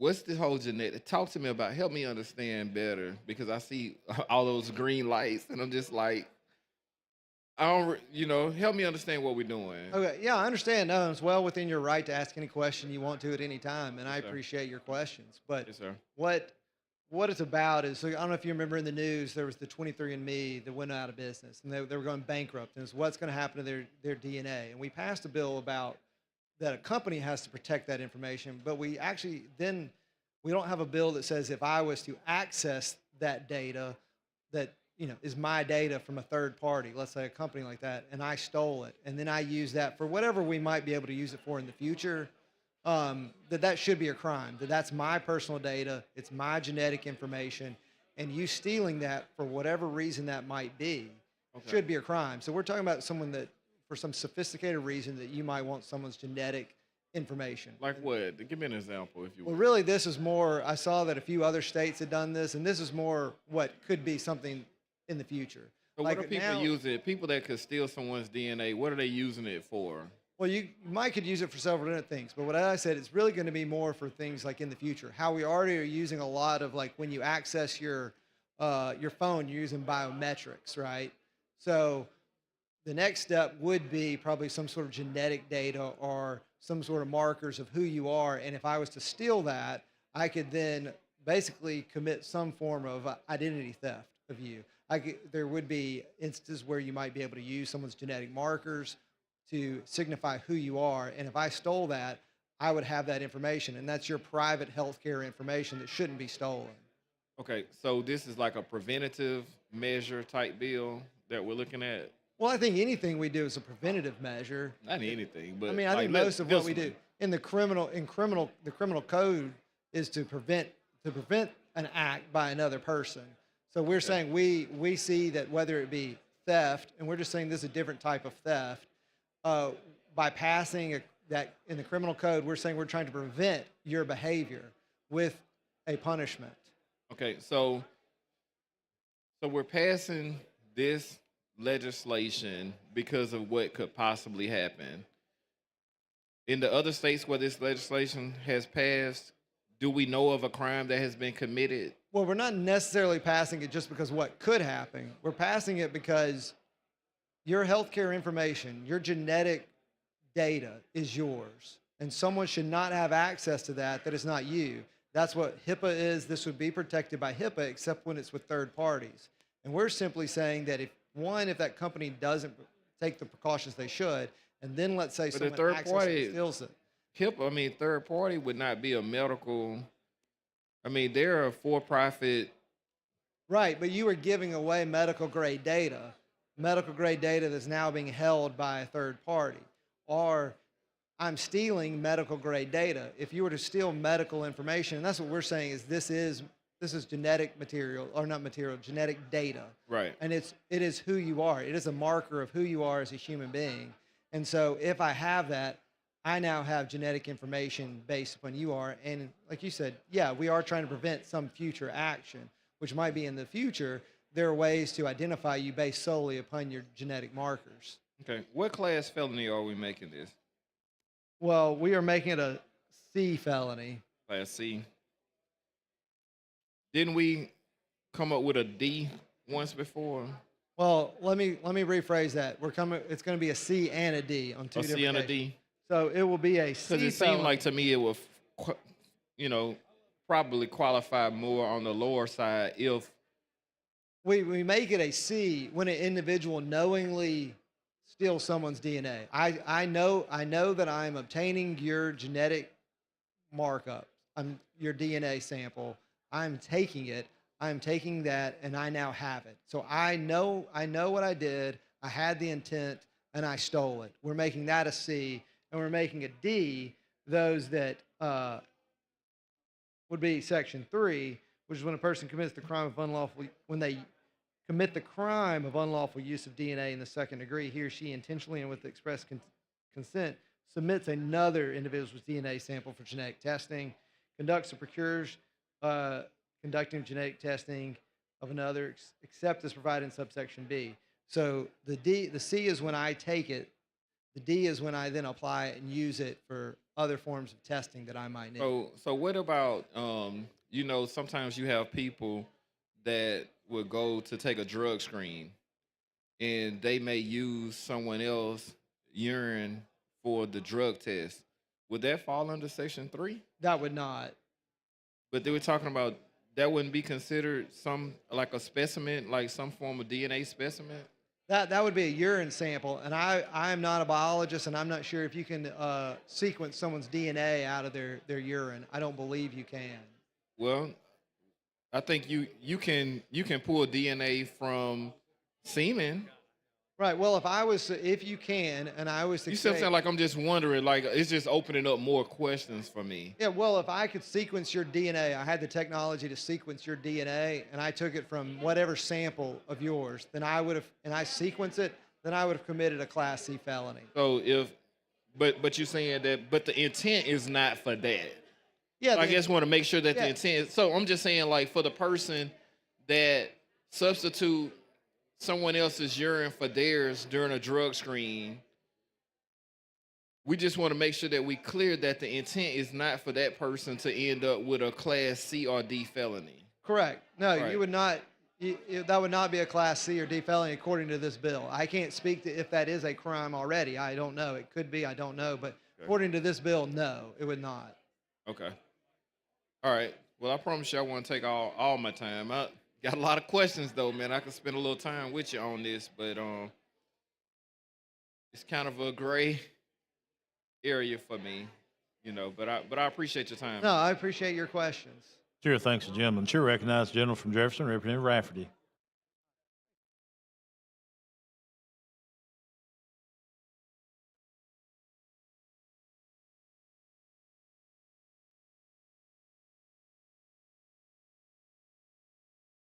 Thank you for the recognition, Mr. Speaker. Does the gentleman yield? Of course. Okay, and I know we've discussed a couple of other things that or concerns with the bill that I think we can probably work through. But one thing I just want to kind of get on the record here is when you define DNA sample, that's any biological specimen from which DNA can be extracted, So that could be a hairbrush with somebody's hair follicles on it. That could be, I use Band-Aid, which is gross, but so what I'm saying is if somebody leaves their hairbrush in my car with their DNA on it, is there any potential unforeseen consequences of illegality concerning that? Could you kind of just clarify that for me? Yeah. What do you mean exactly by that? Any concern of illegality? So a hairbrush is going to have people's hair follicles in it. Hair follicles will have the ability, it'll be a biological specimen from which DNA can be extracted. Doesn't mean they extracted it, but it means that a biological sample can be extracted from that hairbrush because of the hair follicles that are on the brush. If somebody left that in my car and I didn't return it back for whatever reason, would there be any criminal liability under this bill for having that hairbrush in my possession? No, not at all. The only way it would be is if you took that hair sample and sequenced their DNA off of that hair without their consent, and then Okay. you were in possession of their DNA sequence. Or then gave that hairbrush to somebody that could do that Exactly. or something like that. Yeah. Okay. Okay. I think that clarifies my question. I guess as far as with law enforcement and how this might go, you know, I'm not in law enforcement, but you see in shows and movies where they would take a coffee cup or something like that that a suspect might have used and then used the skin cells that would have been on that coffee cup to maybe identify if the suspect had was a plausible suspect in this case. Right. Is that Well, we have anything- we have an exception. If you look at line 97, basically section 6 states who this doesn't apply to, and that was part of the amendment. It says, you know, by law enforcement, and if you see the yellow, we have a better definition. So that's covered under that section Correct. 6. Yeah. And the Yeah. new. Yeah, and exactly. The sub here. Okay. I just want to clarify that. Thank you. Well, thank you. Question for the body now is final passage of HB 449 as substituted. Clerk will unlock the machine and the members will vote.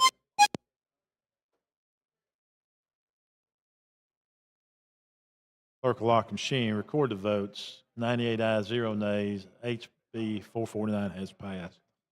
Thank you, Speaker. Thank you, body. Thank the gentleman. Clerk, call next bill.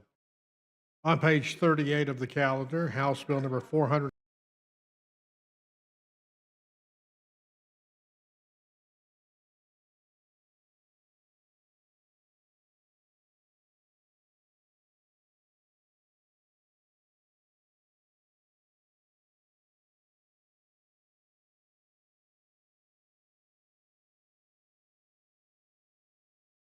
Provisions of the Alabama Jobs Act and cleans up and updates the NICS codes. With that, Mr. Speaker, I'll ask for the BR. That is questions, adoption of the BIR. Clerk will unlock the machine and the members will vote.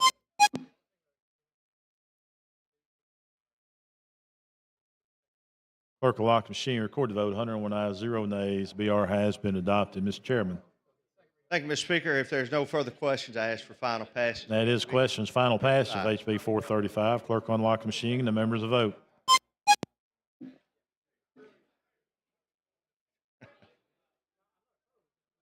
Clerk will lock the machine, record the vote. 101 ayes, 0 nays. HB 435 has passed. Thank you, Mr. Speaker. Thank you, members. Thank the gentleman. Clerk, call next bill.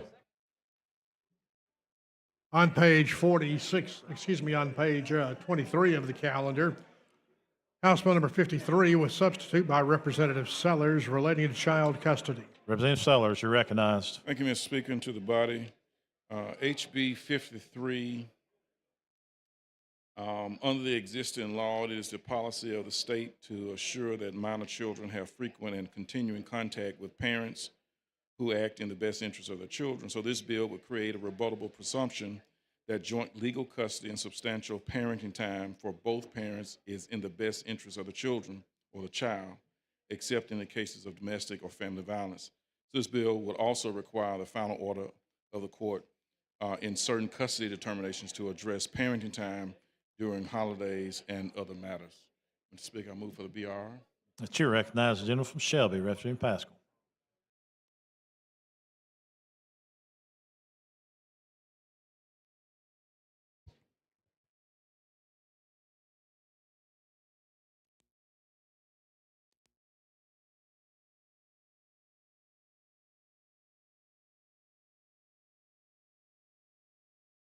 Mr. Speaker, thank you for the recognition.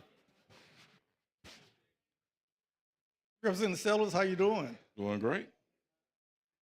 I recall a couple of years ago, I shared a bill with you I've been working on since around 2011, and we had major progress in the Senate, and then I was tasked to get it through the House. But it's good to see someone else in the chambers that's seeking to strengthen our families. I think the biggest threat to our state and our nation is the family unit.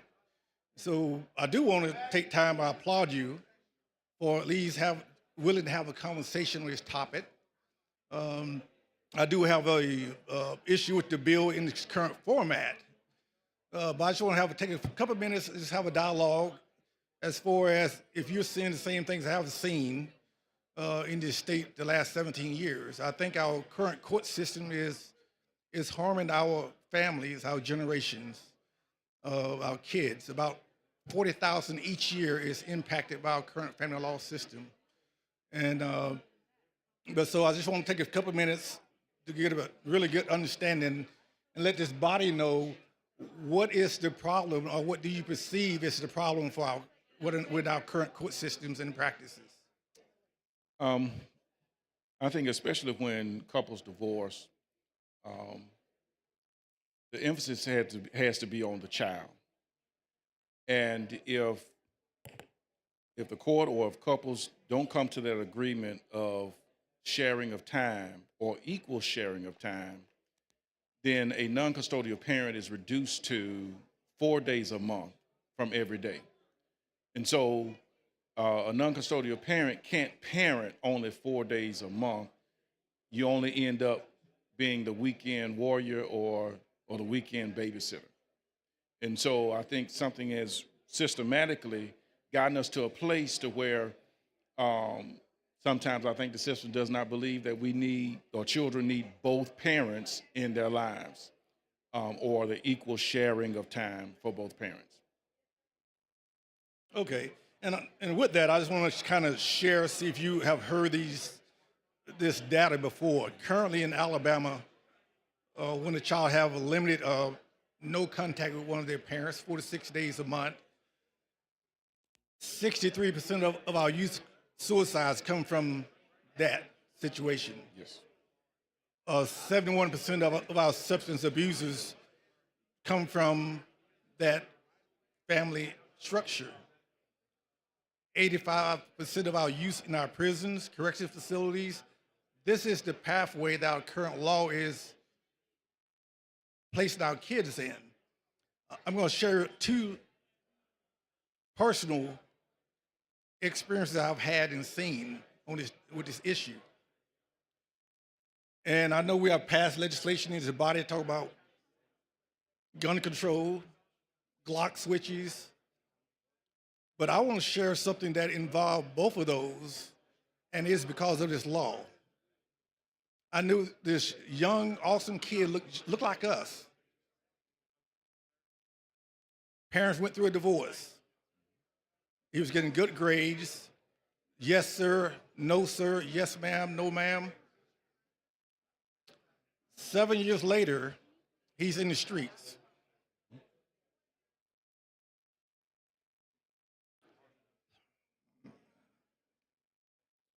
He started having trouble in schools.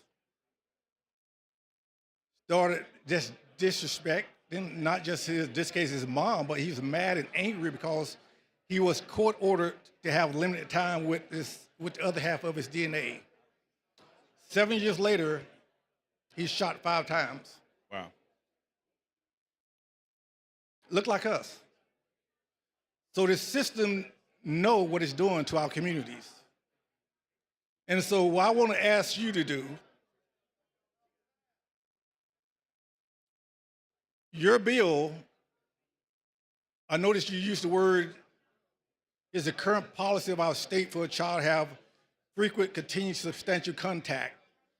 The problem is, depending on where you live in Alabama and what courtroom you go to, that could mean 2 days, it could mean 4 days, it could mean, if you live in Madison County, they're doing a great job. Madison County is doing the bull balance maximum time. So I applaud the only circuit in our state that's doing the right thing, and it's Madison County. Even where I live at in Shelby County, we have 1 judge doing the right thing. In Baldwin County, we have 1 judge doing the right thing. In Lee County, we have 1 judge doing the right thing. But we do not have a standard. We're killing our kids. Your bill is not going to fix the problem. So I'm going to go to my seat. Once you adopt a sub, I'm going to come back, continue the dialogue. This morning, I was talking to a judge out of the state of Kentucky, and she has worked with me for 2 years. And we have a good bill. The Senate have adopted a good policy. They passed legislation in 2017, 18, and 2021. This body passed similar legislation in 2023, and that was carried by Representative Robbins, and it wasn't the best bill, but it moved us in the right direction. Your bill, from 17 years of work, it takes us back down. So I was going to come back after you adopt a sub. Now, I'd love to continue the dialogue, but I do want to applaud you for your willingness to have this conversation. We need more men and women that look like you and I to have this conversation because it's killing our communities. And who would be against protecting the child relationship with both parents? That's the question. I will give you the answer offline. Some people outside this room know what they're doing to our people. So thank you again for bringing this bill as far as having a dialogue, although I'm totally against the current format of this bill and the process that it was brought to this body. So with that, Mr. Speaker, thank you. The chair recognizes the gentleman from St. Clair, Chairman Hill.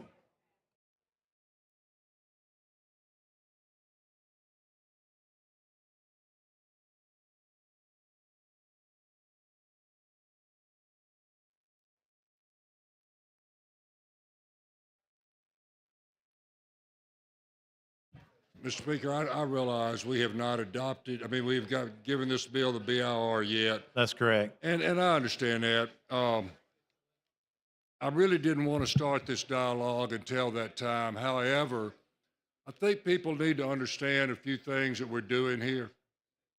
We have in this state an institution that's known as the Alabama Law Institution.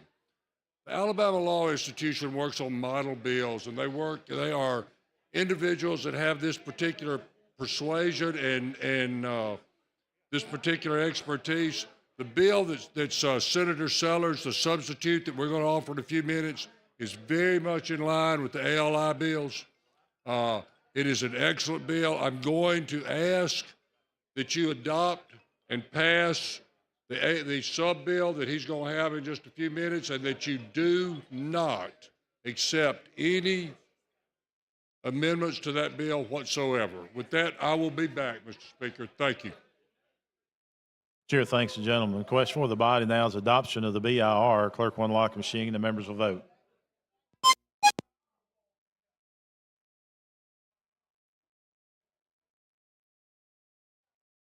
Clerk will lock the machine, record the vote. 100 ayes, 1 nay. BR has been adopted.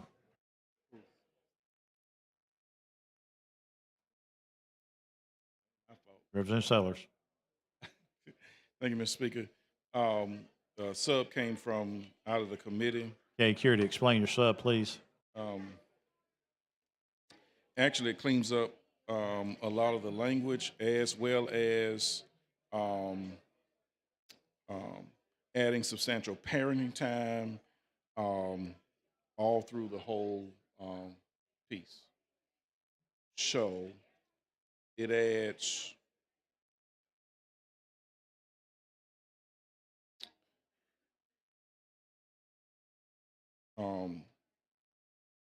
trying to find my notes.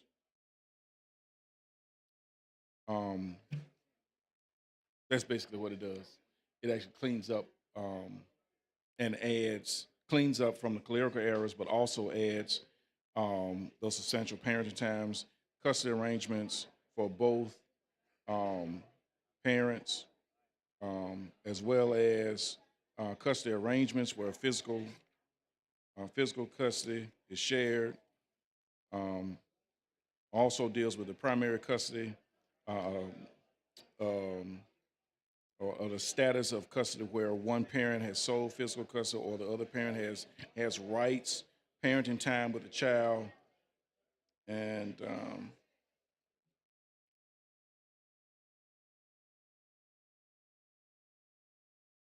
yeah,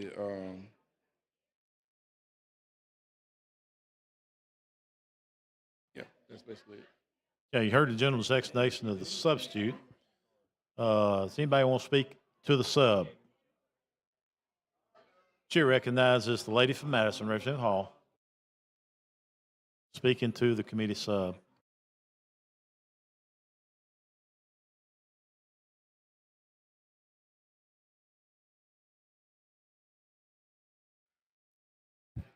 Thank you, Mr. Speaker. The gentleman, yeah, I heard the comment made by the chair of the judiciary, basically saying, don't y'all come up here and say anything because we already got this. And I want to commend you on the fact of the work that you've done. When I read through the bill, I thought this is a lot better than what we have seen before. And I have had other bills that we've had where not only did we have parents concerned about the bill, but we also had the courts concerned about the bill. I am interested in hearing how is it that the courts have not been dealing favorably towards what you are doing. Now, when you when you gave your changes, I started on page, I think it's page 3. And this section has started at number 7, and that's basically dealing with the custodial custody. As I read this, it had a lot of legal words, preponderance of evidence, et cetera, but it also deals with, from what I understand here, the legal custody that is given in the best interest of the child. You see where I am? Yes. Okay. You're on line 74. Right. Okay. And if there's no problem and everything is working out well, then both parents are receiving custody. Did I read that correctly? Yes. All right. And then on page, Or I think it's substantial 4. parenting time with both parents. I'm sorry? Or substantial parenting time with both parents. Right. So then if we go to page 4, lines 105 and not 10 through 107 is still dealing with what the rules are in the joint physical custody. 105 to 1018. Am I correct on that? Yes. And I think the last part dealt with, it removed, well, I don't want to deal with that. If you go to lines 119, starting at 119, Yes. in the final order, that is the final order for joint custody. Of the court. And the final order for joint custody establishes holidays, all of those types of event or special activities as part of that order in terms of who spends what time with who. Yes. All right, thank you. And I think I'm clear because it removed information on the latter part, but anyway, I won't worry about that because that's not a part of the substitute. Just wanted to make sure that I was clear in what I had finally came up with, and how that custodial process or order was then provided. Thank you.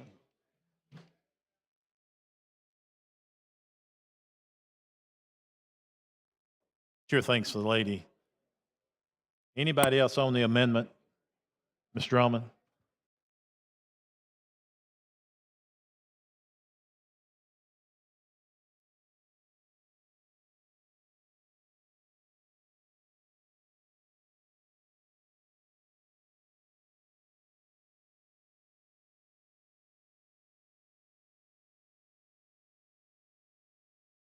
Thank you, Mr. Speaker. With the gentleman yield, I wanted to thank you, but I wanted to make one big clarification, and I thank Judge Hill for the clarification he gave.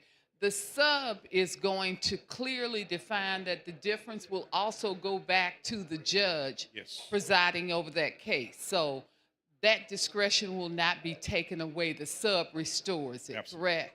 So I thank you for that. I know that we had some judges who had a little bit of difference with that, and the sub will restore that. Yes. So thank you for this bill because, you know, oftentimes this is one of the hardest things to deal with, especially in matters of a divorce. Yes. And sadly enough, children are the ones who are suffering. So thank you because a lot of those are going, you know, through the court. So thank you for restoring that. I appreciate it in the sub. Thank you. Sure, thanks, lady. Sure, recognize the gentleman from Jefferson, Reverend Brinyard.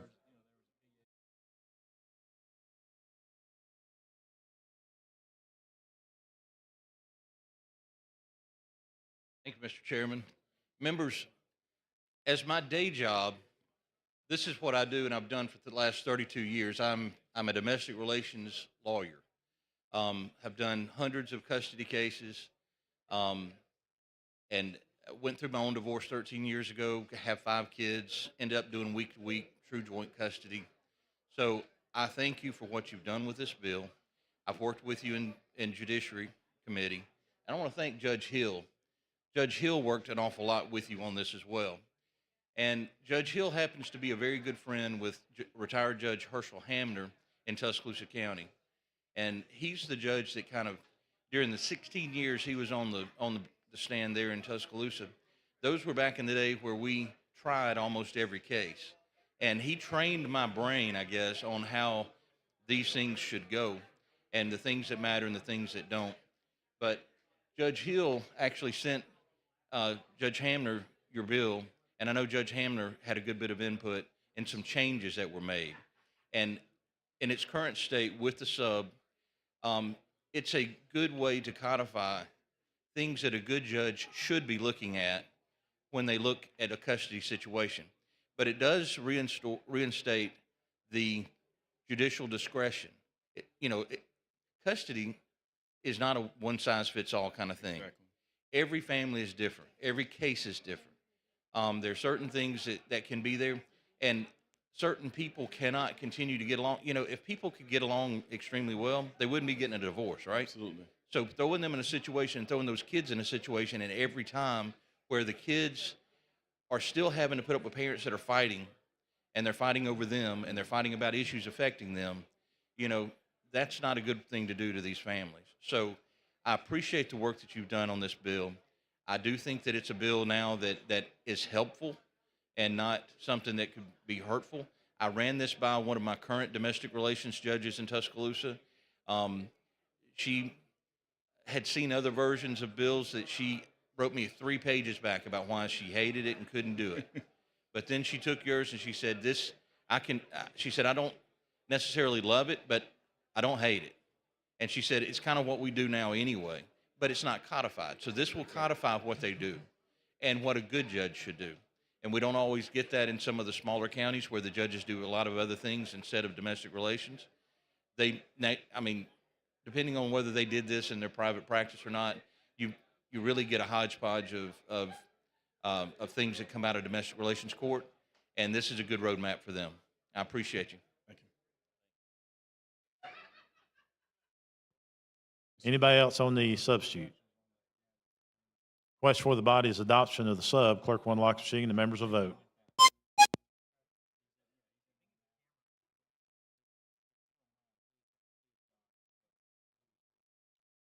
Clerk will lock the machine. Record the vote. 98 ayes, 1 nay. The substitute has been adopted. Move for final passage.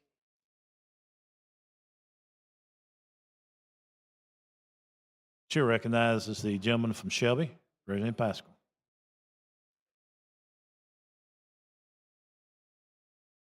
Mr. Speaker, thank you again for the recognition.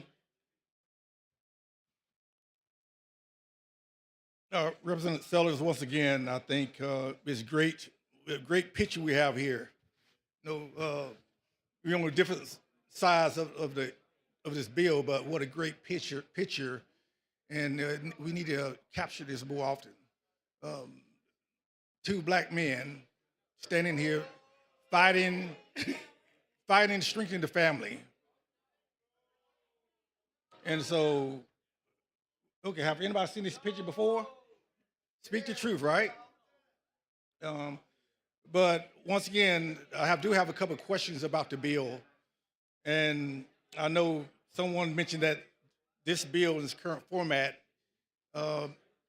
mirrors the Law Institute bill, and that's kind of misplaced. And what I mean by that is I was blessed to sit on that committee for 3 years. We attend their meetings for 3 years.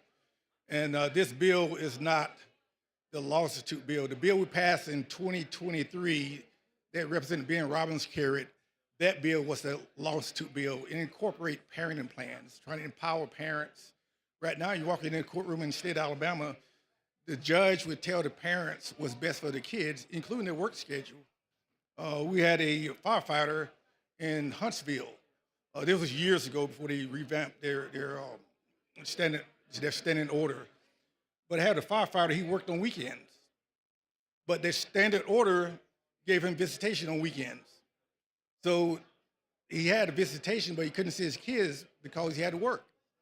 And so I'm going to introduce a sub in a few minutes. It's going to incorporate parenting plans. That is from 3 years of study by the Law Institute. What's the benefit of parents having parenting plans? Parents know their work schedule. Parents know what they desire and what they're able to do from day to day. So a parenting plan will empower parents, allow each parent either separately or together to submit a parenting plan to the courts. It's empower the court systems make the best interest of the child decisions in those situations there, you know. But going back to your bill, I just want to know what's the difference between your bill and the current practice. What I mean by that, you use the term, it's a presumption that there is joint legal custody. That's the current standard now, right? Yeah, but it just codifies or makes, almost makes that priority. Family is priority. Children are priority. A lot of times you have couples that may divorce and they get to court and they never even heard of, I can have joint custody, joint physical custody, joint custody, and ends up having a non-custodial parent with 4 days a month, and that's not proper rearing. There are a lot of judges now are doing more and more, but this just kind of codifies what Okay, they're doing. I want to just emphasize the word legal, joint legal custody. You know, we're not talking about the physical time, but joint legal custody.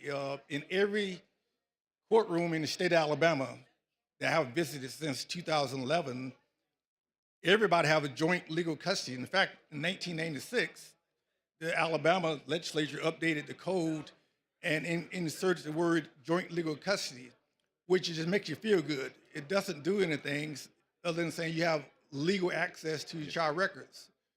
So I just want to just clarify for this body that that's the standard now, and your bill just going to codify that again, that's the standard. So that means we're not chasing anything with the legal side. So now the next question to the physical side, or as what your bill says. It's a presumption that the child shall have frequent and continuing contact and substantial time. So that's the current code language now. The feedback I have received over the last 17 years is that could mean 2 days a month, 4 days a month, 6 days a month. So we don't just codify that presumption. So your initial version of your bill used the word equal time. So it defined what that was as a starting point. But your sub goes back to the current existing code. So it really doesn't change anything. Am I reading that incorrectly? I'm not sure if you're reading that correctly. Okay. So I hear a lot of movement in the background. I think from the board earlier is a lot of green up there. So out of respect for our members, I'm going to offer a sub which is going to include 4 things. It's going to include the language of the bill that passed the Senate. So there's no reason it's sending anything upstairs if it's not going to move. So my sub include that language.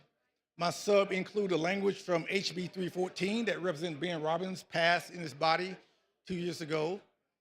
It also includes language feedback from the Madison County Circuit Court presiding judge. And then also it's going to include language that require the courts to equally enforce their orders the same as child support. What I mean by that is I receive phone calls, emails daily that even if a parent withhold visitation from the other parent or parenting time from the other parents, many courts will not enforce that. So the sub is just going to try to create a balance. And so what I ask you to do is 2 things. consider my sub or table your bill, and I assure you, I will work with you during off-season, come back, help you get your bill through both chambers, and I would not even introduce a bill next year. But my goal is I want a good bill that's going to benefit not the divorce industry, but our children and families. So with that, Mr. Speaker, I have a sub. Clerk, see the sub. Substitute to House Bill number 53 by Representative Pascal.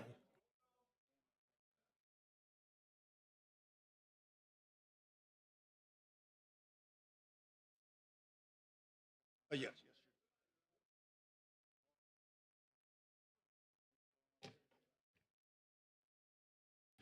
Okay, members, what the sub does, it incorporates social science data from child psychologists. Also, it includes the Alabama Law Institute bill they drafted, that language.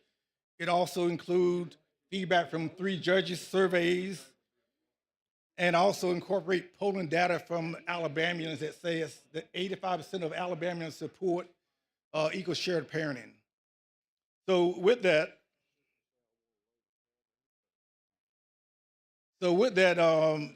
Representative, I was just, like I said, I'll ask that you at least allow the members to vote on that, or let's carry a bill over it, and I'll guarantee you I want to work with you during off season so we have a good bill that's benefit children and families here in the great state of Alabama. Mr. Speaker, I move to lay that sub on the table. Okay, the gentleman wishes to lay the sub upon the table. If you wish to lay the sub on the table, your vote will be aye. If not, your vote will be no. Clerk will unlock the machine and the members will vote.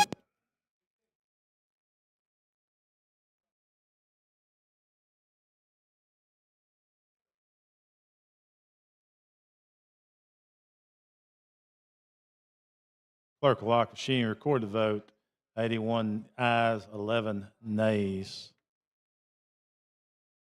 It has been laid upon the table. Mr. Speaker, there's a lot of green up there, wasn't it? But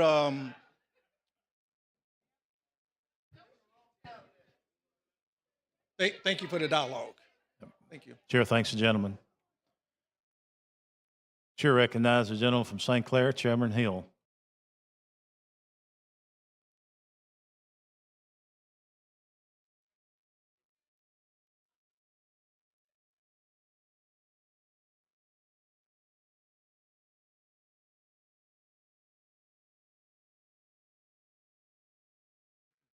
May I speak? You know, Mr. Speaker, one thing I agree with Mr. Pasquale about, there was a lot of green, which means that sub got laid on the table, his sub. So we're through with that. I want to talk to you all about the sub that they're now going to consider. And let me start this way.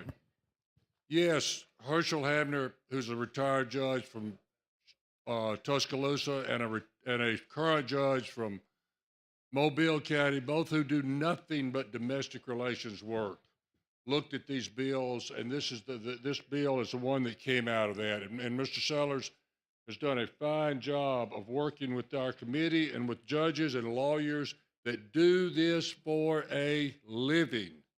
They know what divorces are about, and they've tried them. I've spent 19 years on the bench. I've tried a bunch of divorce cases. And let me start with the first 2 or 3 lines of this sub.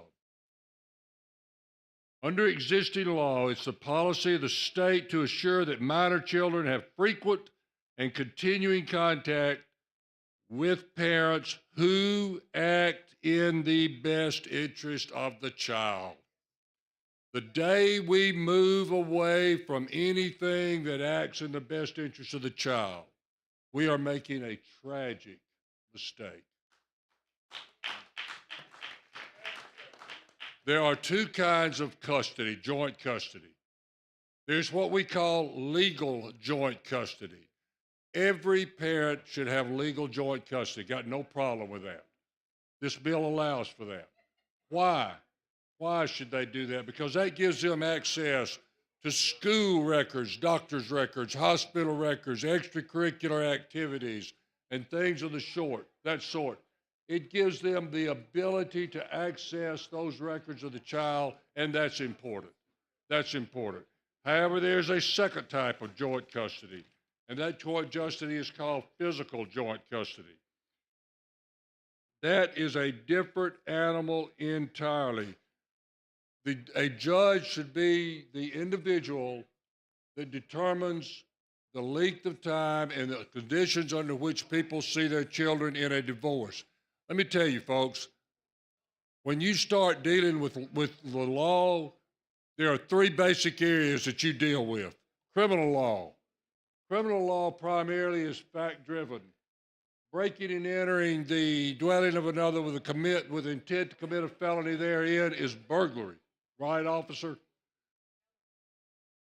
That's pretty much a cut and dry situation where you're dealing with facts. Civil law a lot of times deals with not only statutory law, but interpretations of law by the Supreme Court. It is law-driven as criminal law is fact-driven. Domestic relations law is emotion-driven. Somebody has to step outside of the emotion of the parents, and somebody has to make that decision. And that somebody wears a black robe. And we entrust that individual with the ability to do that and act in the best interest of the child. And that's what we're trying to do. Are there things that this judge should look at? Absolutely, and it's encompassed within this bill. The judge should look at such things as, is there agreement of the parties? Is there an agreement of the parties? If you can't even agree, how do you expect to get along? Is there an agreement of the parties? The past and present ability of the parties to cooperate with one another. The ability of the parents to encourage the sharing of love, affection, and contact. History or potential for child abuse, spousal abuse, or kidnapping. Geographic proximity of the parents to each other, and also the emotional bond that the child has with either or both of the parents. Folks, those are not things that you can put down in some type of mathematical equation. Those are things that, as Representative Brinyard said, those are things that good judges consider. If any of you have ever tried a divorce case, you understand that. You understand that. This is a good bill. This is a bill that is going to codify what good judges do now and give to other judges or all judges a standard or a guiding point to look at. Consequently, I would urge you to pass this sub and adopt this, to pass this sub on exactly as it is written. Thank you, Mr. Sellers. Thank you, sir. Chair thanks the gentleman. The chair recognizes the lady from Jefferson, Representative Moore.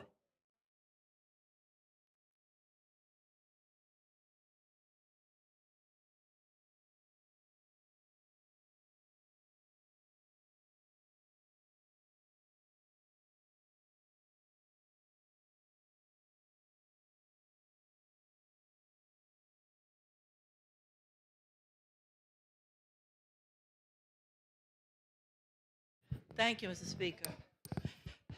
I think I like the intent of your bill, but it leaves some questions because somewhere in the back of my mind, there are some things that might happen to children that are never exposed.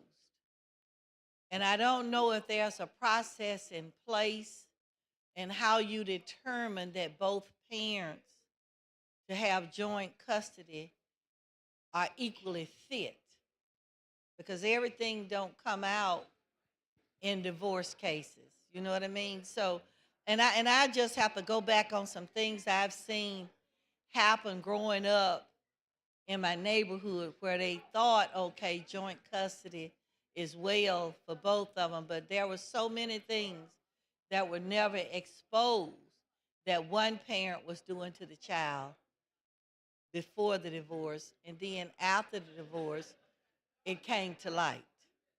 So I don't, is there any type of checks and balance that when the parents start having their visitation or the time they keep the children, what type of monitoring goes on to check these children even mentally?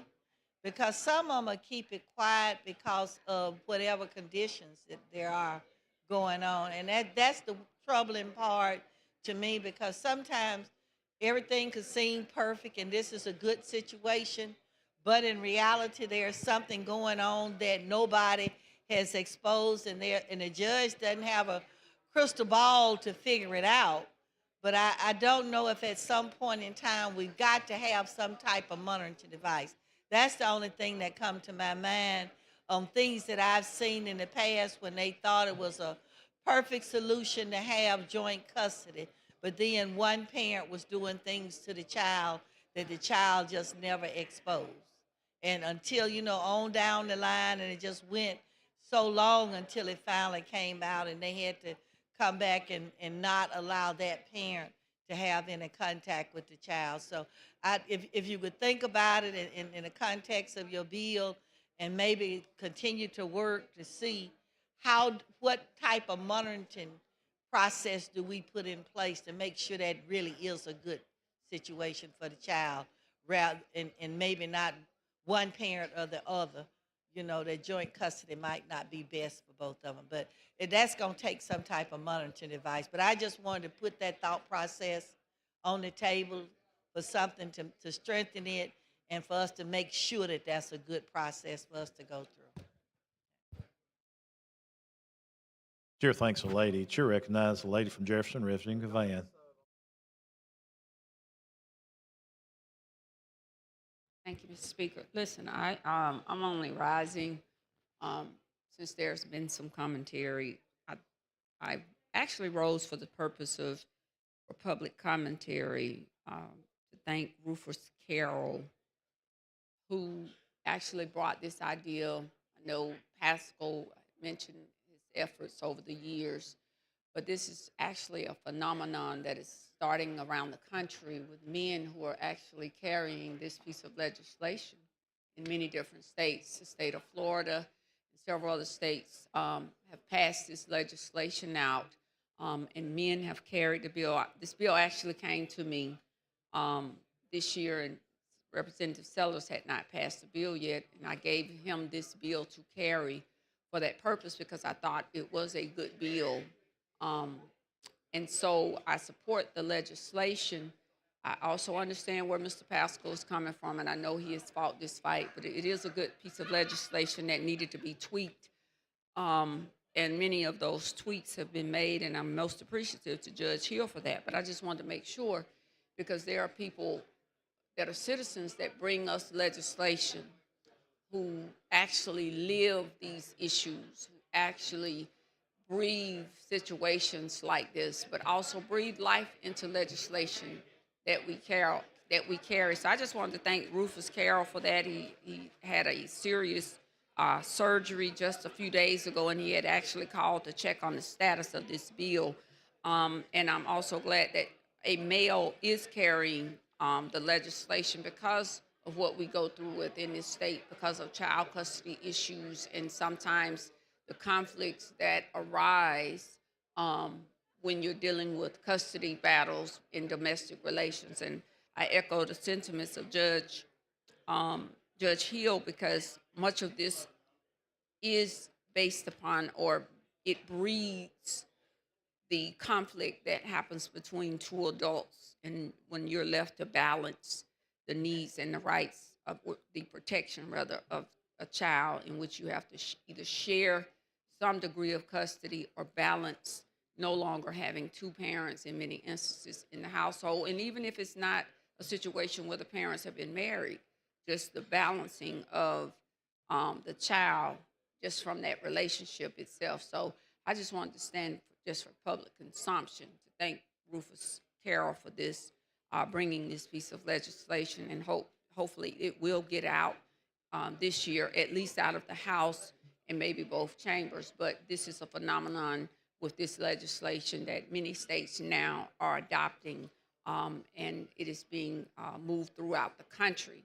as a piece of signature legislation in many legislatures throughout the United States, and especially in the South, in these southern states. So I just want to, only for public consumption, say that. Thank you. Thank you for your comments. But to clarify, that was the Good Dad Act, not this piece of legislation. Chair recognizes the lady from Madison, Representative Hall. Okay. Question for the body is final passage of HB 53 as substituted. Clerk will unlock the machine. The members will vote.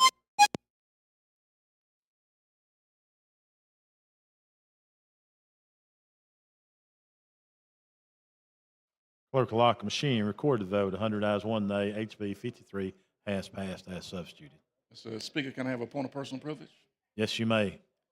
I want to thank Judge Hill. He worked with us very, very closely.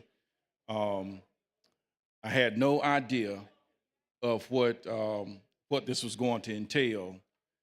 But not only when you experience this personally, and then you see it professionally, how can we help families to be better? And how you help families to be better is that every child needs both parents in their lives. So thank you, body. Thank you, gentlemen. Clerk, call the next bill.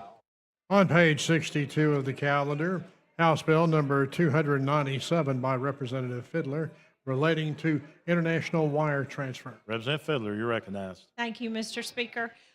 This is a wire transfer bill that's changed quite a bit, but basically what it does is increases the data that's required for our money transfer, wire transfer businesses to collect, and increases the penalties and fines, actually moves over to the sheriff's, it goes to the Ways and Means General Fund, and goes to fund the sheriff's fund.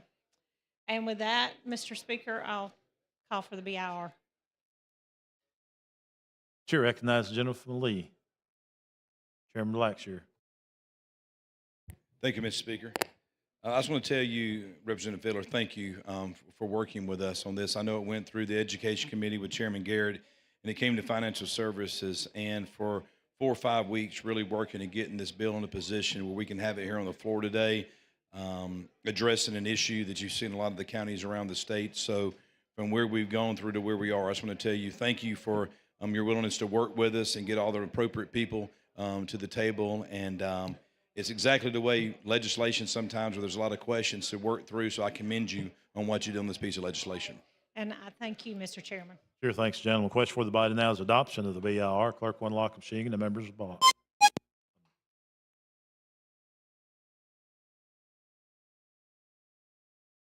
Clerk will lock the machine, record the votes. 96 ayes, 0 nays. BIR has been adopted. Representative Fiddler. Yes, sir. I move that the committee substitute, as explained, is, I make a motion to move Okay. it to be adopted. Ms. Moore, you don't talk on the sub or the bill. Question for the body is adoption of the sub. Clerk will unlock the machine. The members will vote.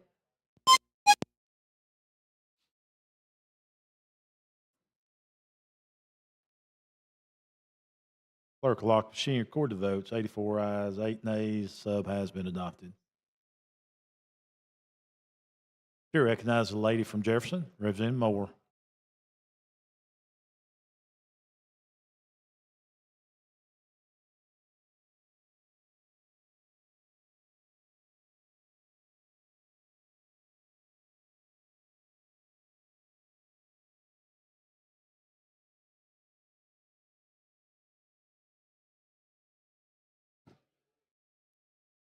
Thank you, Mr. Speaker. Representative, could you just give me some better clarity of what your intent is here? Yes, ma'am. In all wire transfer companies and businesses, we already require information to be collected and record keeping to be done. What we're doing is expanding that record keeping to any transactions that are more than 1,000 and any transactions that are more than 2,000. These records have to be kept for 5 years. Is it requiring them to do additional because of the amount of money?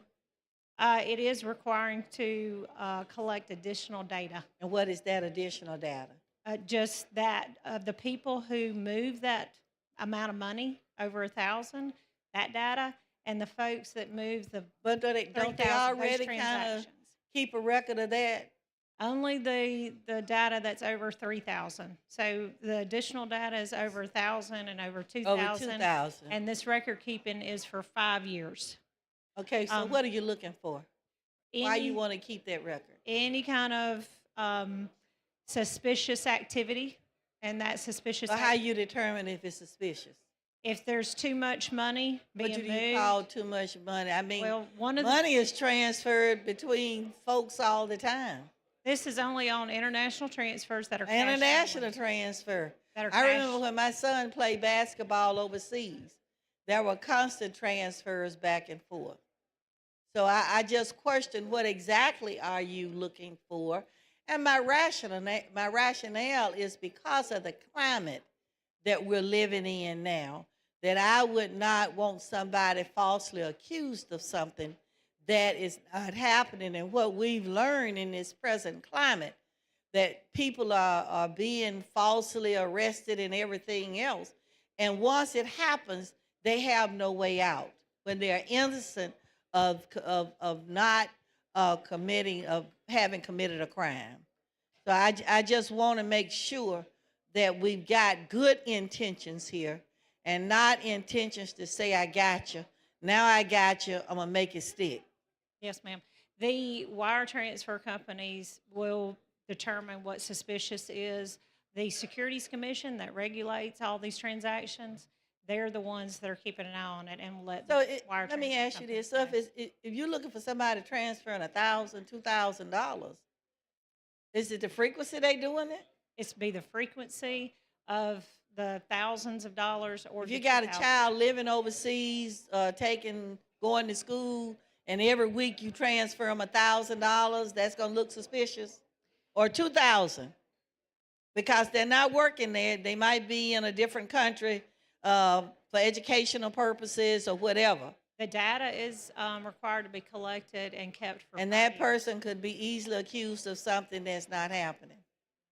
On $1,000 and $2,000, you know, anything can happen between parents and children and husband and wife and everything else. I think that we get to a point with some of the things that we're doing that is just that now government is playing a role in everything we do. Since you say already, they do already monitor sums of monies that's above 3,000, but 1,000 here on a every 2-week basis, or 2,000 once a month, but every month. And then somebody comes up, and for some reason, if I'm a targeted person, then for some reason somebody is questioning why I send 1,000 here or 2,000 there. I think that above 3,000 is a good thing to look at, because you know it might be something really there. But when you're talking about $1,000 here and $2,000 here, you know, in this day and age, you can spend $2,000 in a second and not even know what you got for it. But I just question us monitoring people for sending that denomination of money to internationally, and what types of consequences we might have to bear as a result of it. Thank you for listening. Thank you. The chair thanks the lady. The question for the body now is final passage of HB 297 as substituted. Clerk will unlock the machine and members will vote.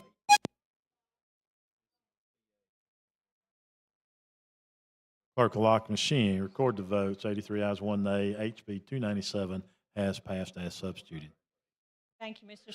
Speaker. Thank the lady. That's it. That's it. All right. You did good. Thank you, ma'am. Clerk, call next bill. On page 24 of the calendar, Senate Bill number 118, a constitutional amendment by Senator Barfoot relating to bail. Chairman Simpson, you're recognized. Thank you, Mr. Speaker. This Senate bill, what it does, it expands the number of crimes that can be used in Anaya's law. The two additional crimes that will be added will will be solicitation, attempt, or conspiracy to commit murder, and shooting or discharging a firearm, explosive, or other weapon into an occupied dwelling. Question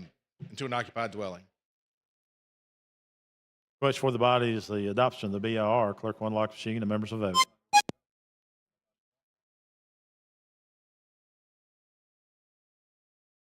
Clerk will lock the machine. Recorded vote. 92 ayes, 0 nays. BR has been adopted.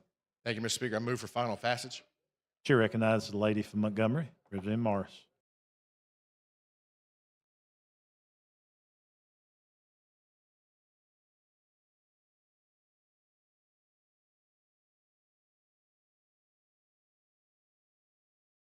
Thank you, Mr. Speaker. With the gentleman yield. Yes, ma'am. Can you just give me just a little bit more about your bill?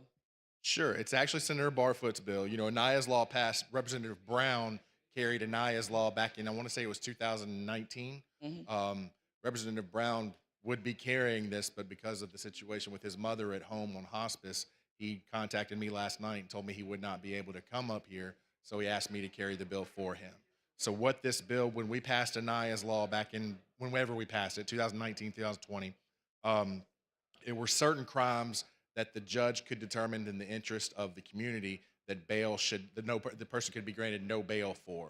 Those crimes at that time were capital murder, first-degree kidnapping, first-degree rape, first-degree sodomy, sexual torture, first-degree domestic violence, first-degree human trafficking, first-degree burglary, first-degree arson, first-degree robbery, terrorism, and aggravated child abuse. All this does is it adds the additional crimes of solicitation, attempt, or conspiracy to commit murder, and shooting or discharging a firearm into an occupied dwelling. So those two crimes would be added to Anaya's law. Thank you. I appreciate that. I just wanted to come and talk to you. Chair thanks, lady. Chair recognizes the gentleman from Mobile, Representative Bracy.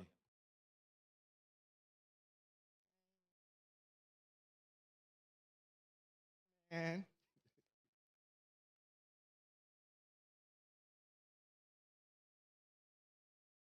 thank you, Mr. Speaker. With the gentleman yield? Yes, sir. All right. So I'm a due process kind of guy. Okay. I understand. I supported the initial Anaya's law. And, you know, the crimes that are listed, those are horrible, horrible crimes. Now, this addition, let's talk about the addition. Okay. And so we're talking about not allowing a person bail because of conspiracy to commit murder? Solicitation, attempt, or conspiracy to commit murder, meaning if you attempt to kill somebody but they don't die, you can be charged with attempted murder. Okay. If you solicit someone to kill someone on behalf of someone else, like let's say I paid you X number of dollars to kill Representative Pringle, that's solicitation of murder for something through there. So that's like a murder for hire plot. Okay. You also have the conspiracy to commit if more than one person comes together with the idea of how to execute the offense of murder. That could be a conspiracy charge. But this is up to the judge to make the determination. It's not automatic. The defendant is entitled to a hearing, and at that hearing, it's up to the prosecution to meet the burden required to show this is why the person doesn't have it. So it's not an automatic declaration. It is a long, drawn-out hearing where the judge gets to hear the evidence as to why they should deny bail. Okay, because I'm thinking that some of this could be like hearsay. You know what I mean? Like it seemed. So how would that process work? Because you think about bail, you think about early on in the process. All right, person commits a crime, very soon thereafter, you have some type of something hearing, something to go on to determine preliminary how we're going to set this bail, right? Mm-hmm. So once we decide that, so you mean to tell me that a judge is going to do all of that by when? Because So what happens what would be the is- process? Because I would think that if a person commits a crime on Friday, to me they ought to have a hearing or something by Monday. They ought to know because they got to go to work. They got other stuff to do. So you have 72 hours for initial appearance to come through. So every time someone's arrested, they have 72 hours before they appear in front of a judge. So the judge is going to do this within 72 hours? Well, the hearing is not held within 72 hours. The district attorney would be responsible for filing a motion under Anaya's law to request a no bond. And Okay. so that person would be denied bond. At that time, the judge is required to set a hearing. Generally, I believe it's within 30 days. Please, my timing may be off, so I don't know the exact timing of this. And I could tell you. So Matt, we're talking about a person could be locked up for 33 days before a judge make a decision on if they are gonna be allowed bail or not, just based off of a motion that was filed by the district attorney on an Alice law. So that happened when we passed Anaya's law, and that was voted on by the. I'm talking about these new crimes. The people of Alabama voted on this as a constitutional amendment. The people of Alabama voted to allow that to happen. Right, These but those two are- new crimes, but these two new crimes are the same thing. It would have to be a constitutional amendment for the people to vote on for these two new crimes. Do you see where I'm going? I mean, it's No, I see exactly what you're saying about due process, and Right. that was aired. All that was aired out when we had the initial passage of Anaya's law. The Attorney General's office. There was a lot of people that were involved. I know Representative Brown brought that bill several years in a row to try to get it passed worked because out. it wasn't probably 21 or 22 to actually get passed. Yeah, because it wasn't 19. It was a little bit. Yeah, because he brought it. There were multiple years that he brought that bill to get passed. Right, but we're So- talking about murder, rape, sodomy, kidnapping. We're talking about some real serious, like A-class felony crimes, and then we're adding in these other crimes to it. But what I mean, it's a lot. That's a lot to me, especially conspiracy. That stuff got to be proven. Conspiracy to commit murder, murder for hire, all of that stuff to me has to be proven. You're talking about 3 days and then up to 30 days. That's a long time, and a person can lose their whole livelihood just waiting on a person to decide if they get bail or not. You know, that's something that the people of Alabama have voted on, and the people of Alabama have spoken. They have not on that. On They have spoken on the original charge because you're Yeah, talking about the the 3 original, days not and the the new 30. one. I'm talking about the new ones. This bill simply allows the people to speak on that again because it's a constitutional amendment. It has to go on the ballot to allow the people to speak about it. But we're treating conspiracy to commit murder the same as we're treating a murder charge. When it comes down to it, that's basically what we're doing. We're treating conspiracy to commit murder the same as a rape or a kidnap. Attempted murder is already a Class A felony as well. I believe please forgive me if I don't. I know there was shooting into an occupied dwelling. I believe we moved that to a Class A, or there was a movement to move that to a Class A. I don't know if it passed. I know it's or been not. a lot of conversations. There's been a lot of around conversations that on the shooting into an over occupied the dwelling. last 2 years. Solicitation of murder and conspiracy to commit. Conspiracy isn't just me and you sitting around talking and this is what happened. There has to be an overt act to commit the offense before you can charge someone with conspiracy. So the prosecution would have the burden of proving that an overt act was taken.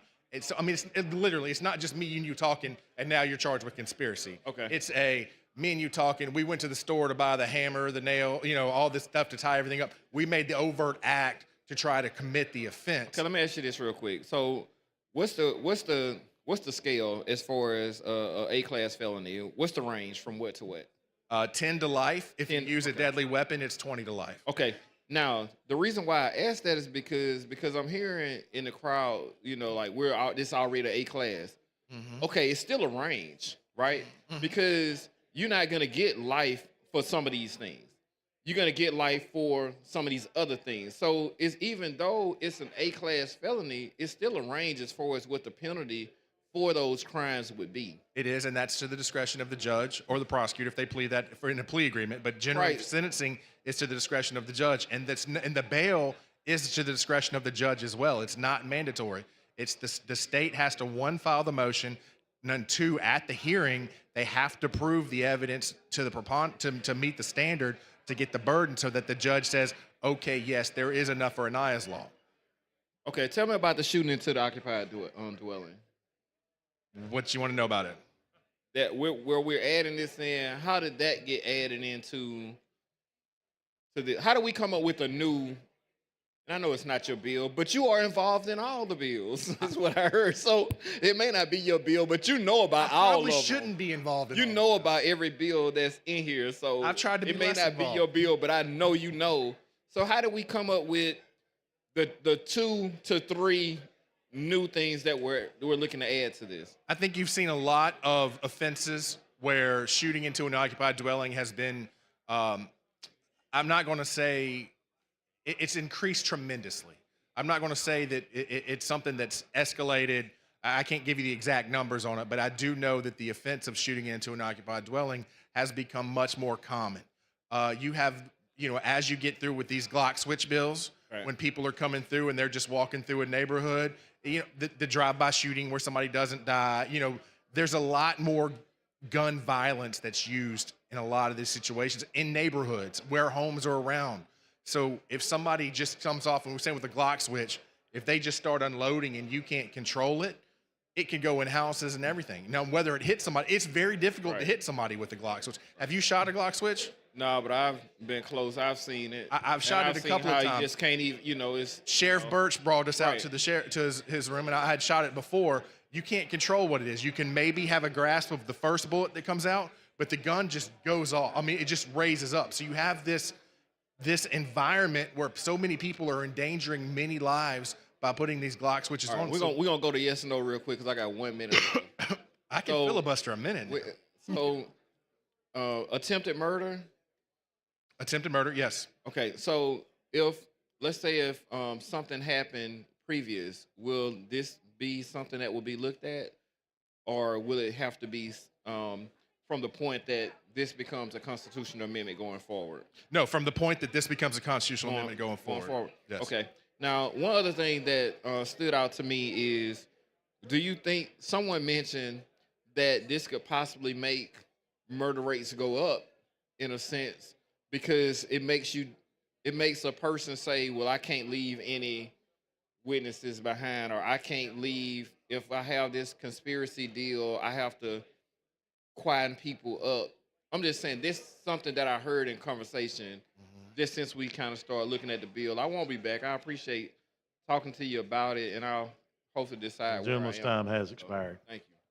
Thank the gentleman. Quest for the body's final passage of SB 118. Clerk will unlock the machine and the members will vote.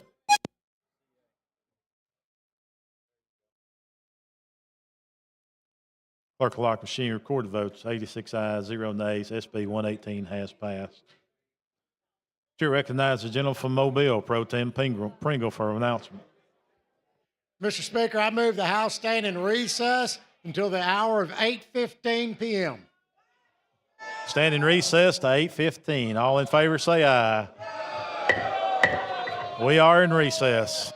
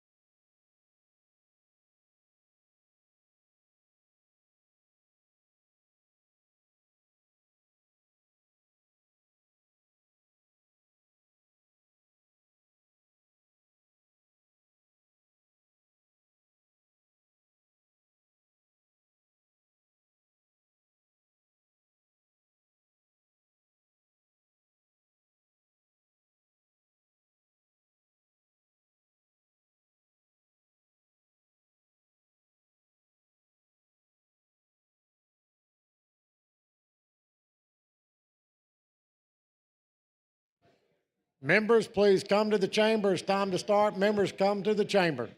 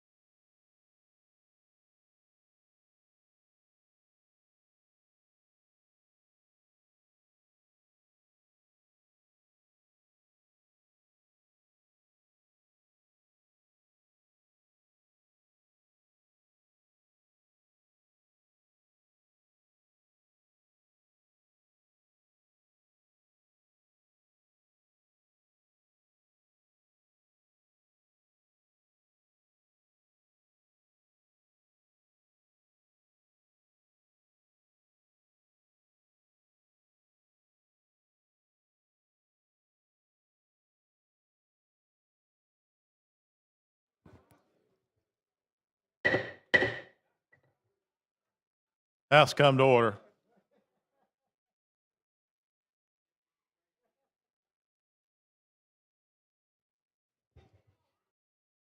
Let's call the next bill up, Ms. Clerk. On page 45 of the calendar, Senate Bill number 119 by Senator Barfoot relating to firearms.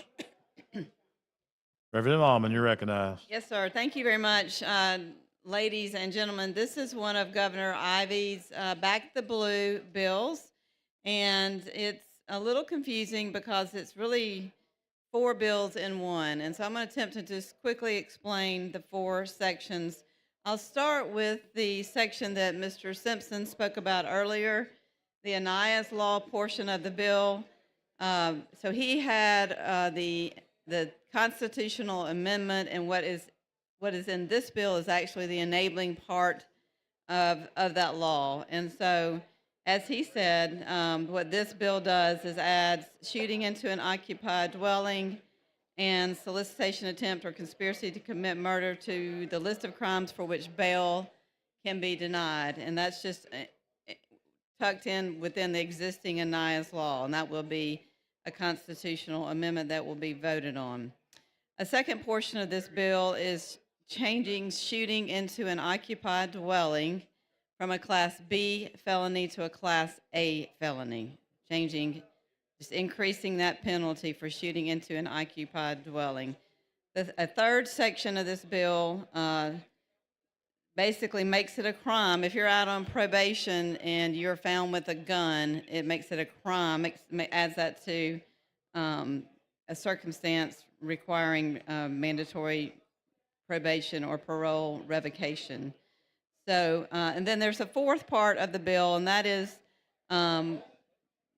where it's similar to the bill we passed 2 years ago, but slightly different.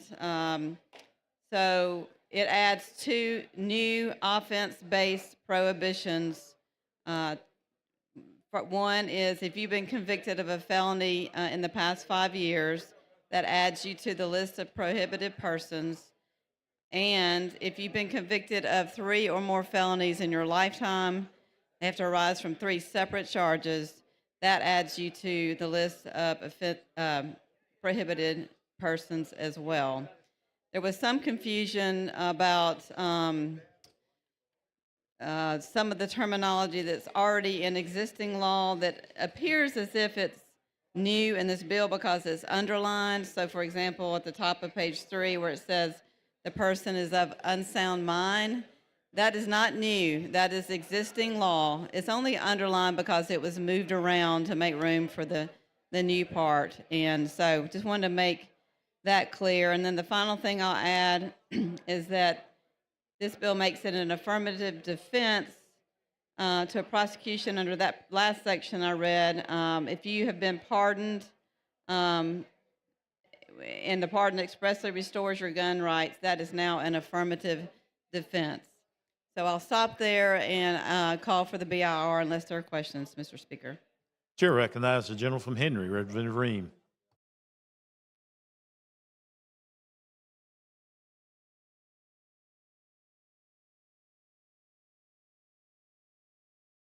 Thank you, Mr. Speaker. Representative, I read this bill a number of times. It's got my attention because it's related to firearms. And to me, it appears to be not a firearms or gun control bill. It is a bill, it's a crime bill in which we're going to restrict criminals from having access to firearms. And the only change that you actually add that other than, we actually have a new offense is shooting into a occupied building, which, to me, I'm envisioning drive-by shootings, what's going on in our cities. So I just wanted to make sure you knew that I was supporting your bill. I'm going to vote yes on it. It's part of the governor's anti-crime package. So thank you for bringing the bill. Well, thank you very much. Thank you for taking the time to ask questions and get some clarity about the bill. Absolutely. And thank you, Mr. Speaker. Chair thanks the gentleman. Chair recognizes the gentleman from Marengo, Representative McCampbell.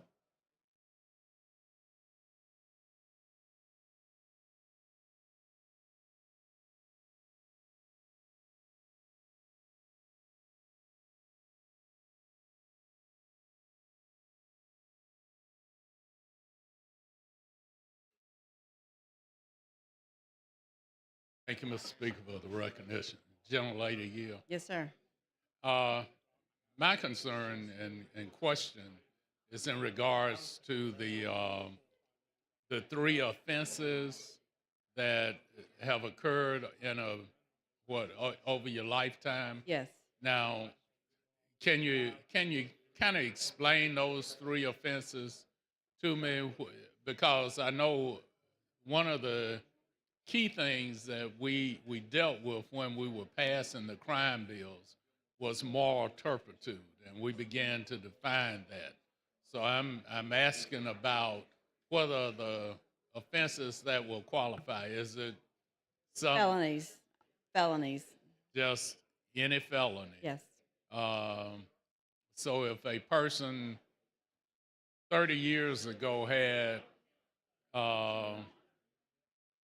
3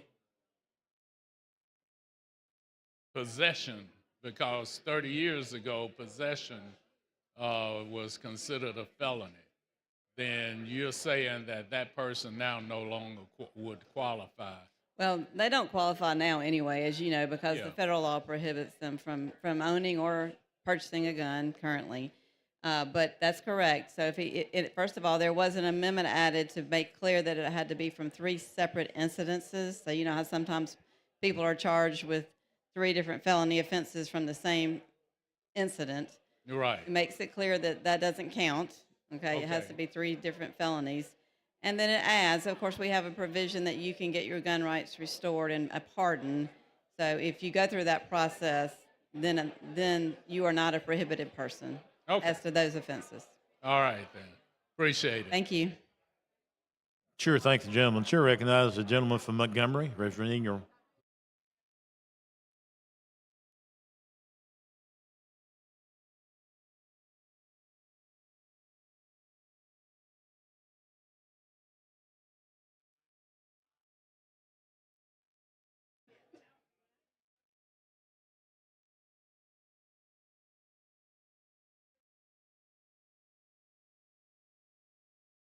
Thank you, Mr. Speaker.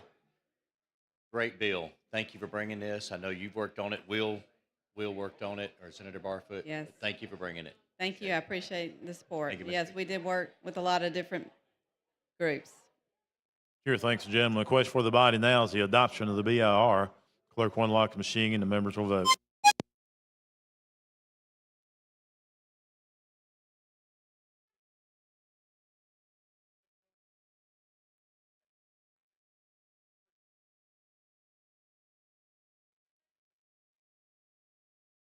All the members voted. Clerk will lock the machine, record the vote. 85 ayes, 0 nays. The BR has been adopted. Representative Almond. All for final passage. That is question is final passage of SB 119. Clerk will unlock the machine and the members will vote.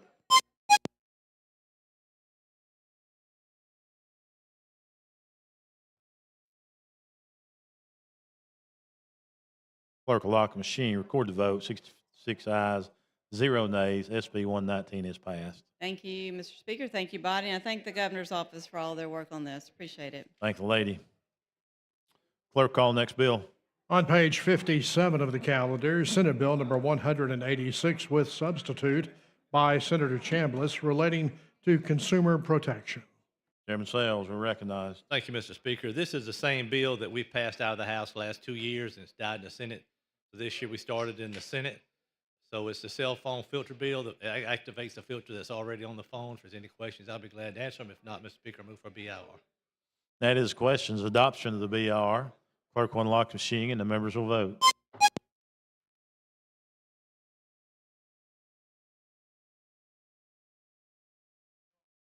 Clerk will lock the machine, record the vote. 101 ayes, 0 nays. The BR has been adopted. Mr. Chairman. Mr. Speaker, we have a committee sub. You care to explain your sub, please? Committee sub removes the right of private action and changes the effective date from June to October. Yeah, you've heard the gentleman's explanation of the committee sub. Chair recognizes the gentleman from Marengo, Representative McCampbell.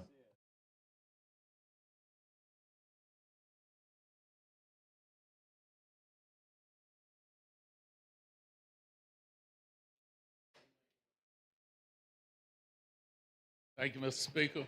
I just need a little bit more information on what the bill. Okay, this activates the. You know, I'm kind of old. I can't remember. Okay, so your cell phone has an adult content filter already on the phone. This says when the phone is sold to a minor under 18 years old, that filter will be enacted when they put their age in there when the phone is set up. And they're already doing it now they started doing it up to the age of 13, so they can do it and all that's good. Matter of fact, we worked through the opposition with Apple and Google, Okay. So that's what it does, to protect children from pornography on their cell phones. Okay. I needed to know. Yes, sir. Thank you for the question.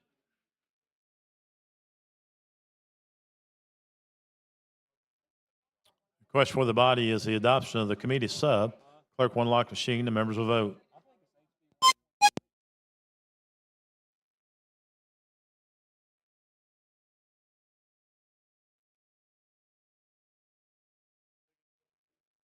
Clerk will lock the machine. Record the vote. 102 ayes, 0 nays. The sub has been adopted. Chairman Sales. Thank you, Mr. Speaker. At this time, I ask for final passage as substituted. That is the question's final pass is substituted. Clerk will unlock the machine. The members will vote.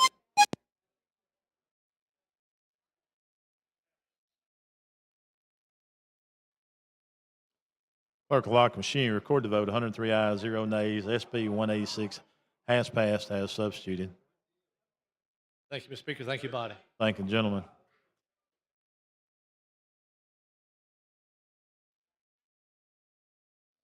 Clerk, call next bill. On page 47 of the calendar, Senate Bill number 297 by Senator Gudger relating to the Office of Water Resources. Chairman Lovern, you're recognized. Thank you, Mr. Speaker. This bill is for ADECA, for them to, their Office of Water Resources, for them to be able to hire someone to be the director of that division, allows them to hire outside the merit system, and with that, ask for the BIR. That is the question's adoption of the BIR. Clerk will unlock the machine and the members will vote.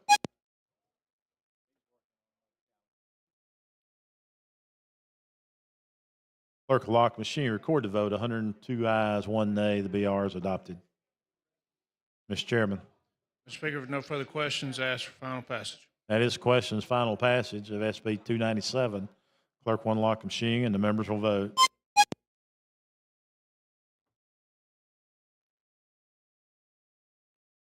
Clerk will lock the machine. Record the vote. 102 ayes, 1 nay. SB 297 has passed. Thank you, Mr. Speaker. Thank the gentleman.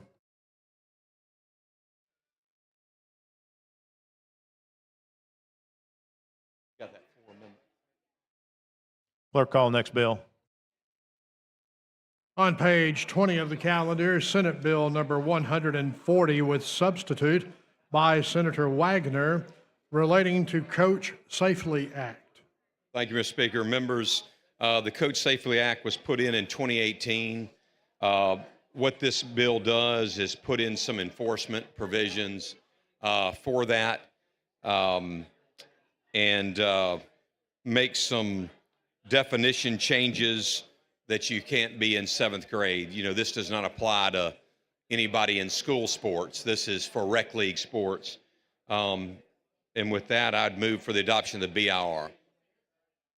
That is questions. Adoption of the BIR. Clerk will unlock the machine. The members will vote.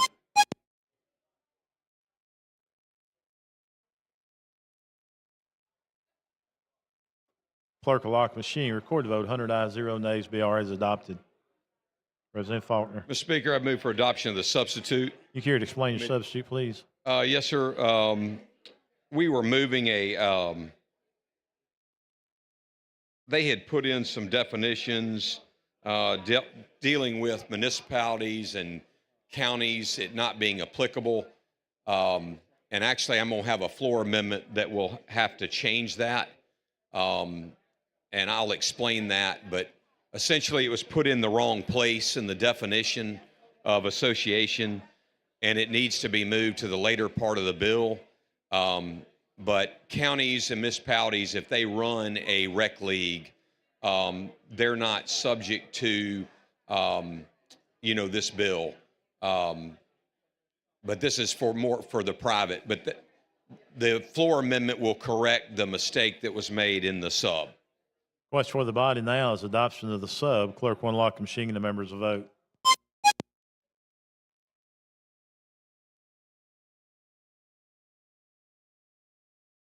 Clerk will lock the machine. Record the vote. 103 ayes, 0 nays. Floor sub has been adopted. Mr. Speaker, at this time, I do have a floor amendment. Okay. Clerk, see the amendment. Amendment to Senate Bill number 140 by Representative Faulkner. Representative Faulkner, explain your amendment, please. Yes, sir. So as I was saying, the committee sub had put the term about municipalities and counties not being subject to the enforcement provisions of this under the definition of association, and it needs to be moved to the enforcement part of the bill and not in the definition section.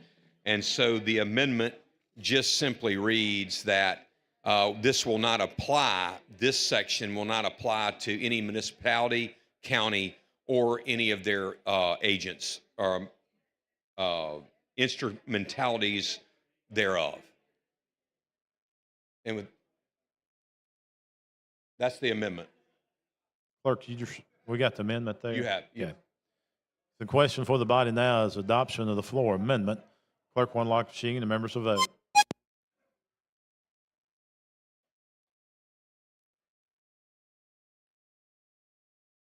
Clerk will lock the machine, record the vote. 103 ayes, 0 nays. SB 140 has passed as amended. I have no further questions. I'd move for final passage as substituted and amended. That is the question for the body. Clerk will unlock the machine, the members will vote.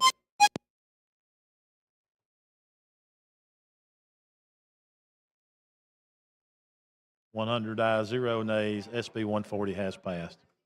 Thank you, Mr. Speaker. Thank you, members. Gentlemen. Chair recognizes the gentleman from Lee, Chairman Lovern.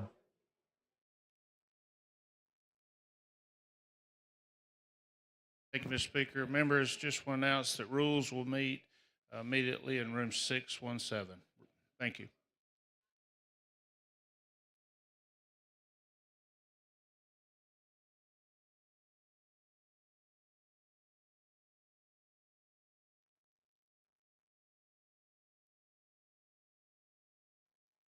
Mr. Clerk, let's call up SB 123.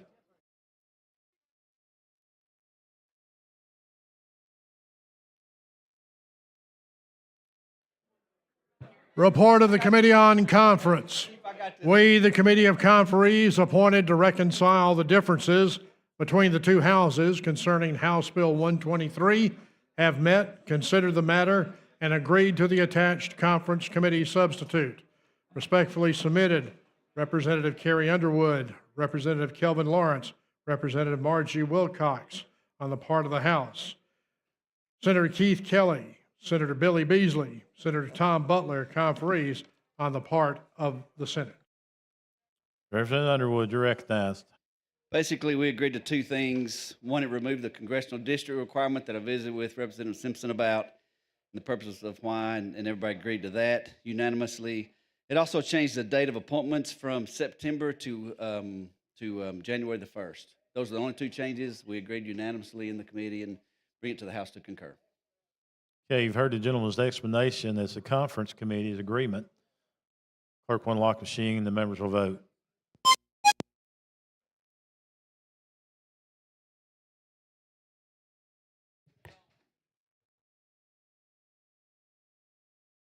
Clerk will lock the machine, record the vote. 103 ayes, 0 nays. Conference committee has passed. Am I good? Thank you, gentlemen.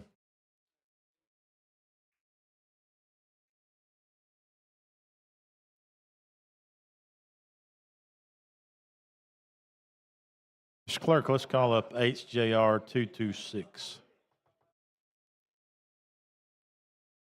Message from the Senate. Mr. Speaker, the Senate has amended as therein shown, and as amended has adopted the following House joint resolution and returned same herewith to the Alabama House of Representatives. House Joint Resolution number 226, establishing the Alabama Unmanned Aircraft Systems Study Commission. Signed, Patrick Harris, Secretary. You're recognized. Yeah, thank you, Mr. Speaker. Yeah, so in the Senate rules, they added the exact same amendment that we had already added down here, so it concur. Okay, you heard the gentleman's explanation of the concurrence. Clerk will unlock the machine and the members will vote.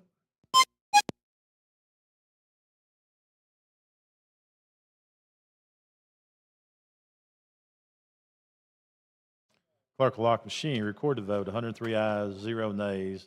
HGR 226 has been concurred. Thank you, Mr. Speaker. Thank you, gentlemen.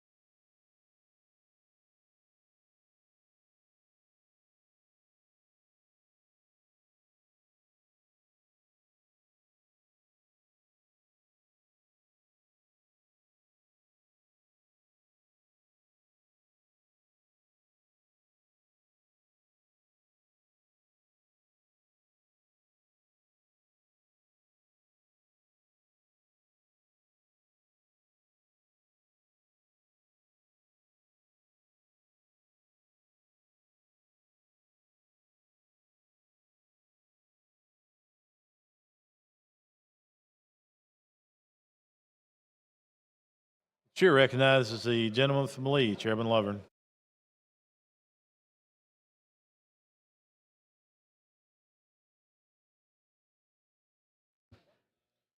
Hey, Mr. Speaker, I have a resolution. Clerk, see the resolution. House Resolution number 313 by the House Rules Committee, the special order calendar. Move for adoption. Chair recognizes the gentleman from Ringo, Representative McCampbell.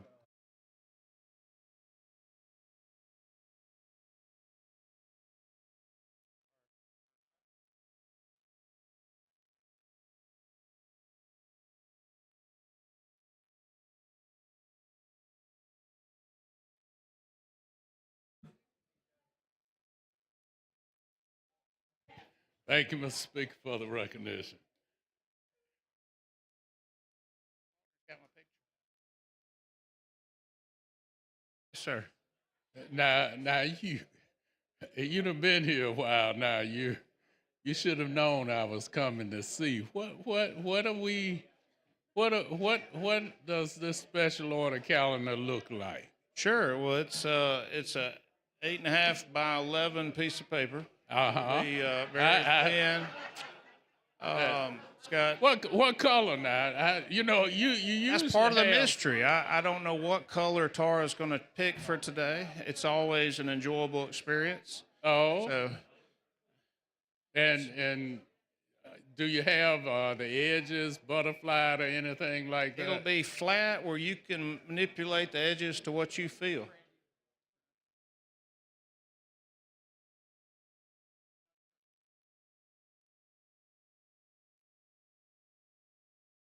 Yes, sir. Any other questions you have about it? Well, I really just I'm kind of trying to figure out how I'm going to approach that. How many bills on it? Sure. There's 12 bills on it. There's 12 bills on it. Yes, sir. Some Senate bills. I've got SB 183. Now you know that doesn't mean anything to me. Sure, that's one we passed the House version. It's dealing with the Machi Indian tribe, where it allows them, if they so choose, to hire a police force. Okay, I remember that one.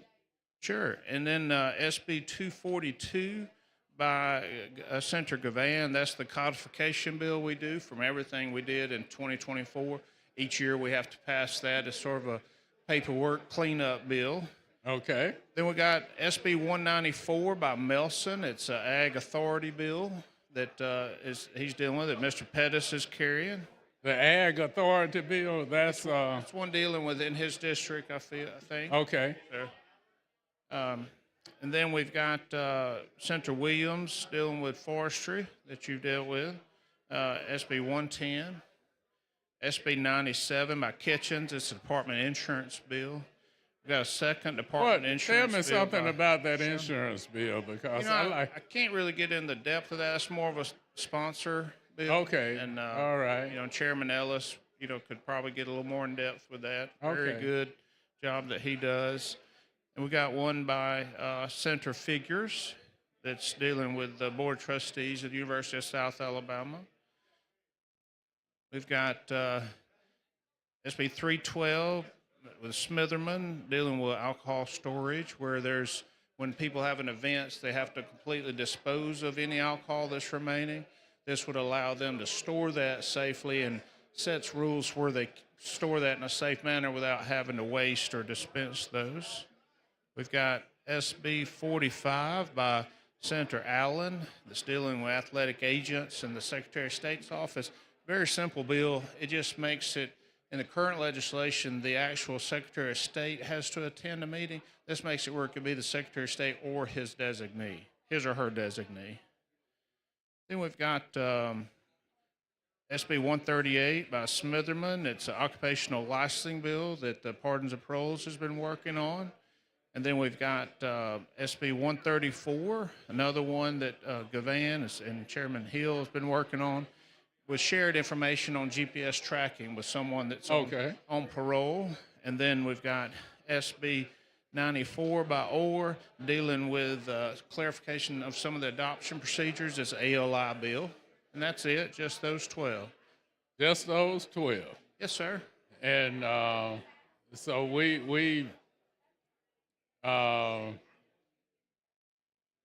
need to actually just kind of take a little time so that we can have some additional stuff we need. Well, Is that probably the general plan? well, I outran the printer down here, so they'll be You outran because you wanted us to know. just getting you that information as quick as possible, and you certainly are quick to ask. So You know, well, we were sitting here and everybody was kind of relaxing and enjoying ourselves until you walked back in and you see do you see how my blood pressure went up? Hey, that may be my fault. I think I should have waited on the rules chair to get that out, right? That'd be my fault. Oh, well, you ask good questions, and we're trying to get as much information to you as quickly as possible. So Trying to okay, and so I guess I got 4 more minutes and 13 seconds. I need to talk about something. Unless we got some more lights on, then you don't mind talking to someone else, do you? Oh, we got more lights on. Oh, we got more lights on. Oh, okay. Somebody else might want to talk to you. So well, we could or we could just go ahead and call up that first bill and go ahead and start moving through the legislative process. Either way. They're all good bills, right? They're all good bills. They're all good bills. I don't think you found a major issue with any of those that I picked tonight, and that was my intention. So, Well, since you put it that way, I haven't ever known you to say anything that is contrary to the truth. well, I appreciate that. I haven't ever known you to. Now, I'm not saying you might not start, but thus far, I haven't known you to do that. Well, I can't afford to go the other direction, so I right. appreciate that, and I try to be very upfront with what we do. So even when we disagree, we do it face to face. So That's good enough. Appreciate it, Mr. Speaker. Yes, sir. thank you. The chair recognizes the lady from Madison, Miss Representative Hall.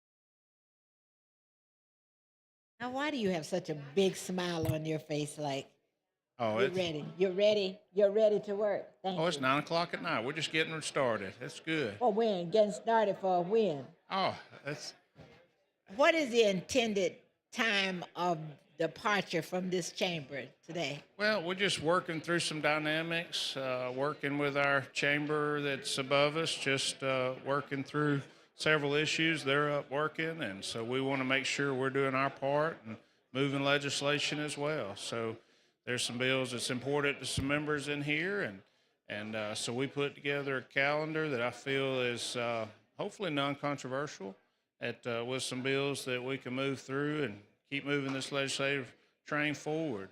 So I got 183, 242, 194, 110, 138, 134, 94. So the 1, 2, 3, 4, 5, 6, 7. So how many bills are we doing? I've got 12, and I'm It is are you intending to go through that entire calendar before we leave tonight? well. That's I think if we move briskly and some of these bills we've already dealt with the issue, and so we're familiar with. Some of them are very simple bills and some agency bills. So I'm hoping that we should move through relatively quickly. What's the bill after 94? Ma'am? What's the bill after 94? Let's see. Okay, I've got 183, 242, 194, 110, 97. Okay, 97. Okay, I got 97. 151, 151. 259, Was it 259? yes, ma'am. Then 312,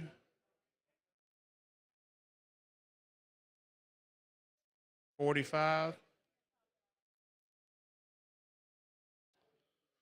138, Okay, 134, okay. and 94. All right, thank you. Yes, ma'am. And I understand we have, what, about another hour before they finish the reading of the journal? I mean, of the. I think that's my bill- understanding. Yes, bill- ma'am. And we will start discussion on these as soon as we get the copies of them? Well, as soon as we adopt the calendar, we can adopt the We calendar can't now. adopt the calendar, and we don't know what we're doing. I just, Yeah, these are numbers. These are proposed bills, so we Right, can pass but the they are the calendar. numbers. They don't have any information on what they are. So if we go ahead and adopt the calendar, that means you're going to give us a synopsis or a summary of what these bills, Yes, what the ma'am. bills are. Sure, and I can tell you for the first bill, just so we get started, that's the one dealing with the Machi Indian tribe, where they, Or if they that so allow them choose. to have the police force. Yes, ma'am. We passed the House version. Yeah, and- I got that. And that's the first bill. The second one is the codification bill we pass every year to seam up what we did at the previous year. Modification. Yes, ma'am. So we do that to help seal up everything we did from last year. It's just the legislative process. Oh, okay. bill. Yes, All ma'am. right. All right. And the third one is? Is Melson's bill with dealing with his ag authority, for agricultural authority. And so I don't remember that one. we haven't done that version of that. Oh, one. okay. That's one we All have. right. So you would need to give us a little more detail Yes, on ma'am. that. And I think Melson and Pettis have so much information to share with y'all. It's going to be mind blowing. I Well, really look. You know, Pettis has already came to see me, and he has an amendment Yeah. Well, already. he's already shown you an amendment. Yes. He is a smart cookie. He's prepared. He is. That is It's just like the chair of the committee is talking to me about it, but he doesn't have the information. See, Pettis made sure I had the information. That's right. You have as much information as I have right now. That's all. I see. All right, and what's the information on the next one? Sure. SB 110 by Williams. That's the one with pertaining to the Forestry Service that we've dealt with. They've worked back and forth on things on highways with regulations, and this has been amended down to where it just makes it where it limits how many log trucks the weight authority can pull over at one time, so they don't really slow down the operations or pick on an industry. I don't remember that. I remember seeing that bill. I must have been absent that day that we did that. We did not do that bill, no. ma'am. Oh, okay. So they've been working on it in the Senate. We've dealt with it. They went back and forth on some other issues, and this was just what they agreed upon. And what they agreed to is the poundage of moving logs on main highways. Is that the one? Yes, ma'am. They went back and pulled the weights out of it and just made it down to those regulations. Yes, ma'am. Why did they pull the weights out? Do you know? Because they couldn't quite get there on some of the debate and some things. There's just something, a process we'll continue to work on with them and try to very much limit, the negative parts of what they're doing with their industry. Do you think that there would be some type of information provided on the impact or the damage that it does to the highways? I think they've done a lot of those studies. Think I know so? the engineers have. There's a lot of per weight. And the problem in the logging industry is it's hard to load logs because you don't have a set weight of a log. Right. And so it may be heavier on one end than it is the other. And so when you're loading per axle weight, it's just very limited. And so this did away with the bill's amended down to where there's none of that argument anymore. This drills down to just some of the regulations when they're doing pullovers to pull over and wait and inspect these vehicles. Now, I went to the forestry conference, so I know that was a major issue that was discussed at that conference. And I guess what I would be looking for is were they able to balance out the weight so that there was not any major damages one way or the other on the highways or roads that they were traveling on. Sure, they've done a lot of those different studies, and I look forward to us continuing that debate. It may be something with adding axles. It could be different ways to try to make it work. And then the next two bills are some from the Department of Insurance and That's 38 and 34. 97 and 151. 97 and 151. And I think Chairman Ellis has a full Oh, I see that. presentation for Okay. those and a lot of information that he's going to share. That's going to really explain those, I'm sure. So you're ready to get started, is what you're saying. Now, 259. Then the next one was is some adjustments to the Board of Trustees at the University of South Alabama. That's Senator Oh, I Figure's saw. bill. Now that came through the House, didn't it? Yes, ma'am. We had a House version that made the calendar, and then and so now the Senate bill has Okay. moved where it's in position now where we could carry it. SB 312 by Smitherman. I was explaining to Mr. McCampbell where there's events that happen where there may be alcohol there that's approved to be there, it's licensed there, it's purchased, but at the termination of that event or the termination of a season, for instance, if it's season, they have to destroy all the alcohol and they can't store it. And this sets some parameters by ABC for them to be able to store it and then bring it back out next year. So that allows for that storage instead of just flat out destroying it. So presently in the state of Alabama, if you have an event and there's alcohol, On certain conditions, for instance, like if Alabama A&M is having an event Right. and they have alcohol, that for a season they have let's say there's a suite where there's alcohol Sure. that they purchased have in there. At the end of that season, they have to destroy what's remaining. So interesting. So this makes it that they can store it and use it again. it sets some parameters for them to be able to store it and regulate how that storage is done, but where they don't have to just automatically dispose of it all. There That's should be good. some savings with that. That's new to me. I would think they stored it. All right. The next one. See, the next one is by Senator Allen. It's dealing with athletic agents, and my understanding with the way I read it is he serves as a capacity for athletic agents on the board, and right now he himself or her, whoever the Secretary of State is, would have to attend that meeting, and what this would allow, it's him or her or their designee. So he could Okay. send someone to that meeting. All Should right. be very simple. All right. And the next, you want to go keep? Yes, the sir. The next two is two that the pardon and paroles have. The lady's time has expired. Thank you. So I only have two more, right? That's right. Thank you. I'm sure he'll get to go over those, Ms. Hall. All right. Chair recognizes the lady from Jefferson, Representative Van.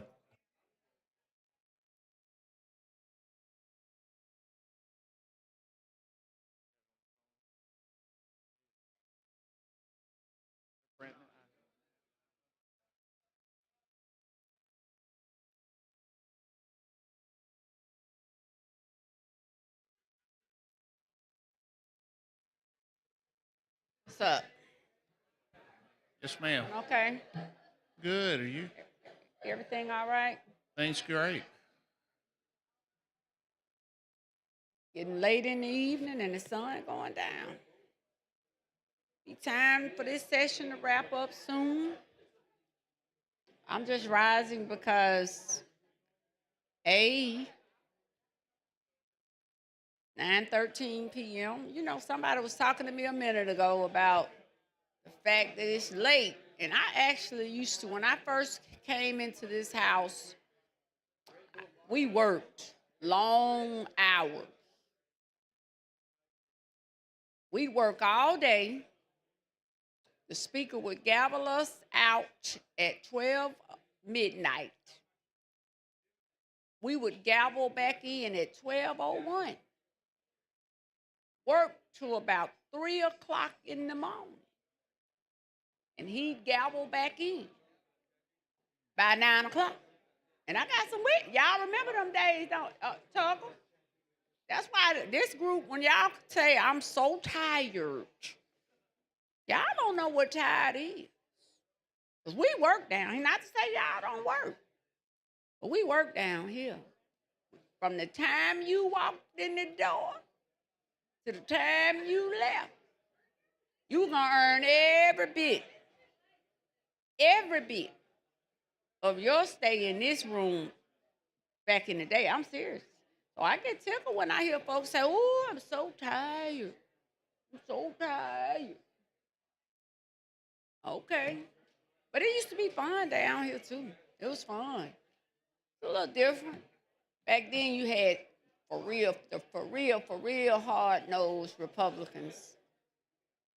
Kerry Rich and Bridges and Laird and woo. And you better not have at that time, a alcohol bill. It was rough. But now it's alcohol for anybody who want to drink it. Anybody want a bottle, anybody want to cook. Alcohol.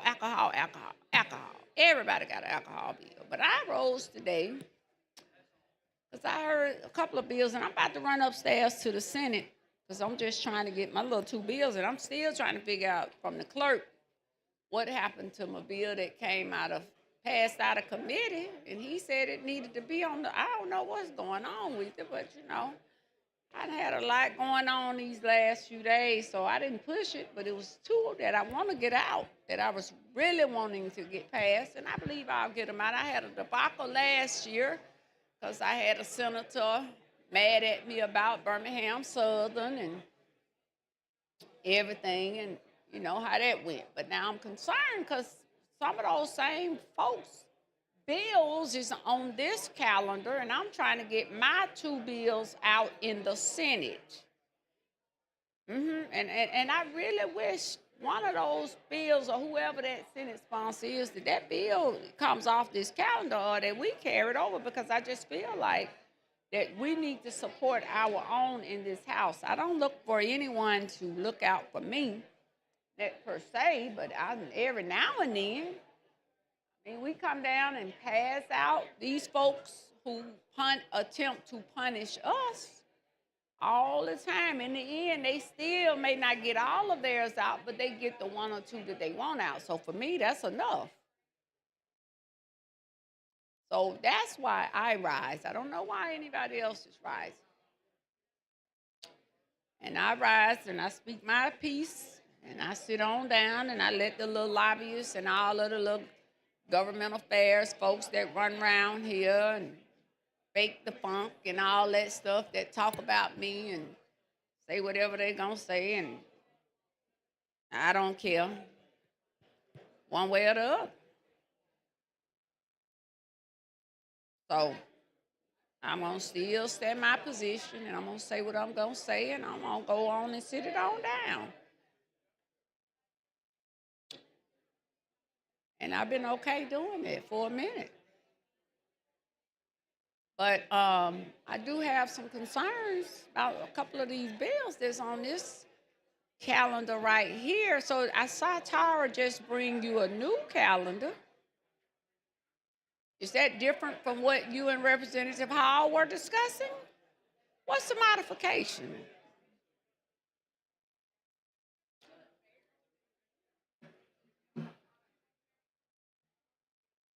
I know Senator Melson and I just talked, and I told him, I see he's good about coming down here and walking the floors. Like I said, I remember, Smitherman has an alcohol bill on here. Okay.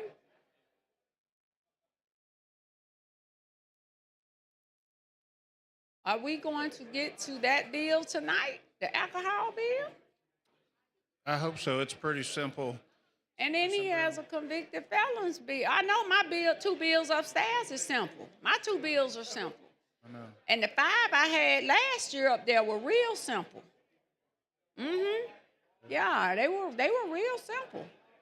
I had never had a problem getting a bill out. I'm very proud of my success rate on solo bills passed. I have no problem if I never pass another one. Most of the folks in here will never probably pass 20 bills out of this house. I'm good. That's solo. But I am concerned that, again, there are individual names on here, and my thing is what goes for one ought to go for all. And over the years, I've had some colleagues in here for some reason that have had some of their bills during the last 2 days just held up upstairs. And this house does nothing well. Again, don't expect them to protect me.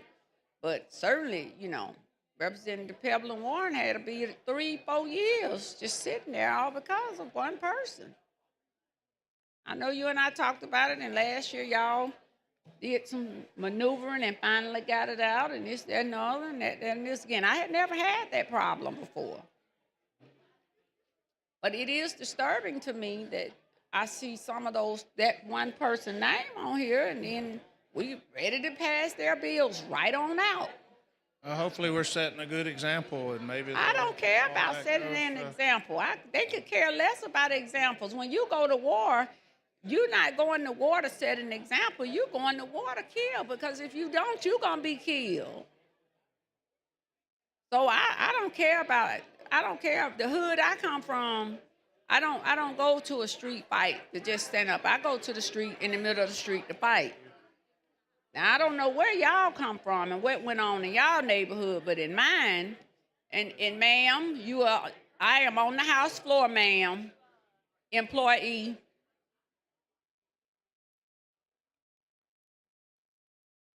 Yeah, so at the end of the day, yeah, just like that. So I have some concerns about that. And that is just very disturbing, but I'm about to go upstairs and have this conversation. But again, once again, we bow down and get their bills out. I guess all your bills got out upstairs, so it's okay if somebody else's don't get out. I got gaveled down last week, because I said DEI.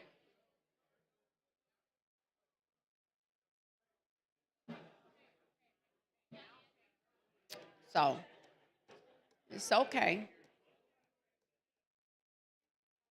Run my 43 seconds out, 38 seconds. It's always a pleasure speaking with you, though. Yes, ma'am. You always handle yourself so well. Well, I appreciate that. Thank you. Appreciate you. Someone told me Elon Musk came to town last week.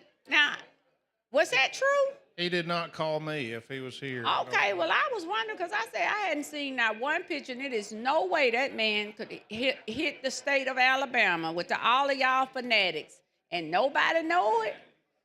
Fanatics, that's right, and nobody know it. The lady's time has expired. Question for the body now is adoption of the special order calendar. All in favor say aye. Aye.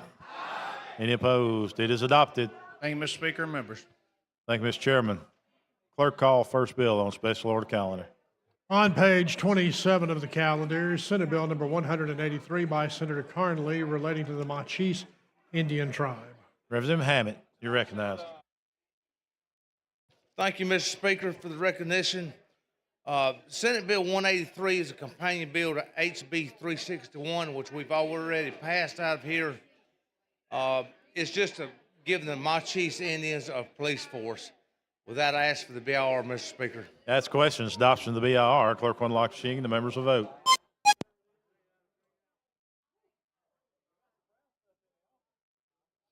Clerk will lock the machine. Record the vote. 101 ayes, 0 nays. BIR has been adopted. Mr. Speaker, I would ask for final passage. That is questions. Final passage of SB 183. Clerk will unlock the machine. The members will vote.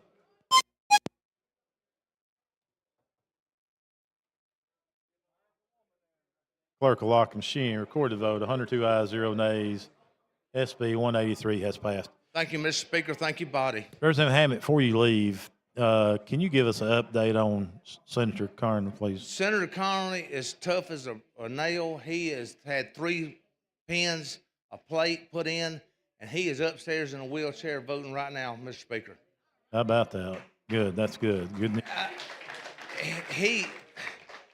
He did have a request for you. That maybe you and the Speaker of Mississippi could have a domino game or something that would be a less,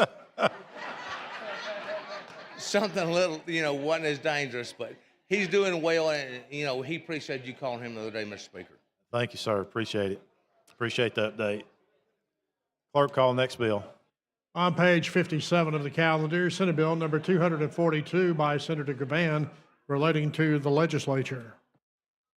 Pro Tem Pringle, you're recognized. Thank you, Mr. Speaker. Ladies and gentlemen, this is the same bill we pass every year. It just codifies all the work we did last year. Question for the body is adoption of the BIR. Clerk will unlock the machine and the members will vote.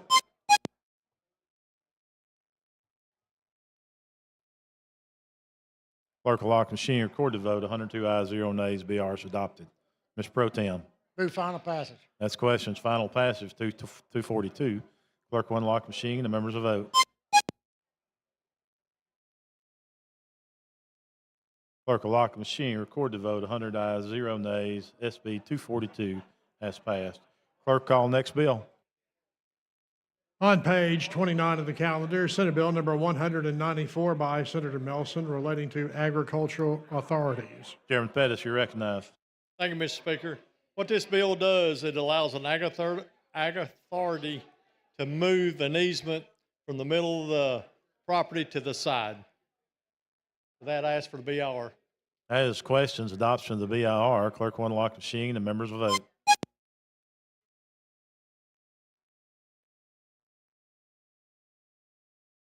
Clerk will lock the machine, record the vote. 99 ayes, 0 nays. BR is adopted. Mr. Speaker, I have a floor amendment. Clerk, see the amendment. Amendment to Senate Bill number 194 by Representative Pettis. Here to explain your amendment, please. What this does, allow ag authority to use the statewide bid list. You heard the gentleman's explanation of the floor amendment. Chair recognizes the gentleman from Mobile, Representative Pringle.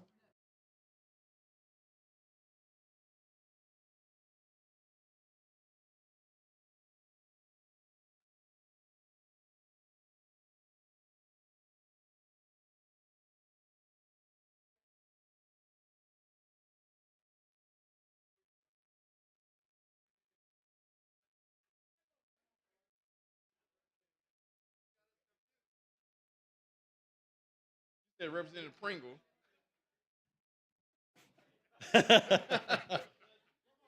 He got us confused. Y'all similar. I mean, it's hard. Same height, That's my partner. Thank you, sir. Both y'all take it as a compliment. Thank you, Mr. Speaker. With the gentleman yield? Yes, sir. I don't have a lot to say about this bill, but what I do want is, and it's just an ask of this body, that for, I guess, almost the first 25 legislative days or so, like, we have really vetted our bills and we've had real conversation about our House bills, and I just don't want us to just breeze through these Senate bills. Even when it come down to, I don't want to have to get up and ask questions on every Senate bill. I just think even if we just get a good explanation for the bills, then I think we can really move forward. But just, like, I know the bill has to say more than it's just, this bill is for us to be able to move an easement from the center to the side. That's Like, basically what. I understand what you're saying, but what I'm saying is, we just have to be, I just think we're doing the work of the people. And when we pass a Senate bill, this is the last stop. Yep. This is the last vetting of these bills. And I want us to think about how many times a bill will pass the House, and the first thing that we'll say is, they'll fix it in the Senate, right? We hear that all the time. They'll fix that bill in the Senate. They're probably saying, oh, they'll fix that bill in the, but if we just run through it, I just don't want us to run through it. That's all. I understand. So just out of respect for the process, if we can, let's just explain them real well. And if we don't, then of course, me and Representative Hall are going to just come down and just ask questions on the bills. So. I gave her a copy of the amendment before we come down here. So thank you, sir. Chair thanks the gentleman. Question for the body is adoption of the floor amendment. Clerk will unlock the machine and the members will vote.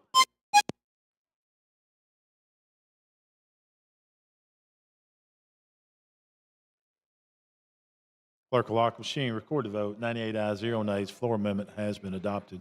Mr. Chairman. ask for final passage as amended. That is question. Final passage is amended. Clerk will unlock the machine and the members will vote.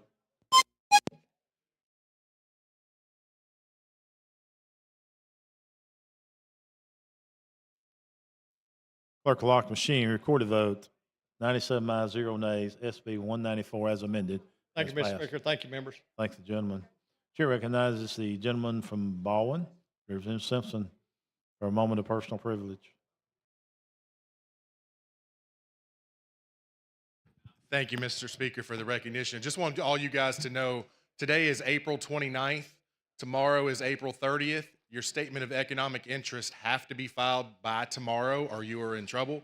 We've got some time sitting around here today, so do everything you can to make sure you fill out your statement of economic interest by tomorrow, by midnight tomorrow. Thanks, the gentleman. Clerk, call next bill. On page 37 of the calendar, Senate Bill number 110 by Senator Williams relating to trucks. Representative Givens, you're recognized. Thank you, Mr. Speaker, for the recognition. Senate Bill 110 is the logging bill that I know all of you have heard a lot about. It's very simple. It does two things. One, it only allows 5 log trucks to be pulled over for weight at one time, and that is a safety issue. The second thing is if they get a ticket for overweight and they get to the mill and the ticket is different for the weight there, it allows you to file online. No more of taking off work, missing a day pay, and showing up. This only 2 things it does. It's that simple. Chair recognizes the lady from Madison, Representative Hall.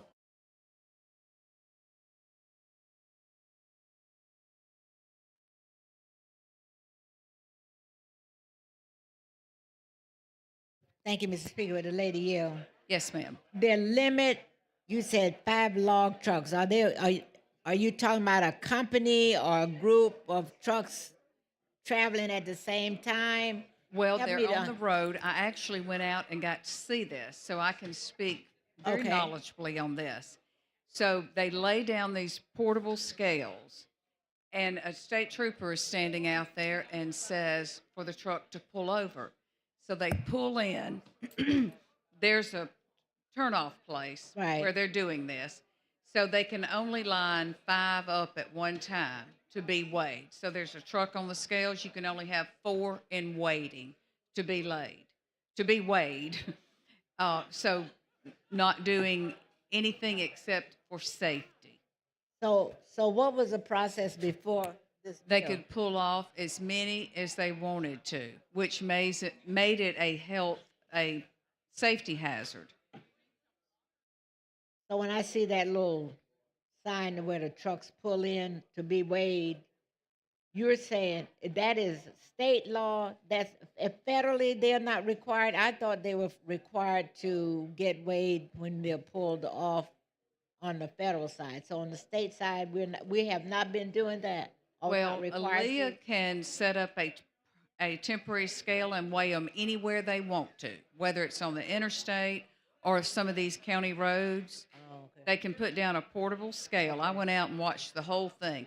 So they could pull over 10, 12 trucks. Well, when, that little turnoff there, you only can fit 5 in there.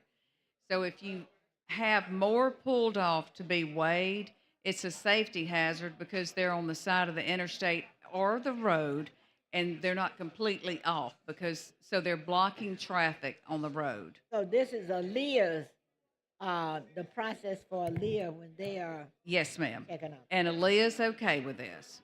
Thank And you. You're welcome. Thank you. Chair thanks the lady. Chair recognizes the gentleman from Clark, Representative Jackson.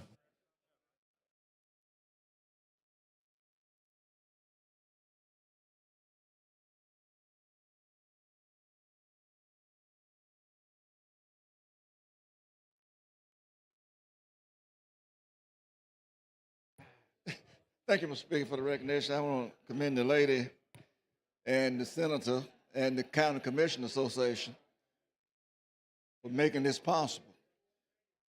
In my district, there are paper mills, there are logging companies. We're in the timber belt.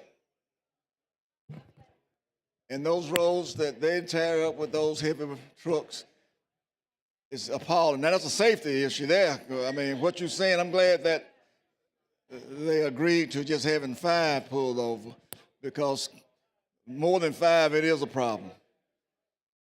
But I live in Thomasville, which is a 4-lane. Aaliyah had a scale about south of my house. There's a highway called 154, which is north of my house. So what they was doing, they was coming, bypassing the scales. I know I saw 20 trucks on a 154 2-lane road, and the scales was on the 4-lane on the south end of me. And I didn't know what the problem was. I said, well, these trucks traveling this road this morning. So I had to go to Grove Hill, and I went down and I saw the scales there. And I told them, I said, you need to move the scales a little further south because they're going to come out below you. And I know 25 trucks that day came through there.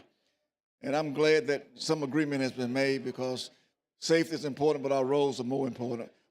Our kids, our buses. Thank you so much. Let's vote for this. Get it on. Get it on. Thank you. Thank you, Mr. Speaker.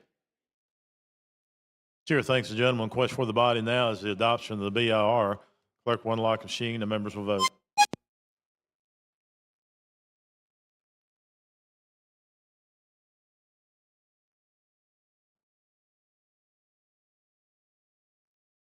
Clerk will lock the machine. Record the votes. 101 ayes, 0 nays. BIR is adopted. Representative Now, Van. Mr. Speaker, I'd like the final passage, please. That's questions. Final passage. Clerk will unlock the machine. The members will vote.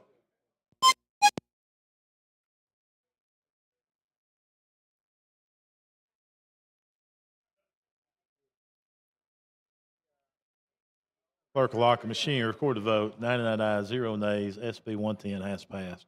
Thank you, Mr. Speaker. Thank the lady. Thank you, body. Clerk, call next bill. On page 32 of the calendar, Senate Bill number 97 by Senator Kitchens relating to the Department of Insurance. Chairman Ellis, you're recognized. Thank you, Mr. Speaker, for the recognition. Members, this Senate bill is the equivalent of House Bill 261, which we've already passed out of this body 102 to nothing earlier in the session. It's the Department of Insurance bill, and it simply clarifies that non-resident surplus line brokers don't have to carry a bond for the state. With that, I call for the BIR. That is questions. Adoption of the BIR. Clerk will unlock the machine. The members will vote.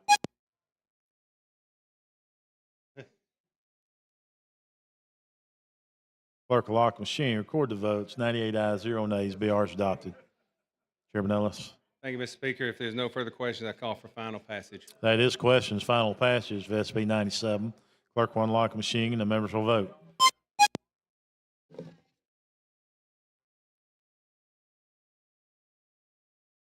Clerk will lock the machine. Record the votes. 99 ayes, 0 nays. SB 97 has passed.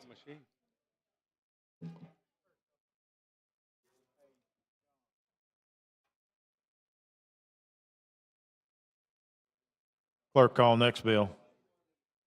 On page 32 of the calendar, Senate Bill number 151 by Senator Shelnut relating to insurance. Chairman Ellis. Thank you again for the recognition, Mr. Speaker. This is, again, a Department Insurance bill that we passed earlier in the session, 102 to nothing. It's simply a technical correction bill where some code sections were erroneously referenced in a previous bill. So it's just a simple technical revision, and for that, I'll ask for the BIR. Chair recognizes the lady from Madison, Representative Hall.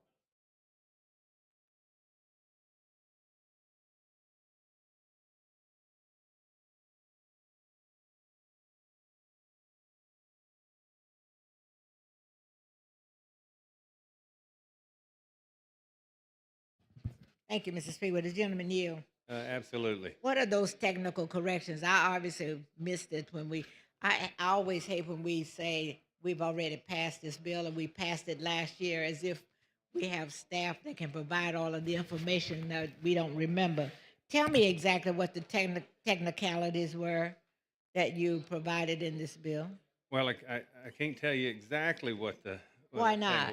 Because it's code section that's a little bit outside of my pay grade, but it is where we passed the Alabama Pre-Need Funeral and Cemetery Act of 2003. They had some code section in there that there was an error in where it referenced the wrong code section.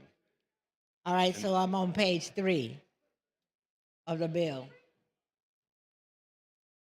And like starting at line 65.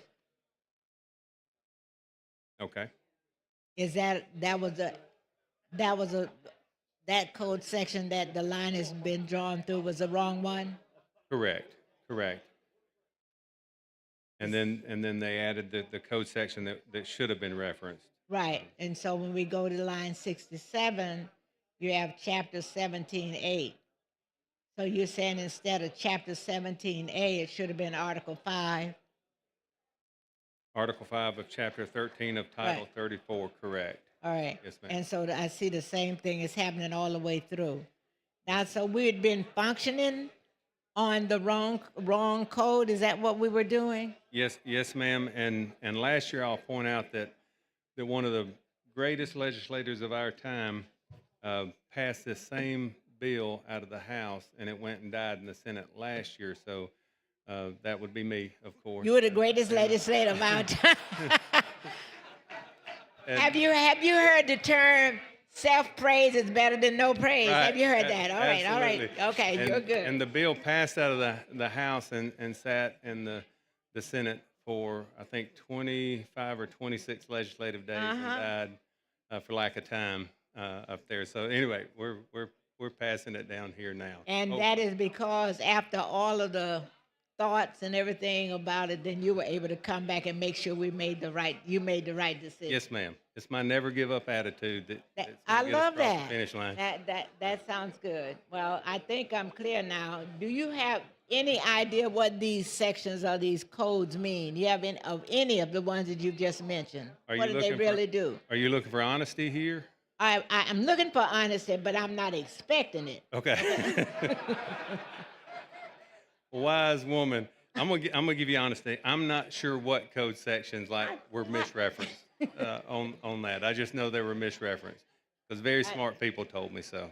And you did well. Thank you. All right, thank you so much, Ms. Hall. Chair thanks the lady. He's quite modest too, isn't he, Ms. Hall? Yeah. Chair recognizes the gentleman from Marengo, Representative McCampbell.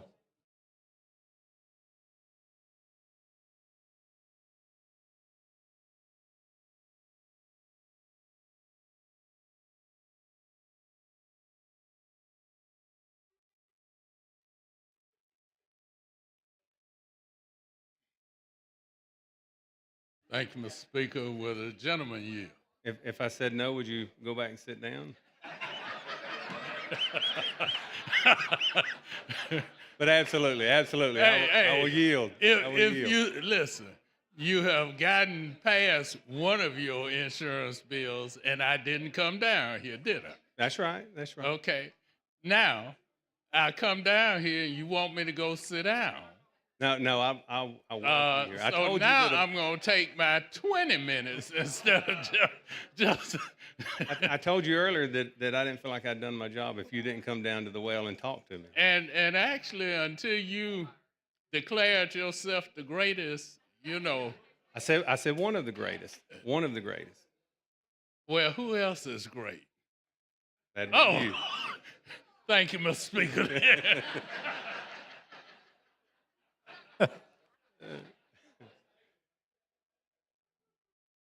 Where are we on that? That's pretty quick. There you go. Question for the body's adoption of the BIR. Clerk will unlock the machine and the members will vote.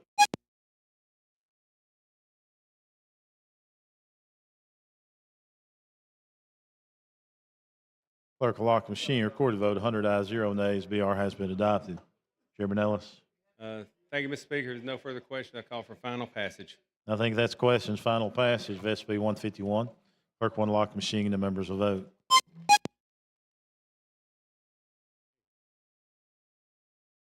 Clerk will lock the machine. Record the vote 101 ayes, 0 nays. SB 151 has passed.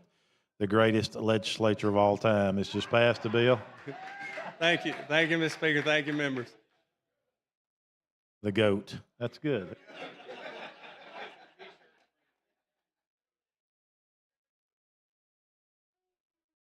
Clerk, call next bill. On page 51 of the calendar, Senate Bill number 259 by Senator Figures relating to the University of South Alabama. Mr. Pro Tem, you're recognized. Thank you, Mr. Speaker. Ladies and gentlemen, this is the same as the House version we passed. It modifies the Board of Trustees for South Alabama and brings them in line with the open meeting law. With that, I move adoption of BIR. Next question is adoption of the BIR. Clerk will unlock the machine and the members will vote.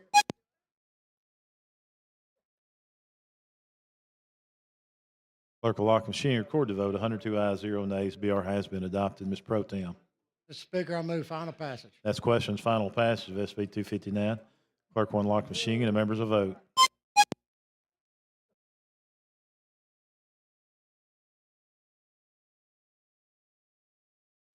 Clerk will lock the machine, record the vote. 99 ayes, 0 nays. SB 259 has passed.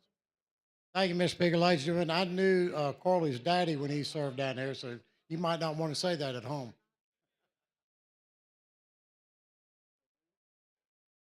Clerk, call next bill.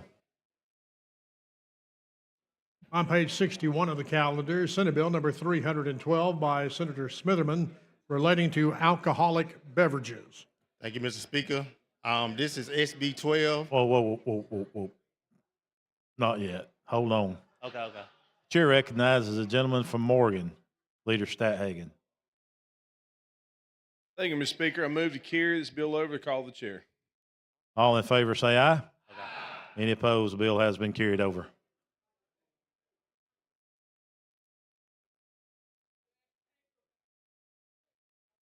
Clerk, call next bill.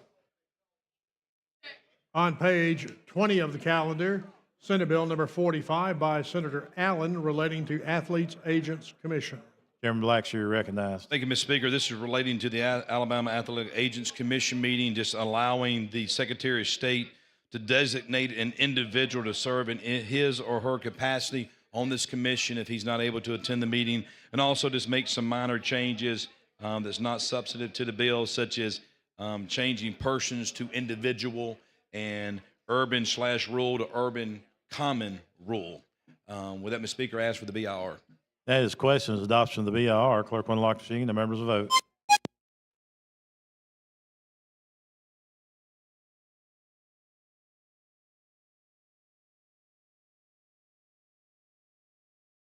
Clerk will lock the machine. Record the votes. 100 ayes, 0 nays. BR has been adopted, Mr. Chairman. Ask for final passage, please. That's questions, final passage, SB 45. Clerk will unlock the machine and the members vote.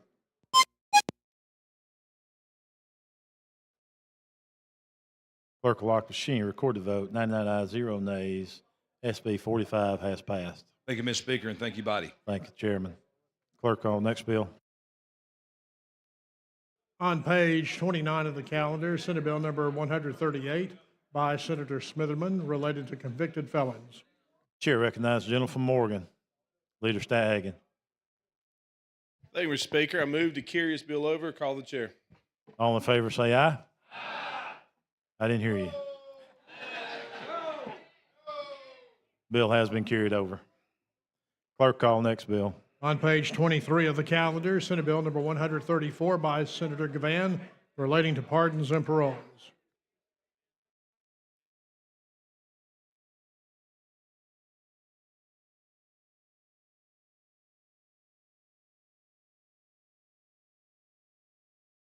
Representative Robbins, you're recognized. Thank you, Speaker. So this bill, remember we had in committee, what it will do is allow the sharing of electronic monitoring data in certain circumstances. So sometimes we were not sharing this data on like an ankle monitor, all the data we wouldn't always be sharing. So now we're going to be sharing it with all government agencies. So with that, I move for the BIR. That is questions, adoption of the BR. Chair recognizes the lady from Madison, Representative Hall.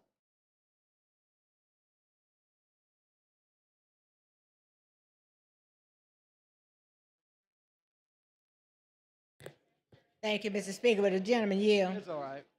Yes, ma'am, I will. This says sharing data with law enforcement agencies under certain circumstances. Correct. What would those circumstances be? So first I'll tell you what it would share so you're aware of what it would share. It would share relevant monitoring, the GPS monitoring data. So where you're monitoring, your GPS location, and it would also share relevant biometric data. And Relative biometric data. right. You know And what so that those is? circumstances would be during an active investigation. So it would have to be an active investigation. A law enforcement agency may request the Board of Pardons and Paroles for electronic monitoring GPS data and relevant biometric data. So during an active investigation, pardons and paroles a law enforcement agency may request that. So what that would mean is if there's some sort of active investigation by law enforcement concerning an individual that is on parole, that agency could then request that data from pardons and paroles. And right now they can't do that. Now, that is interesting because there have been times that I've understood that they've been getting the data. So you mean if they've been receiving data, they've requested the data, that they've been illegal in that process? Well, I wouldn't say necessarily illegal, but they wouldn't have to share it. So now we're saying by statute, you have to share this data. When you say the company would not have to share it. Not a or company, a law the enforcement GPS agency. company. No, the Board of Pardons and Parole, not a I third-party got it. company, a Okay, government that's agency. right. Okay. So we're saying that Pardons and Paroles has to share that data with a law enforcement agency. Has there been anything that caused this to happen? Everything I understood that was part of the problem, and one of the reasons why we even allocated additional funds to pardons and paroles so they would have these GPS monitors. Right. Well, then, yeah, we gave them additional money so they would have those monitors. But now we want them to share that data that they collect from those monitors with law enforcement agencies. If an individual that is wearing an ankle monitor or a GPS monitor of any kind is under an active investigation. So that way we would know that, hey, John Doe is on parole. John Doe is the lead suspect in a crime while he's out on parole. Why don't we check his ankle monitor and see if John Doe was at the scene of the crime? And so now we're saying pardons and parole must share that investigation of that data only if you're under an active investigation. They're not just going to give that information over. They may not have been able to give it, but I can tell you well, my reading has indicated that individuals have been found because of the fact that they had on a GPS monitor. So it just seems like to me that process is already in place, and you're saying it's not. So you're going to make sure. Well, what I'm saying, the practice could already be in place, but it's not. There's no statute. You're saying it's not legal. Well, I don't want to use the word legal or illegal. I'm just saying that it was not done. They did not have statutory authority to do that. And so we're clearly stating that statutorily, we're giving you the power to do this. We're giving you the power to share this information. Even though you've taken the power previously up to this point. What is it? What you're saying? Possibly. I mean, or you had to do it by subpoena. I'm not sure, but.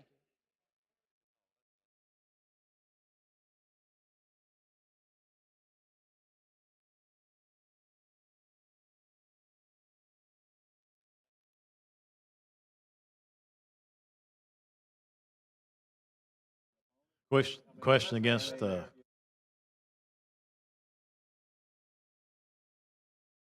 question for the body's adoption of the BIR. Clerk will unlock the machine and members will vote.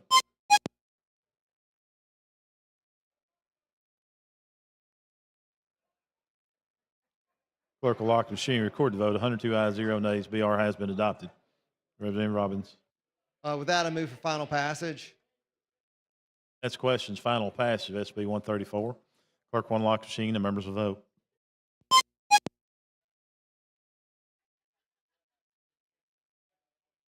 Clerk will lock the machine, record the vote. 101 ayes, 0 nays.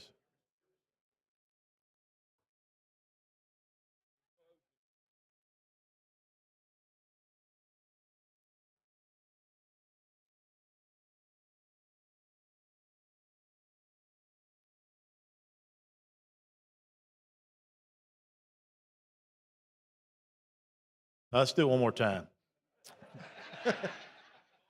We got time. Clerk will unlock the machine and the members will vote.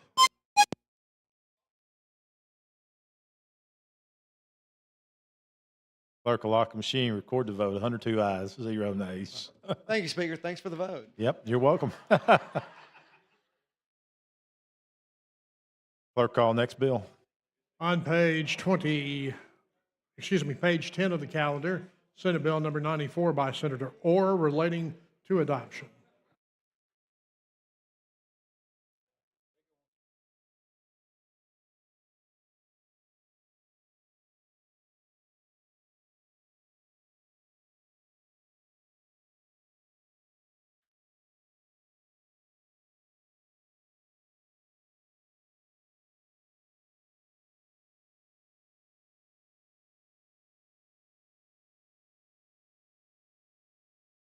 Chairwoman Shavers, you're recognized. Thank you, Mr. Speaker. I had to get Representative Hall her copy with the explanation. We passed the House bill to this Senate bill. This is the Senate companion bill.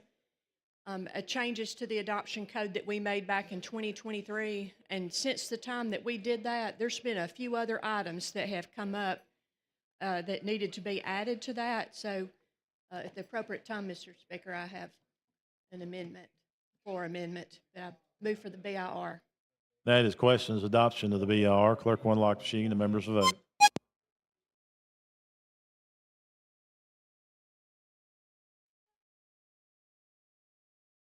Clerk will lock the machine, record the vote. 100 ayes, 0 nays. BR has been adopted. Speaker, I have a floor amendment. Clerk, see the amendment. Amendment to Senate Bill 94 by Representative Shaver. You care to explain your amendment, please? Yes, sir. There were a few things, some situations came to light as far as the pre-placement and post-placement investigations that are required. There was a certain situation where we had an elderly person in the home that was housebound, and they could not go and be fingerprinted and go through the investigation process. And so there's an amendment that would allow a deviation in the investigation requirements for good cause shown as it relates to members in the House over 14 years of age. And so that would be at the judge's discretion. That's one thing. So that changes that for, there's an amendment in there for all the sections in the code for pre-placement, post-placement, and for step-parent adoptions. Also, the court may require some additional information since that would not take place. Since they couldn't do what was traditionally required, they can allow for some additional investigation if necessary. And it changes that also in the adoption by other relatives.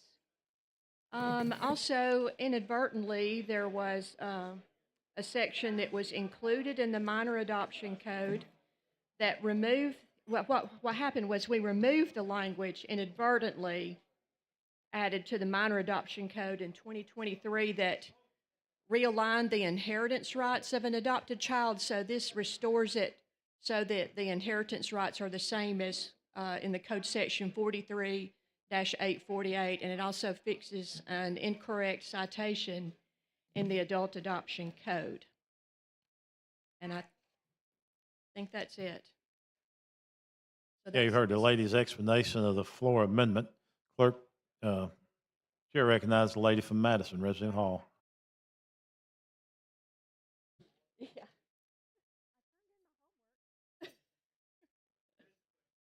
I did, and it was an essay question too. I was writing furiously.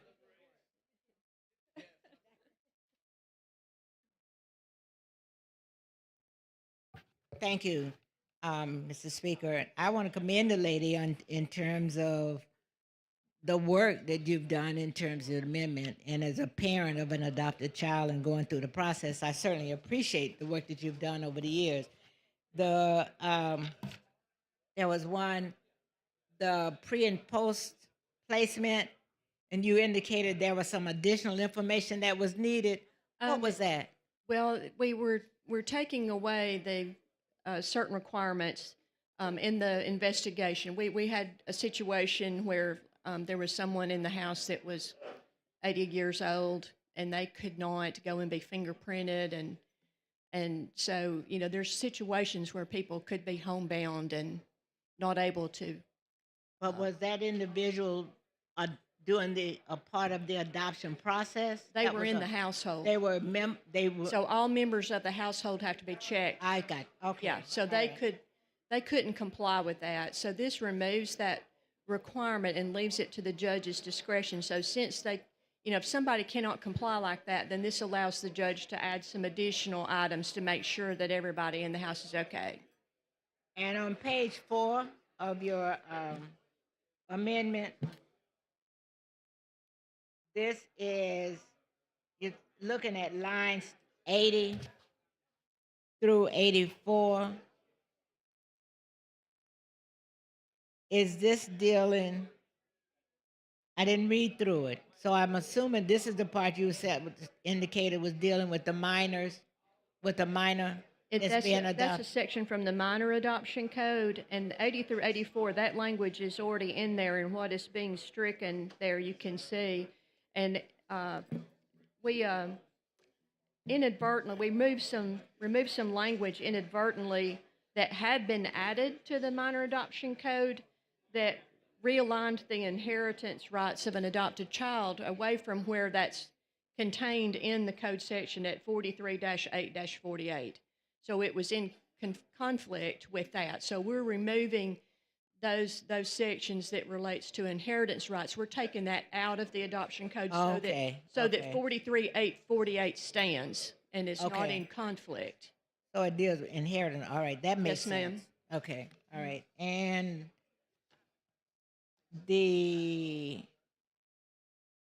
I think that's it. Thank you. Thank you. You did good.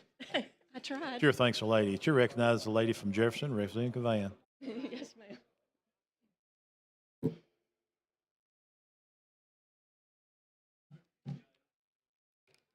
I'm sorry, I came in late. I'm actually working on an adoption now. So tell me what the modifications were. Is this the same? Is this the companion to the bill you had, or is this a different We bill? had companion bills that were making some changes to the major overhaul that we did in 2023. So this is the Senate companion bill. So your bill from earlier this year. Yes, we passed it, and so this is the Senate companion bill to that, and we've got a few changes in addition to these changes. So we're going to pass the Senate bill out tonight. I hope so. I mean, you're suspending your bill, so we're going to pass the Senate version out. Right. Okay. Yeah, it's not about hope. Okay, so what were the changes? I'm just trying to make sure that it was the same bill that that you brought forth. So what were the modifications? It changed the rules as far as pre-placement and post-placement investigations where, there's situations where not all members of the household could comply. Mm-hmm. And so it gives the judge some discretion if a certain area if they can't comply in one area, that he can come up with his own, checks to make sure He or that she could. He or she. That's Okay. right. Yeah. So there's that. And also, we inadvertently removed some language that had in the minor adoption code that had to do with the inheritance rights of adopted persons. And so this restores it. What did you restore it back to? Because they usually take It's that's the whole taking that blood. language. It's not, we didn't add anything. We're taking away language. Are you taking some of their inheritance rights away? No, it is taking away a reference to inheritance rights Okay. so that where that's contained in the code at 48-8- I'm familiar with 43-8-48. I'm familiar with that both. that is where inheritance rights are contained. So as not to be in conflict with that. Okay, I was just wondering. I'll take a further look at it. I started working on an adoption last week. I've not done one in a while. It'll all be new. Huh? It'll all be new since 2023. We yeah. did the I overhaul. know I remember when we amended the law, but I've been working with one of my colleagues on it, but just to make sure I don't mess up too bad. I don't do that much with adoptions and stuff like I used to when I came in the house. done a few since, but I'm sure I'll do pretty good. I've been doing it a pretty good while now, 21 years. It's a long So I've time. been doing pretty good. I'm sure you'll be fine. Figure it Yeah, out. I'll be just fine. Every now and then, know how to pick up the phone and get some help. Okay, so I just wanted to know what those, any more modifications? That's it. Okay. All right, well, I just wanted to make sure that we could get it, get some clarity on it since I came in late. All right, thank you.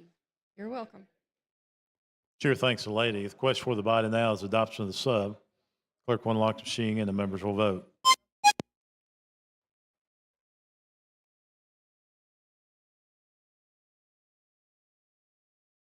Clerk will lock the machine. Record the vote. 103 ayes, 0 nays.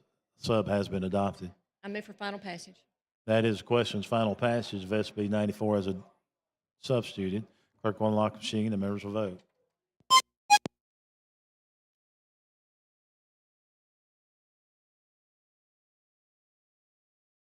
Clerk will lock the machine. Record the vote. 102 ayes, 0 nays. SB 94 has passed as substituted. Thank you, Mr. Speaker. I know this topic means a lot to a lot of people in this body. Chair thanks the lady. So let me kind of give everybody an update where we're at right now. So the Senate is still in session. They're having the general fund bill read. My understanding it should be done in about 20 minutes, at which time they will send it down here. Our hope is to concur on the general fund tonight. So with that being said, Mr. Pro Tem. Mr. Speaker, I move the House stand in recess to the call of the chair. All in favor say aye. Any opposed? We are in recess.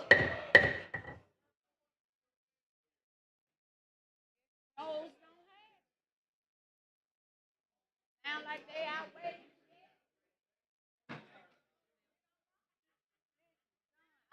I don't know how many bills I missed going upstairs. I don't think it.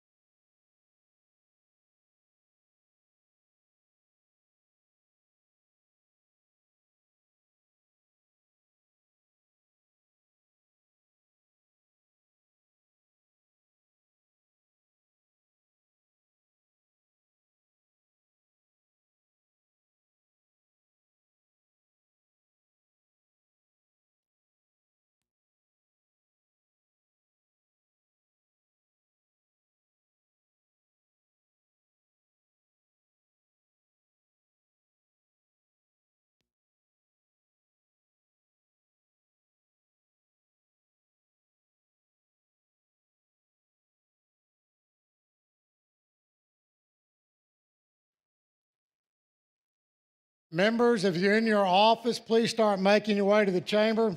The Senate is passing the budget, so please come back to the chamber so we can reconvene.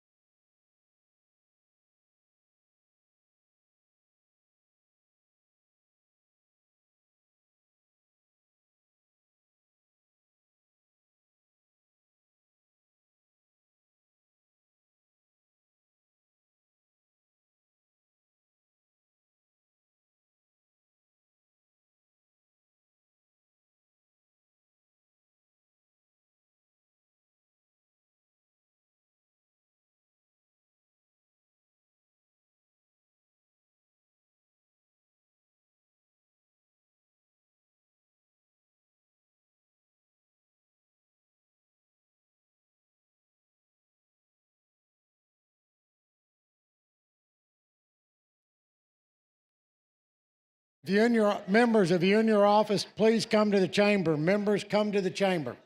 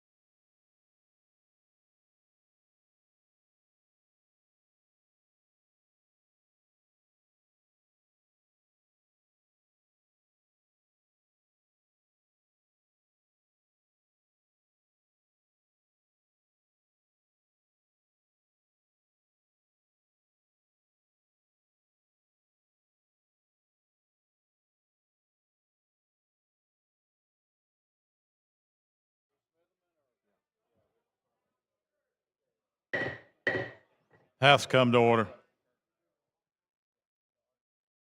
Ms. Clerk, let's call up Bill SB 312. On page 61 of the calendar, Senate Bill number 312 by Senator Smitherman relating to alcoholic beverages.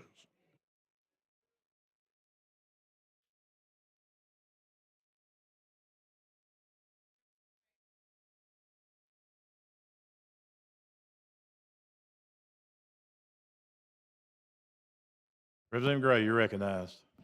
Thank you, Mr. Speaker. We have SB 312, and SB 312 allows a person that is authorized to sell and dispense alcohol to store with a special license so they don't have to dispose of it for special events.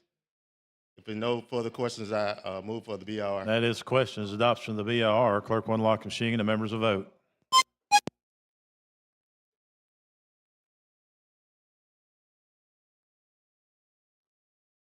Clerk will lock the machine. Record the vote. 86 ayes, 1 nay. The BR is adopted. Representative Gray. Can I move for the final passage? That is questions. Final passage of SB 312. Clerk unlock the machine and the members will vote.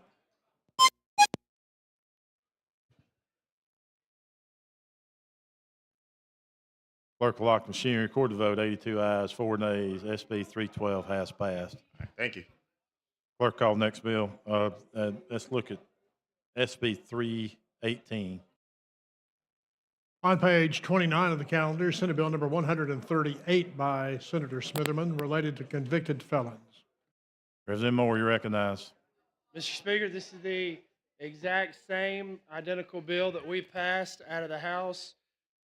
And the only change that we made was there was a Senator Weaver put on in committee that exempt the nursing boards, but it's for nonviolent convicted felons, and it presumes a rehabilitation of innocence. Question for the body is adoption of the BIR. Clerk will unlock the machine and the members will vote.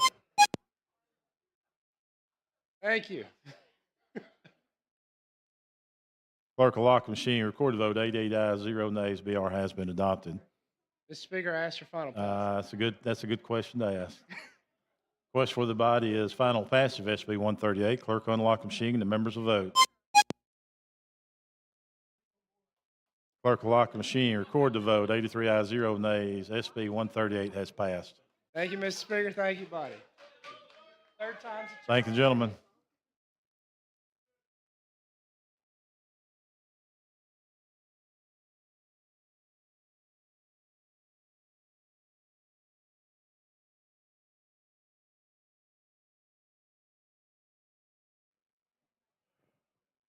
Message from the Senate, Mr. Speaker.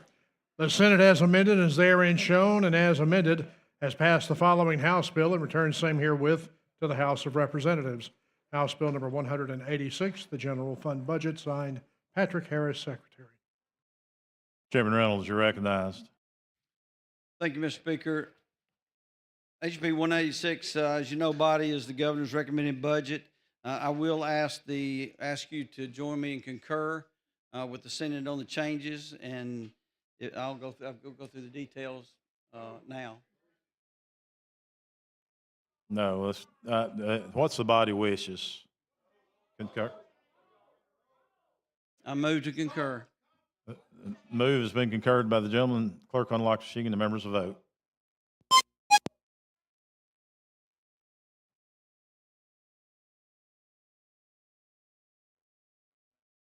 Clerk will lock the machine. Record the vote. 100 ayes, 0 nays. HB 186 has been concurred. Thank you, Mr. Speaker.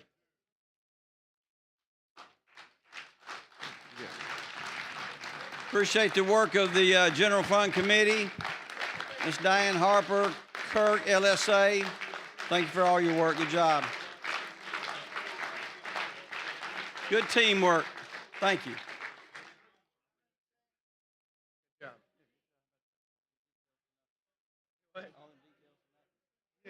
Mr. Clerk, let's pull House Bill 185 out of the basket, please. Message from the Senate. Mr. Speaker, the Senate has amended as therein shown, and as amended has passed the following House bill and returned same herewith to the House of Representatives. House Bill number 185 relating to supplemental appropriations, signed Patrick Harris, Secretary. Chairman Reynolds. Mr. Speaker, I also could move to concur on that. It was just a language change, no direct impact on the general fund. Yeah, you heard the gentleman's request to concur. Clerk unlock the machine and the members will vote.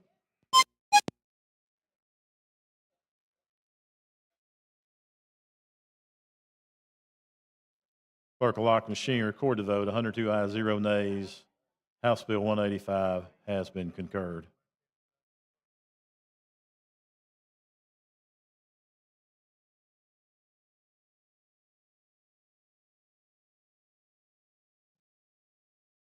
Mr. Clerk, let's call up HB 182, please. Message from the Senate. Mr. Speaker, the Senate has amended as therein shown, and as amended has passed the following House bill and returned same herewith to the House of Representatives. House Bill number 182 relating to emergency medical transport providers, signed Patrick Harris, Secretary. Chairman Reynolds. Thank you, Mr. Speaker. The amendment was just technical in nature. By the 15th day of the month following the close of the fiscal quarter shall be considered delinquent and no financial changes to that. I move to concur. The gentleman wishes to concur. Clerk will unlock the machine. The members will vote.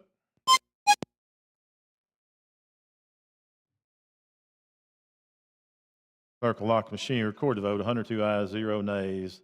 HB 182 has been concurred. Thank you, Speaker. Thank you, members.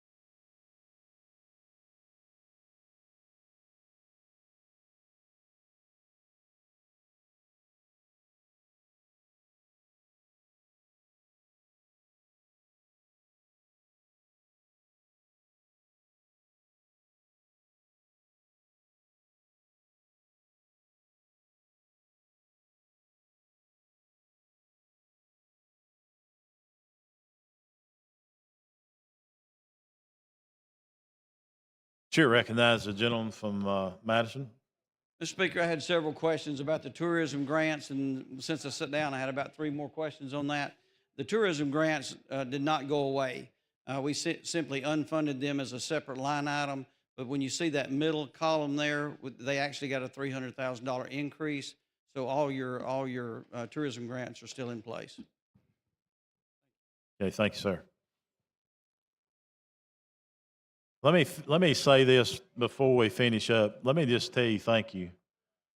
This was a heck of a job done by this House chamber today for all the bills that's passed and being patient enough to wait to concur on the budgets, having both budgets done now. I applaud each and every one of you for the work you've done today. So thank you for the work today. I think you deserve a big round of applause. So good job. The chair recognizes the gentleman from Mobile, Pro Tem Pringle. Thank you, Mr. Speaker. Having previously agreed to meet Thursday at 9 a.m., I move the House stand in adjournment. All in favor say aye. Any opposed? We are adjourned.